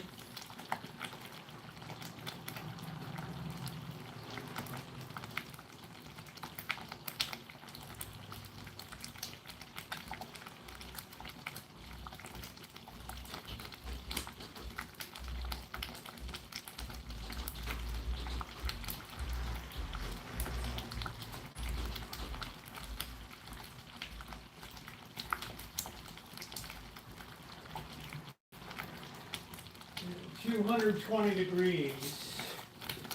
All right, so we're trying to go to 220 here.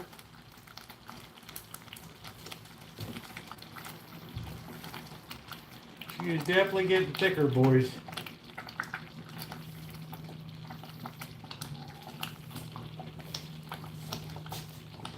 Make sure to protect yourself.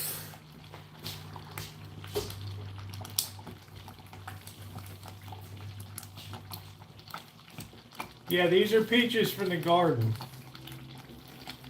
This will destroy your day if this gets on your skin. It's like napalm. It'll just keep burning. Go through layer after layer.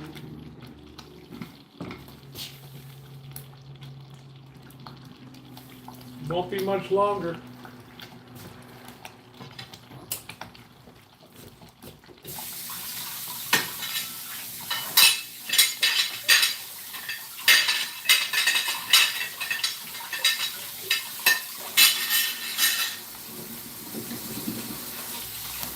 Not the kind of thing you can walk away and leave either.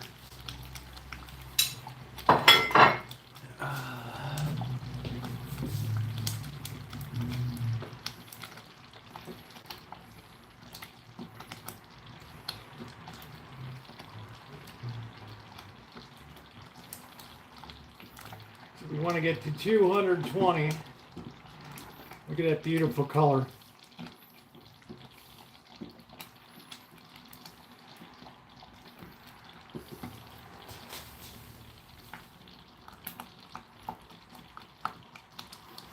The higher, the longer it boils, the more the danger will be from being too close. Make sure you have a long ass handle. She is really getting thick now.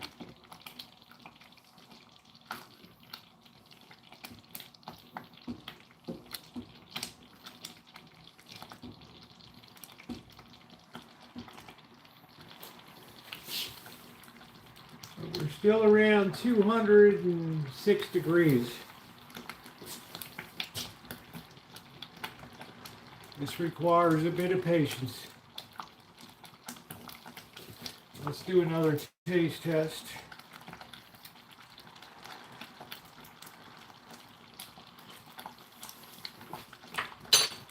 Wow, that is amazing. That's probably the best thing I've tasted in jams. That is amazing. That little bit of bourbon hit it, also a little bit of ginger, and a really light touch of cinnamon in there.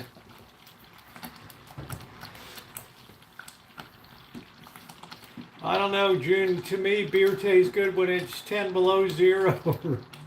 But the best is at the Atomic Lounge when I'm done my long live stream. Provided I haven't been assaulted.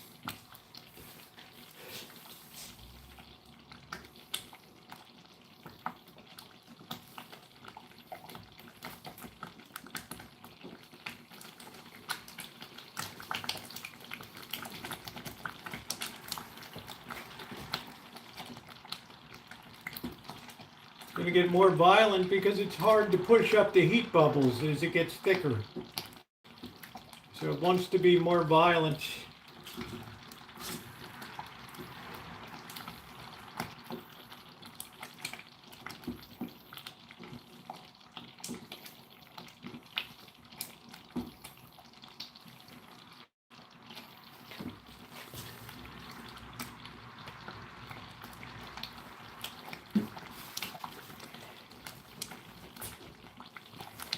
I'm keeping a safe distance back.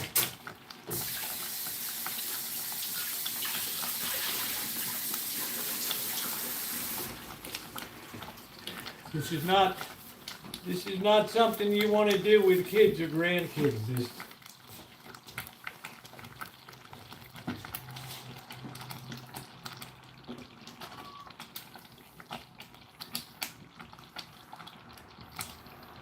You can tell that's getting thick now.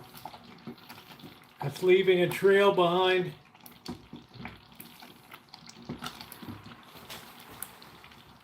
But we're still at the same. We haven't really gone up. The action always happens at the end. All of a sudden she just goes.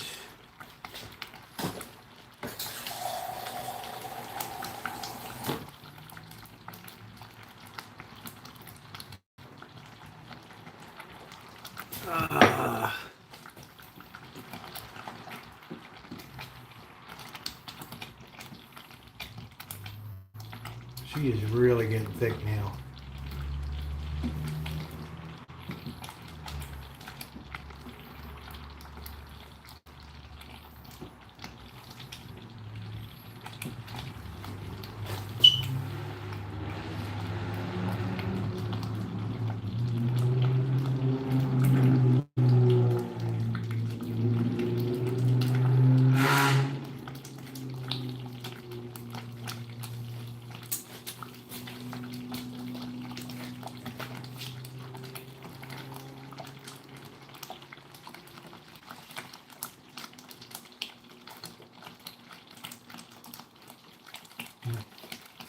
Man, the flavor is so good.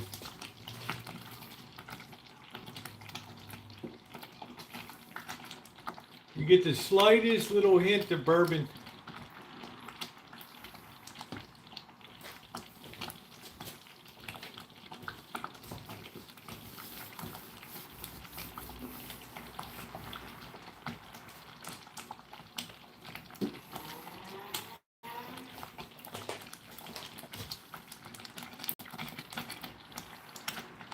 We're really getting down here now, boys.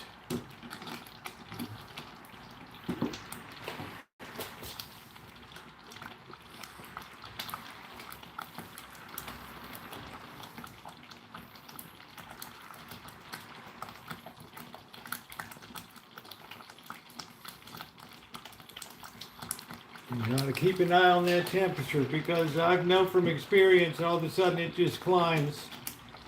And you can't let it over climb. 220 degrees.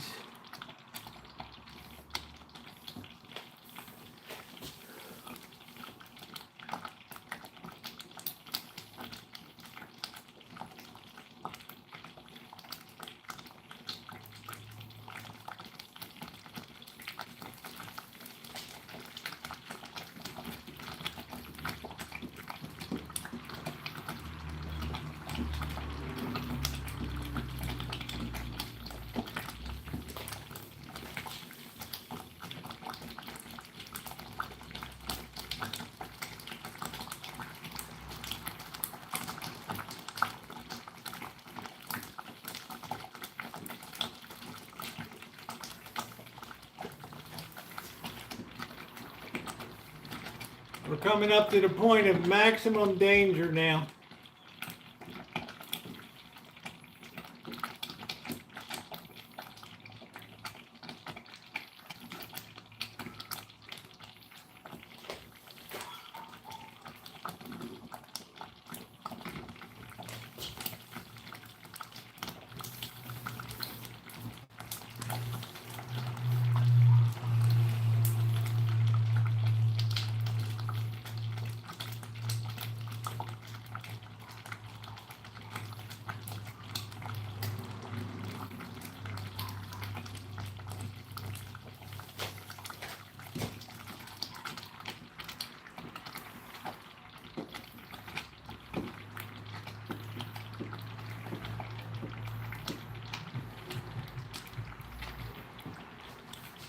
We are in a danger zone when you see it spitting like that.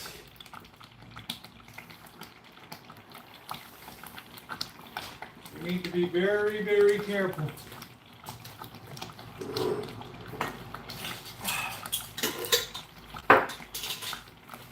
You can see now the volume reduced by half.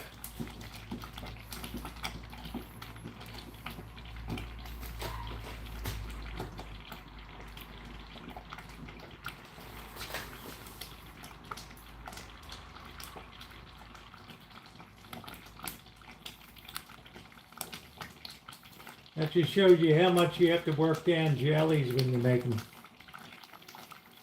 There's no fast trip here. Time and temperature. I could have the heat much higher, but I'd have this stuff slopped all over the stove. I'm trying to keep it very controlled. If I had a much deeper dish pot, that would be different.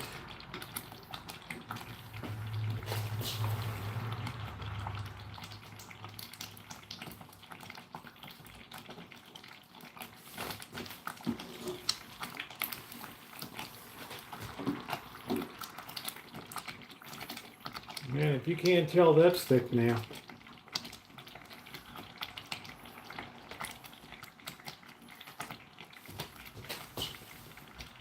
But we're still hanging at 200.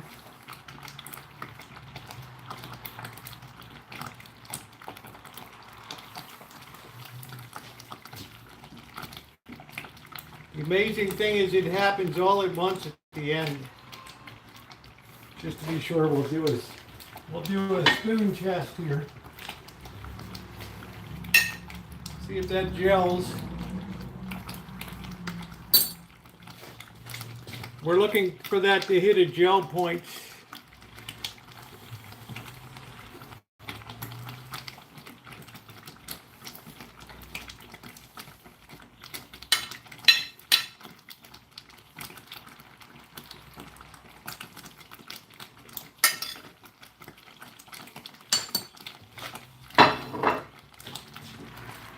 Lord, that's good.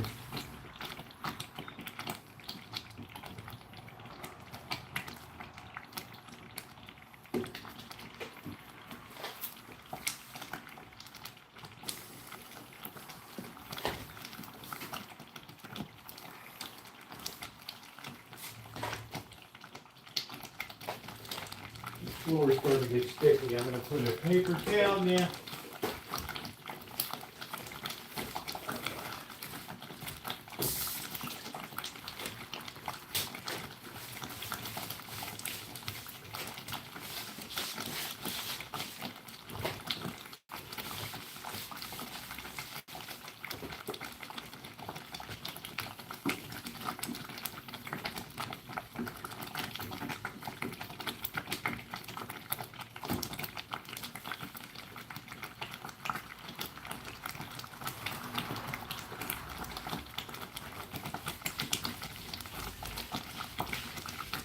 It's exactly the way you make candy.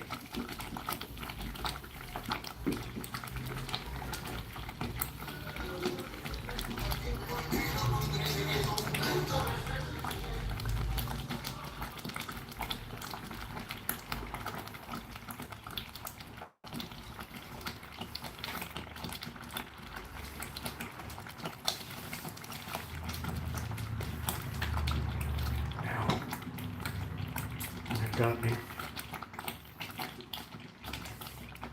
Imagine making this in a bikini.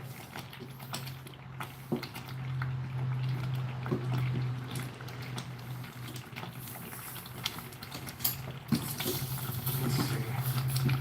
Let's make sure we have that properly down there.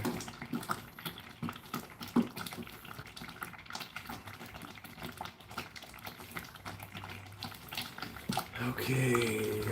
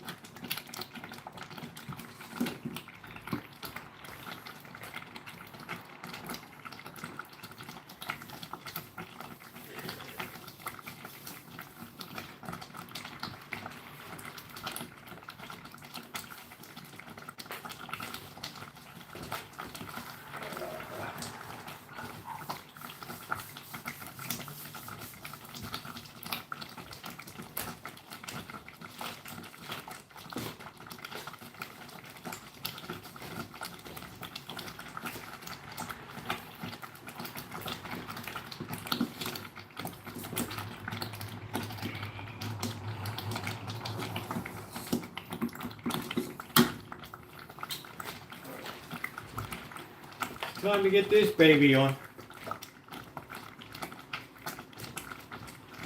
Baby spitting now.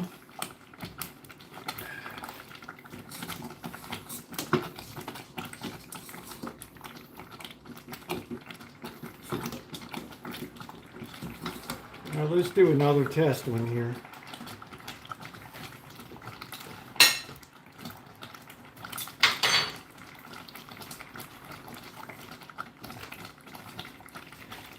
That sure looks like jelly to me, doesn't it? Okay, it's holding together.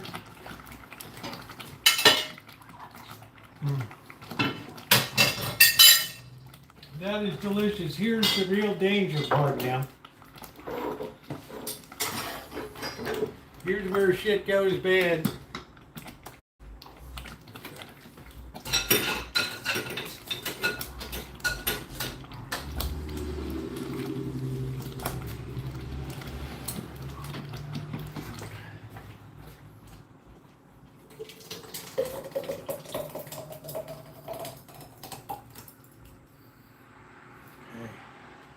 That's it. Right there. That was exactly the right amount.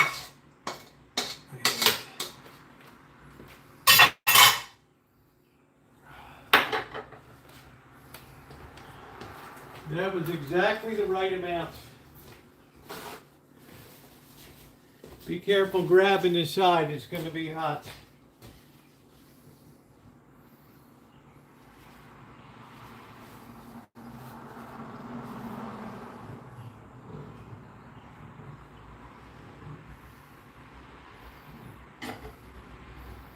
Man, that looks absolutely freaking perfect.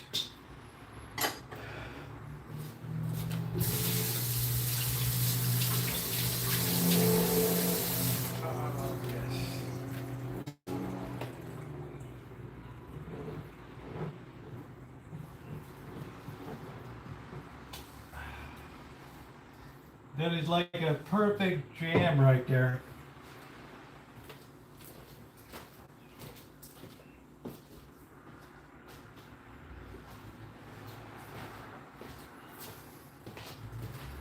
The way that's set.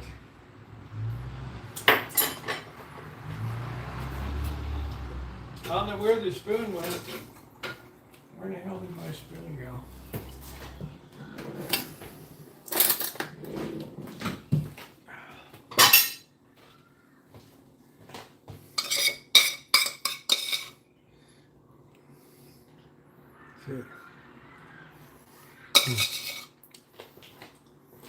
Wow.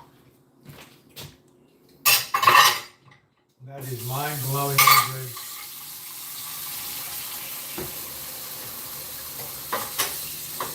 That is so peachy delicious.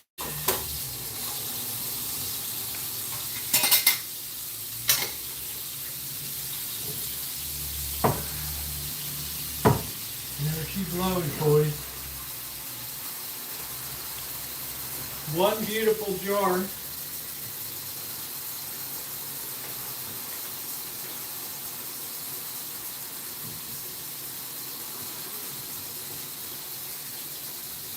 One, yeah, and this will set better and better all night long. Woo, we got one big quart, which is perfect for making filler for peach turnovers. It's going to be tremendous. Tomorrow we'll wash off the side. It's got a little sticky umgawa on it. Stove's kind of totaled. Try to get that cleaned up a little bit.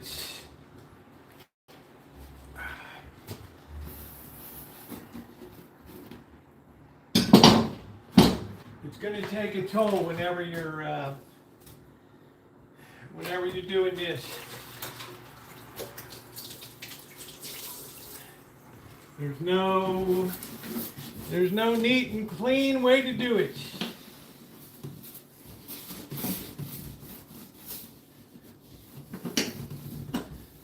But I've always made sure to keep my stove in pristine condition.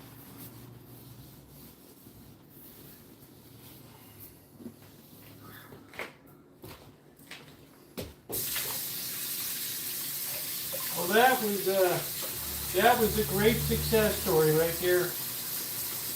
Put that under refrigeration, let that just come down to room temp. Put that under refrigeration, and brother, you got something.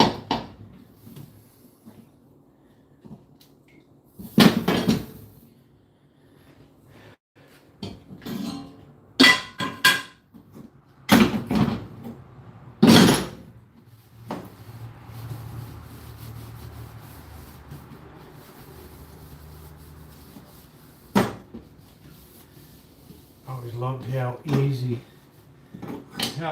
this stove was to clean.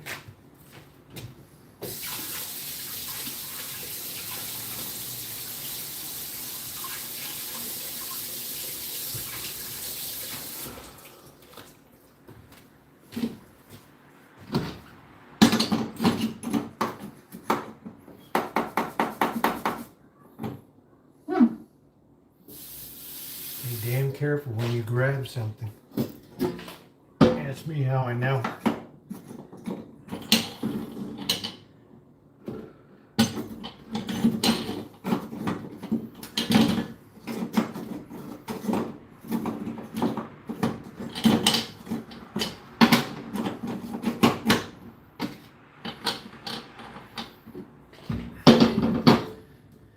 Ask me how I know, man. Ask me how I know.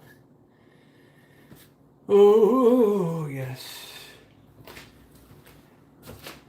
That's what we call a great success story tonight.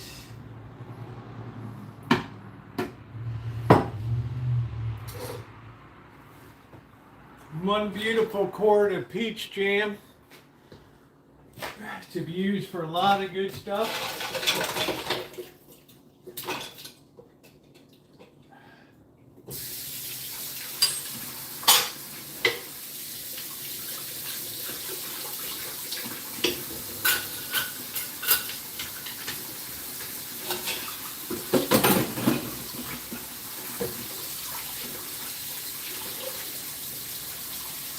Candy thermometer is a great thing to have.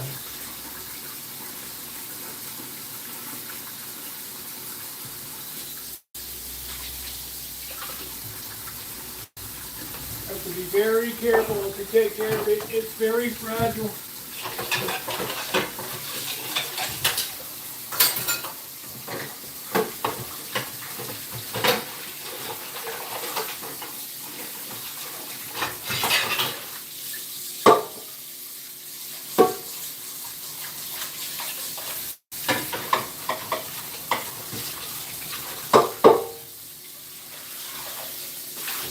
Just like that.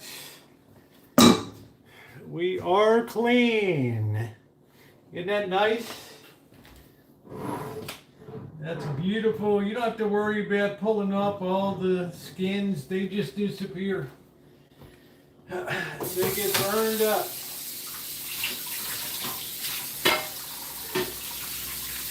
We might use that to make a galette. Like Wine Country made a galette. We have the galette mold.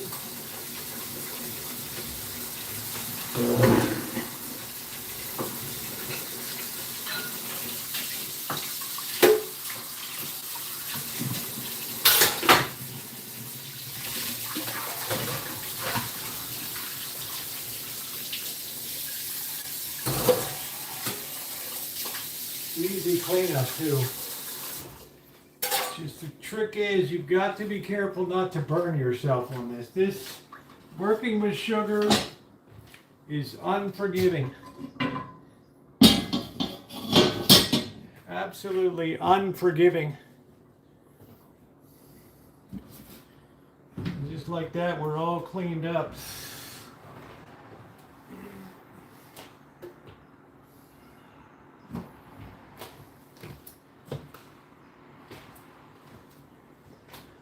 That's going to set really, gradually more and more and more. I thought we might need more, but then I remember this stuff has got to reduce a lot. That was a lot of peaches there, and 2.5 cups of sugar.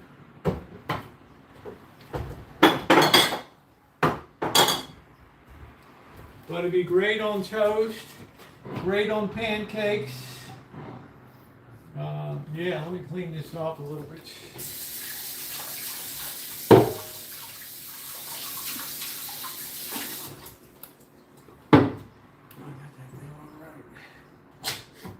Yeah. Okay. We're not trying to pressure. We're not trying to pressure can it. This is meant to be used in 6 months. Under refrigeration, 3 to 6 months, which is fine. I have the galette mold and everything. And I would rather you can always finish on top with peaches. But to have the macerated and jellied peach is great. Really great.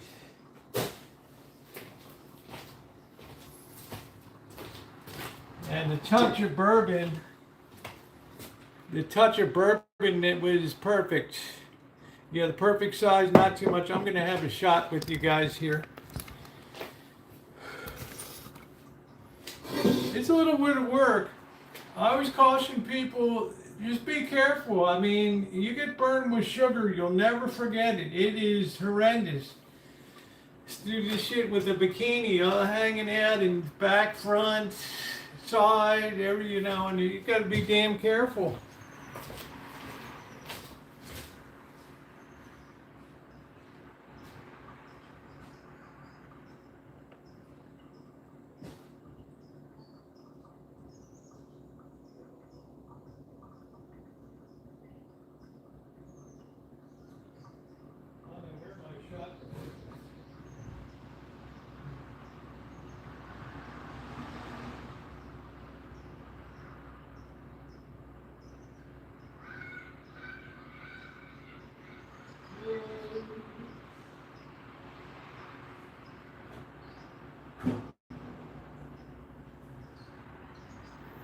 I have no idea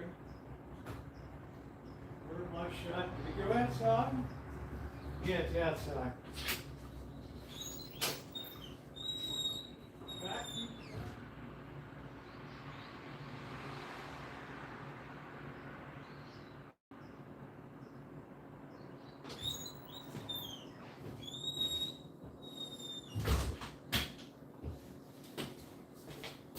Okay. Everything turned out beautifully. Thank goodness. My biggest fear would be somebody writes me and says I burned them in the hospital. I burned the hell out of myself with the making of the jam. I don't even want to hear that, man. I don't even want to hear that. Let's hit that thumbs up button. Floor's got to be mopped. It's still got a little bit of goo on it. But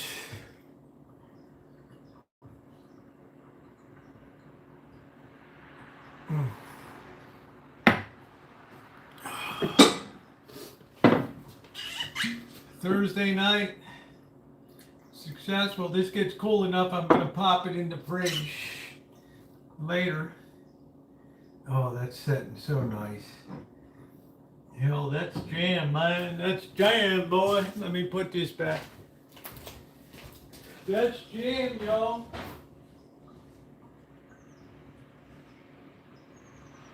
That is jam.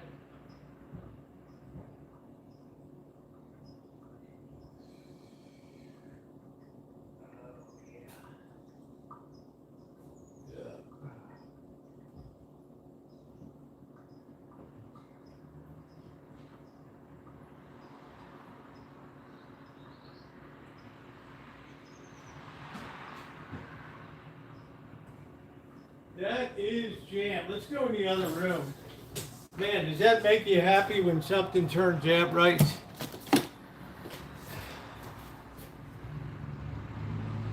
That is perfect. That's going to get better and better and better. You don't ever want to burn it. That's the big risk. Rosie's like, leave me out of it. Yeah, I don't want anybody to get hurt. I've had lots of years of experience with working with very high temperatures in minimal attire. All right.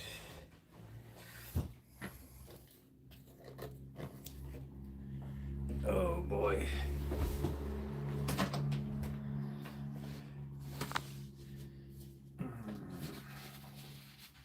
Where the hell's my other page? What the hell happened? What the hell did you all do?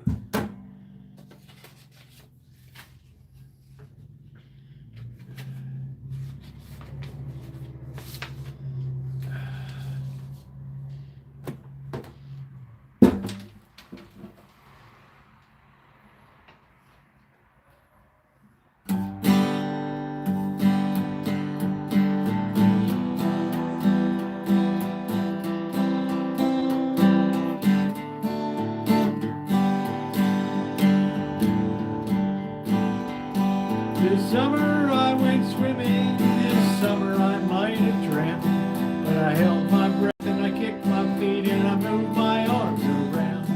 I moved my arms around.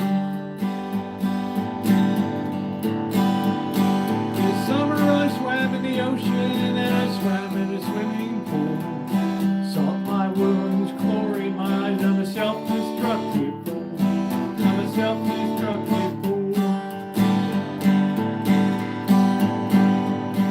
This summer I did the backstroke, and you know that's not all. I did the breaststroke and the butterfly and the old Australian crawl. The old Australian crawl. This summer I swam in a public place in a reservoir to boot. At the latter I was informal, at the former I wore my suit. I wore my swimming suit. This summer I did swan dives and jackknives for you all. And once when you weren't looking, I did a cannonball. I did a cannonball. This summer I went swimming, this summer I might have drowned. But I held my breath and I kicked my feet and I moved my arms around. I moved my arms around. The swimming song.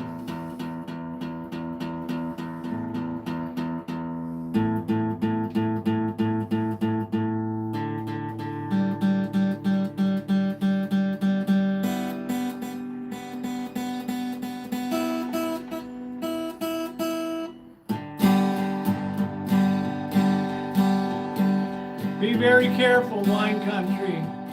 This summer I went swimming, this summer I might have drowned. But I held my breath and I kicked my feet and I moved my arms around. I moved my arms around.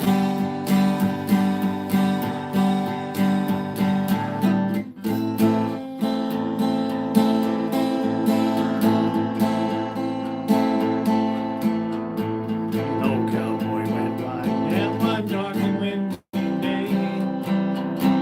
I'm out of tune. It's called the swimming song.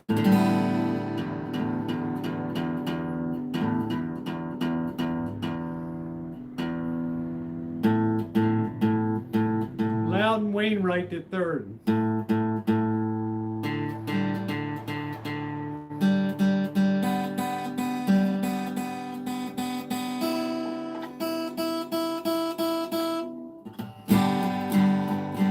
This summer I went swimming, this summer I might have drowned. But I held my breath and I kicked my feet and I moved my arms around. I moved my arms around.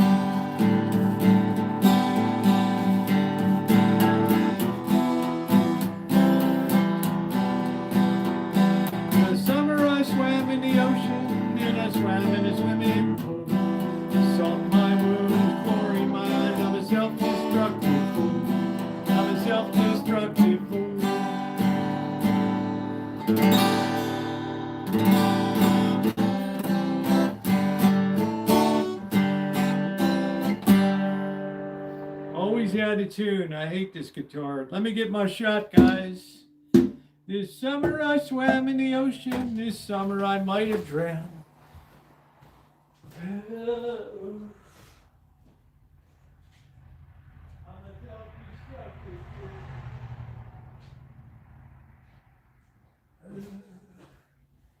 That song was written in the 70s, but it's very popular by two sisters that sing it.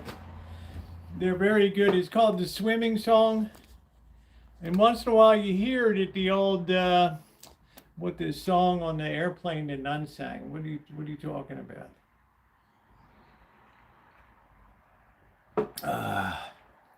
It's like in Blues Brothers, June. Give me a mountain beat in A minor, boys. And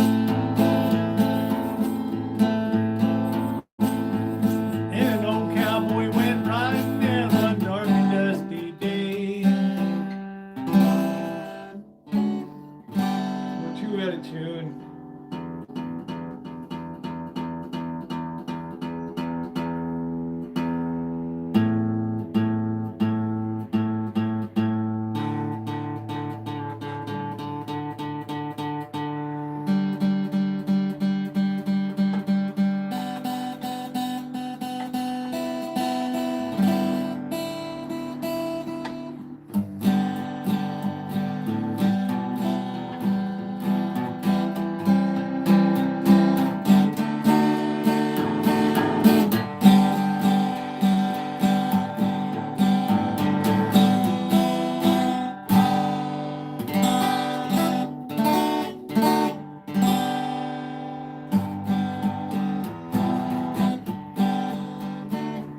This summer I went swimming, this summer I might have drowned. I sang to too many. Oh, come on, Wine Country. That's a beautiful song. I'm not sure who sang it. Oh, the swimming song is great. My Lord, that is a classic. Let's see how out of tune we are. Oh, I love the swimming song. It's beautiful. It is such a clean little tune and it's so cute. Still hasn't talked. It's just, I don't know, man, you know. Okay, let's see. Tune your guitar. Be a dick. Let's see. Tune your guitar. Let's see how bad we're at here.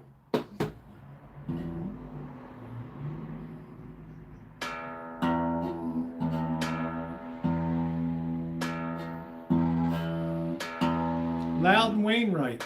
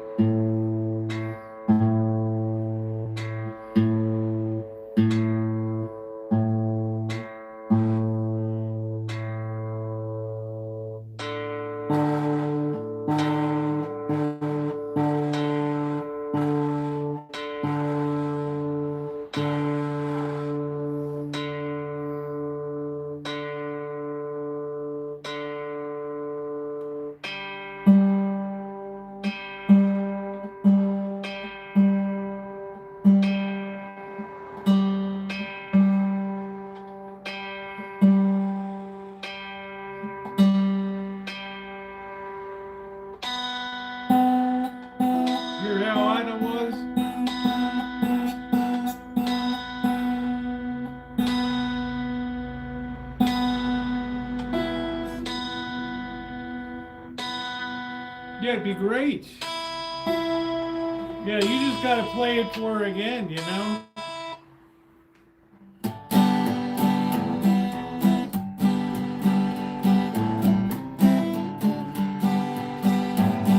This summer I went swimming, this summer I might have drowned. But I held my breath and I kicked my feet and I moved my arms around.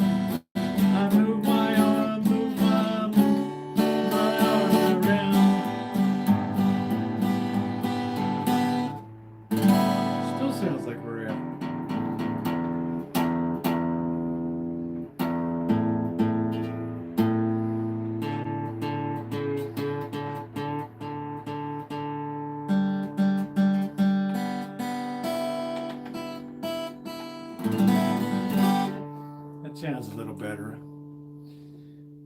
Play me a song, Mr. Piano Man. Play me a song tonight. We're all in the mood for a melody, and baby, I'm feeling alright.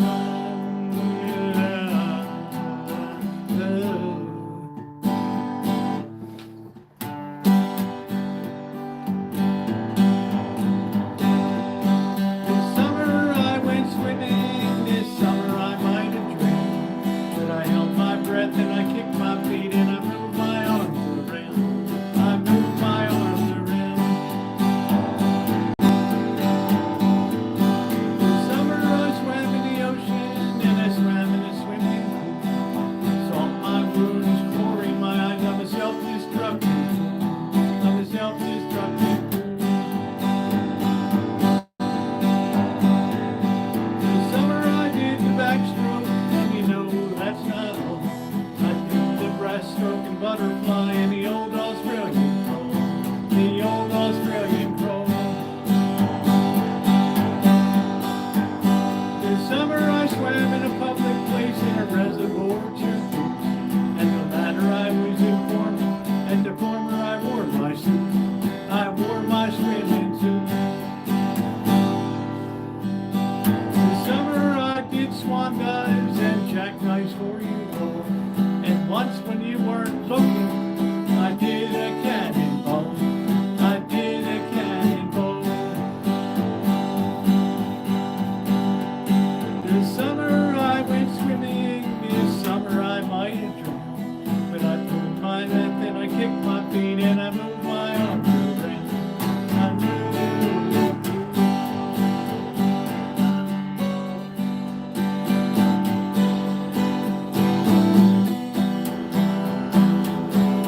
Everybody now.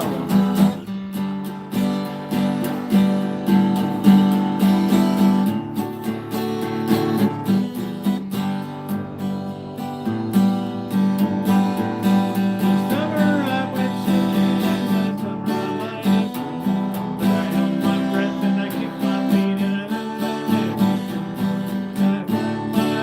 arms around.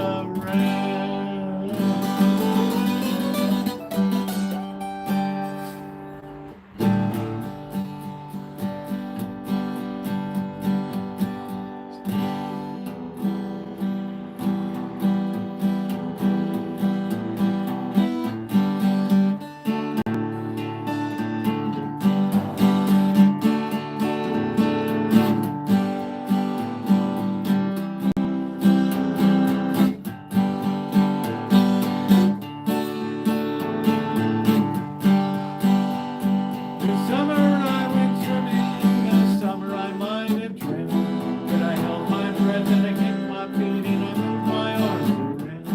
I moved my arms around.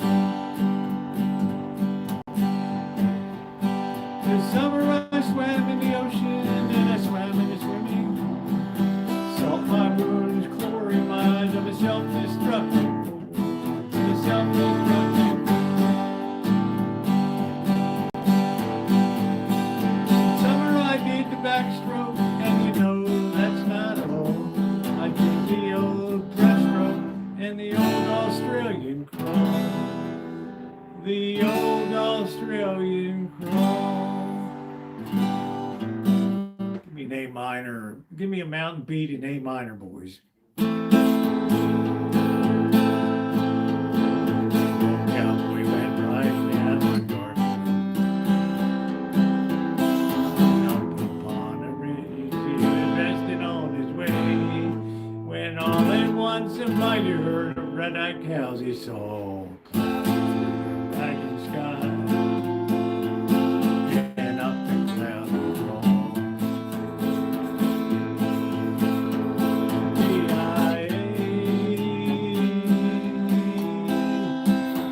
Yippee-yi-yo. Ghost riders in the sky.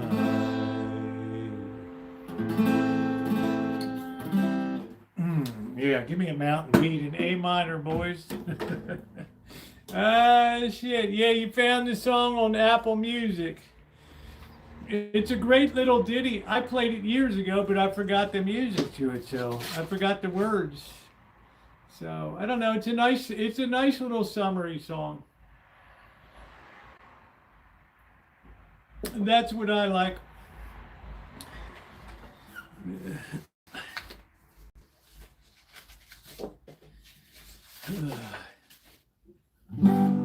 I've been walking in my sleep, counting trouble, should have counting sheep. Where the years went, I can't say. I turned around and they gone away. I've been sifting through the layers of dusty books and faded papers. They tell a story I used to know. It was one that happened so long ago. Gone away in yesterday, and I find myself on the mountainside where the rivers change direction across the great divide. Well, I heard the owl calling softly as the night was falling with a question, and I replied, but he's gone across the borderline. Oh, you like that? Yeah, we really rocked that up on Fridays. Give me a mountain beat in A minor, boy. The branch, their brands were still on fire, and their hoods were made of steel. Their hoods were black and shiny, and their hot breath they could feel. A bolt of light went through him as they thundered through the sky. But it's all their coming home.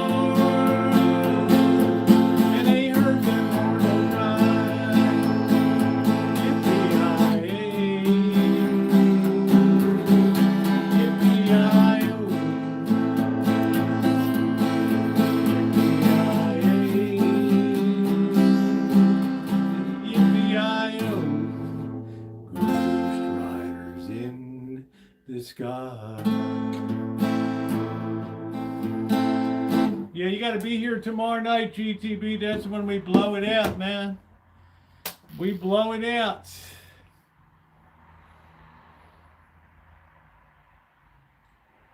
I don't know what Angus Kiss is. I don't know if Across the Great Divide's your favorite, or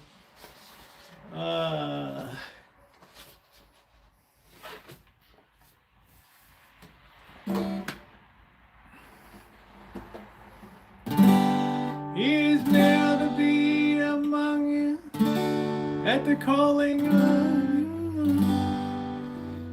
Rest assured, this troubadour is acting on his part. The union of your spirits has caused him to dream it. For whenever two or more are gathered in his name, there is love. There is love.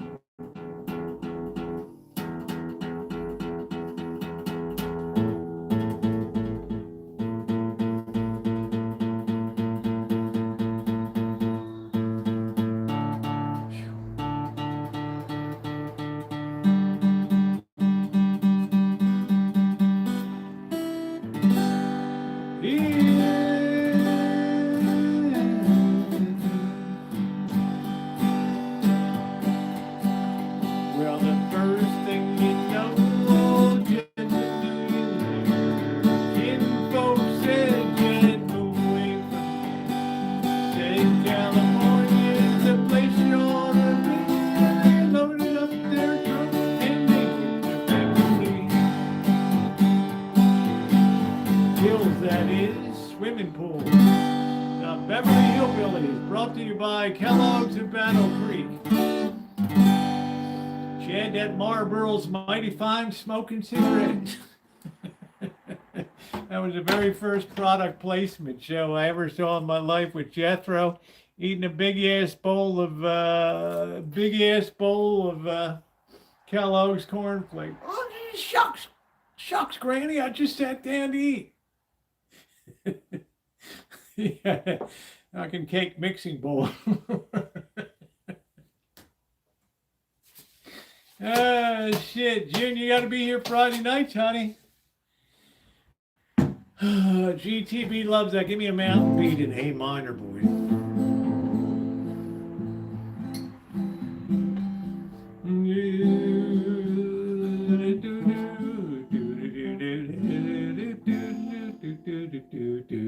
Come in, girl.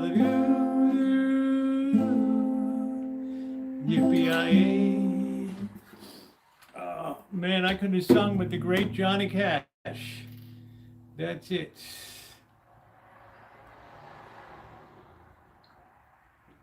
All right, ladies and gentlemen, I had a 24-karat blast tonight.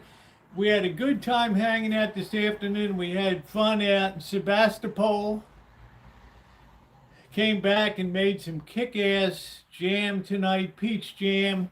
We got 91 thumbs up. You guys can make it happen. If you had fun tonight, if you haven't taken a moment to like up the stream, please do so. I don't have channel memberships, GoFundMes, Patreon since January 4th of 2013. I've been here every day except for trying to do my best to put a smile on people's face. And just through the good times, the bad times, the rag times, man, to do it all. All content for all people, all the time. I will see you tomorrow night, Friday, Thursday. I just give myself a little treat. I did a good job with the jam. I didn't get burned. Make sure you're here tomorrow night, guys. I'll see you tomorrow evening. The jam is good. Wine Country, there's plenty of good recipes. Add a little bit of, what were you talking about? What were you going to add? Cognac or something. I gave a little shake of ginger, spiced ginger in there. And one little hit of cinnamon sugar. It was tremendous. Take care, everybody. Thank you, moderators. Thank you for everything you do. I appreciate all of you. Boom, boom, boom.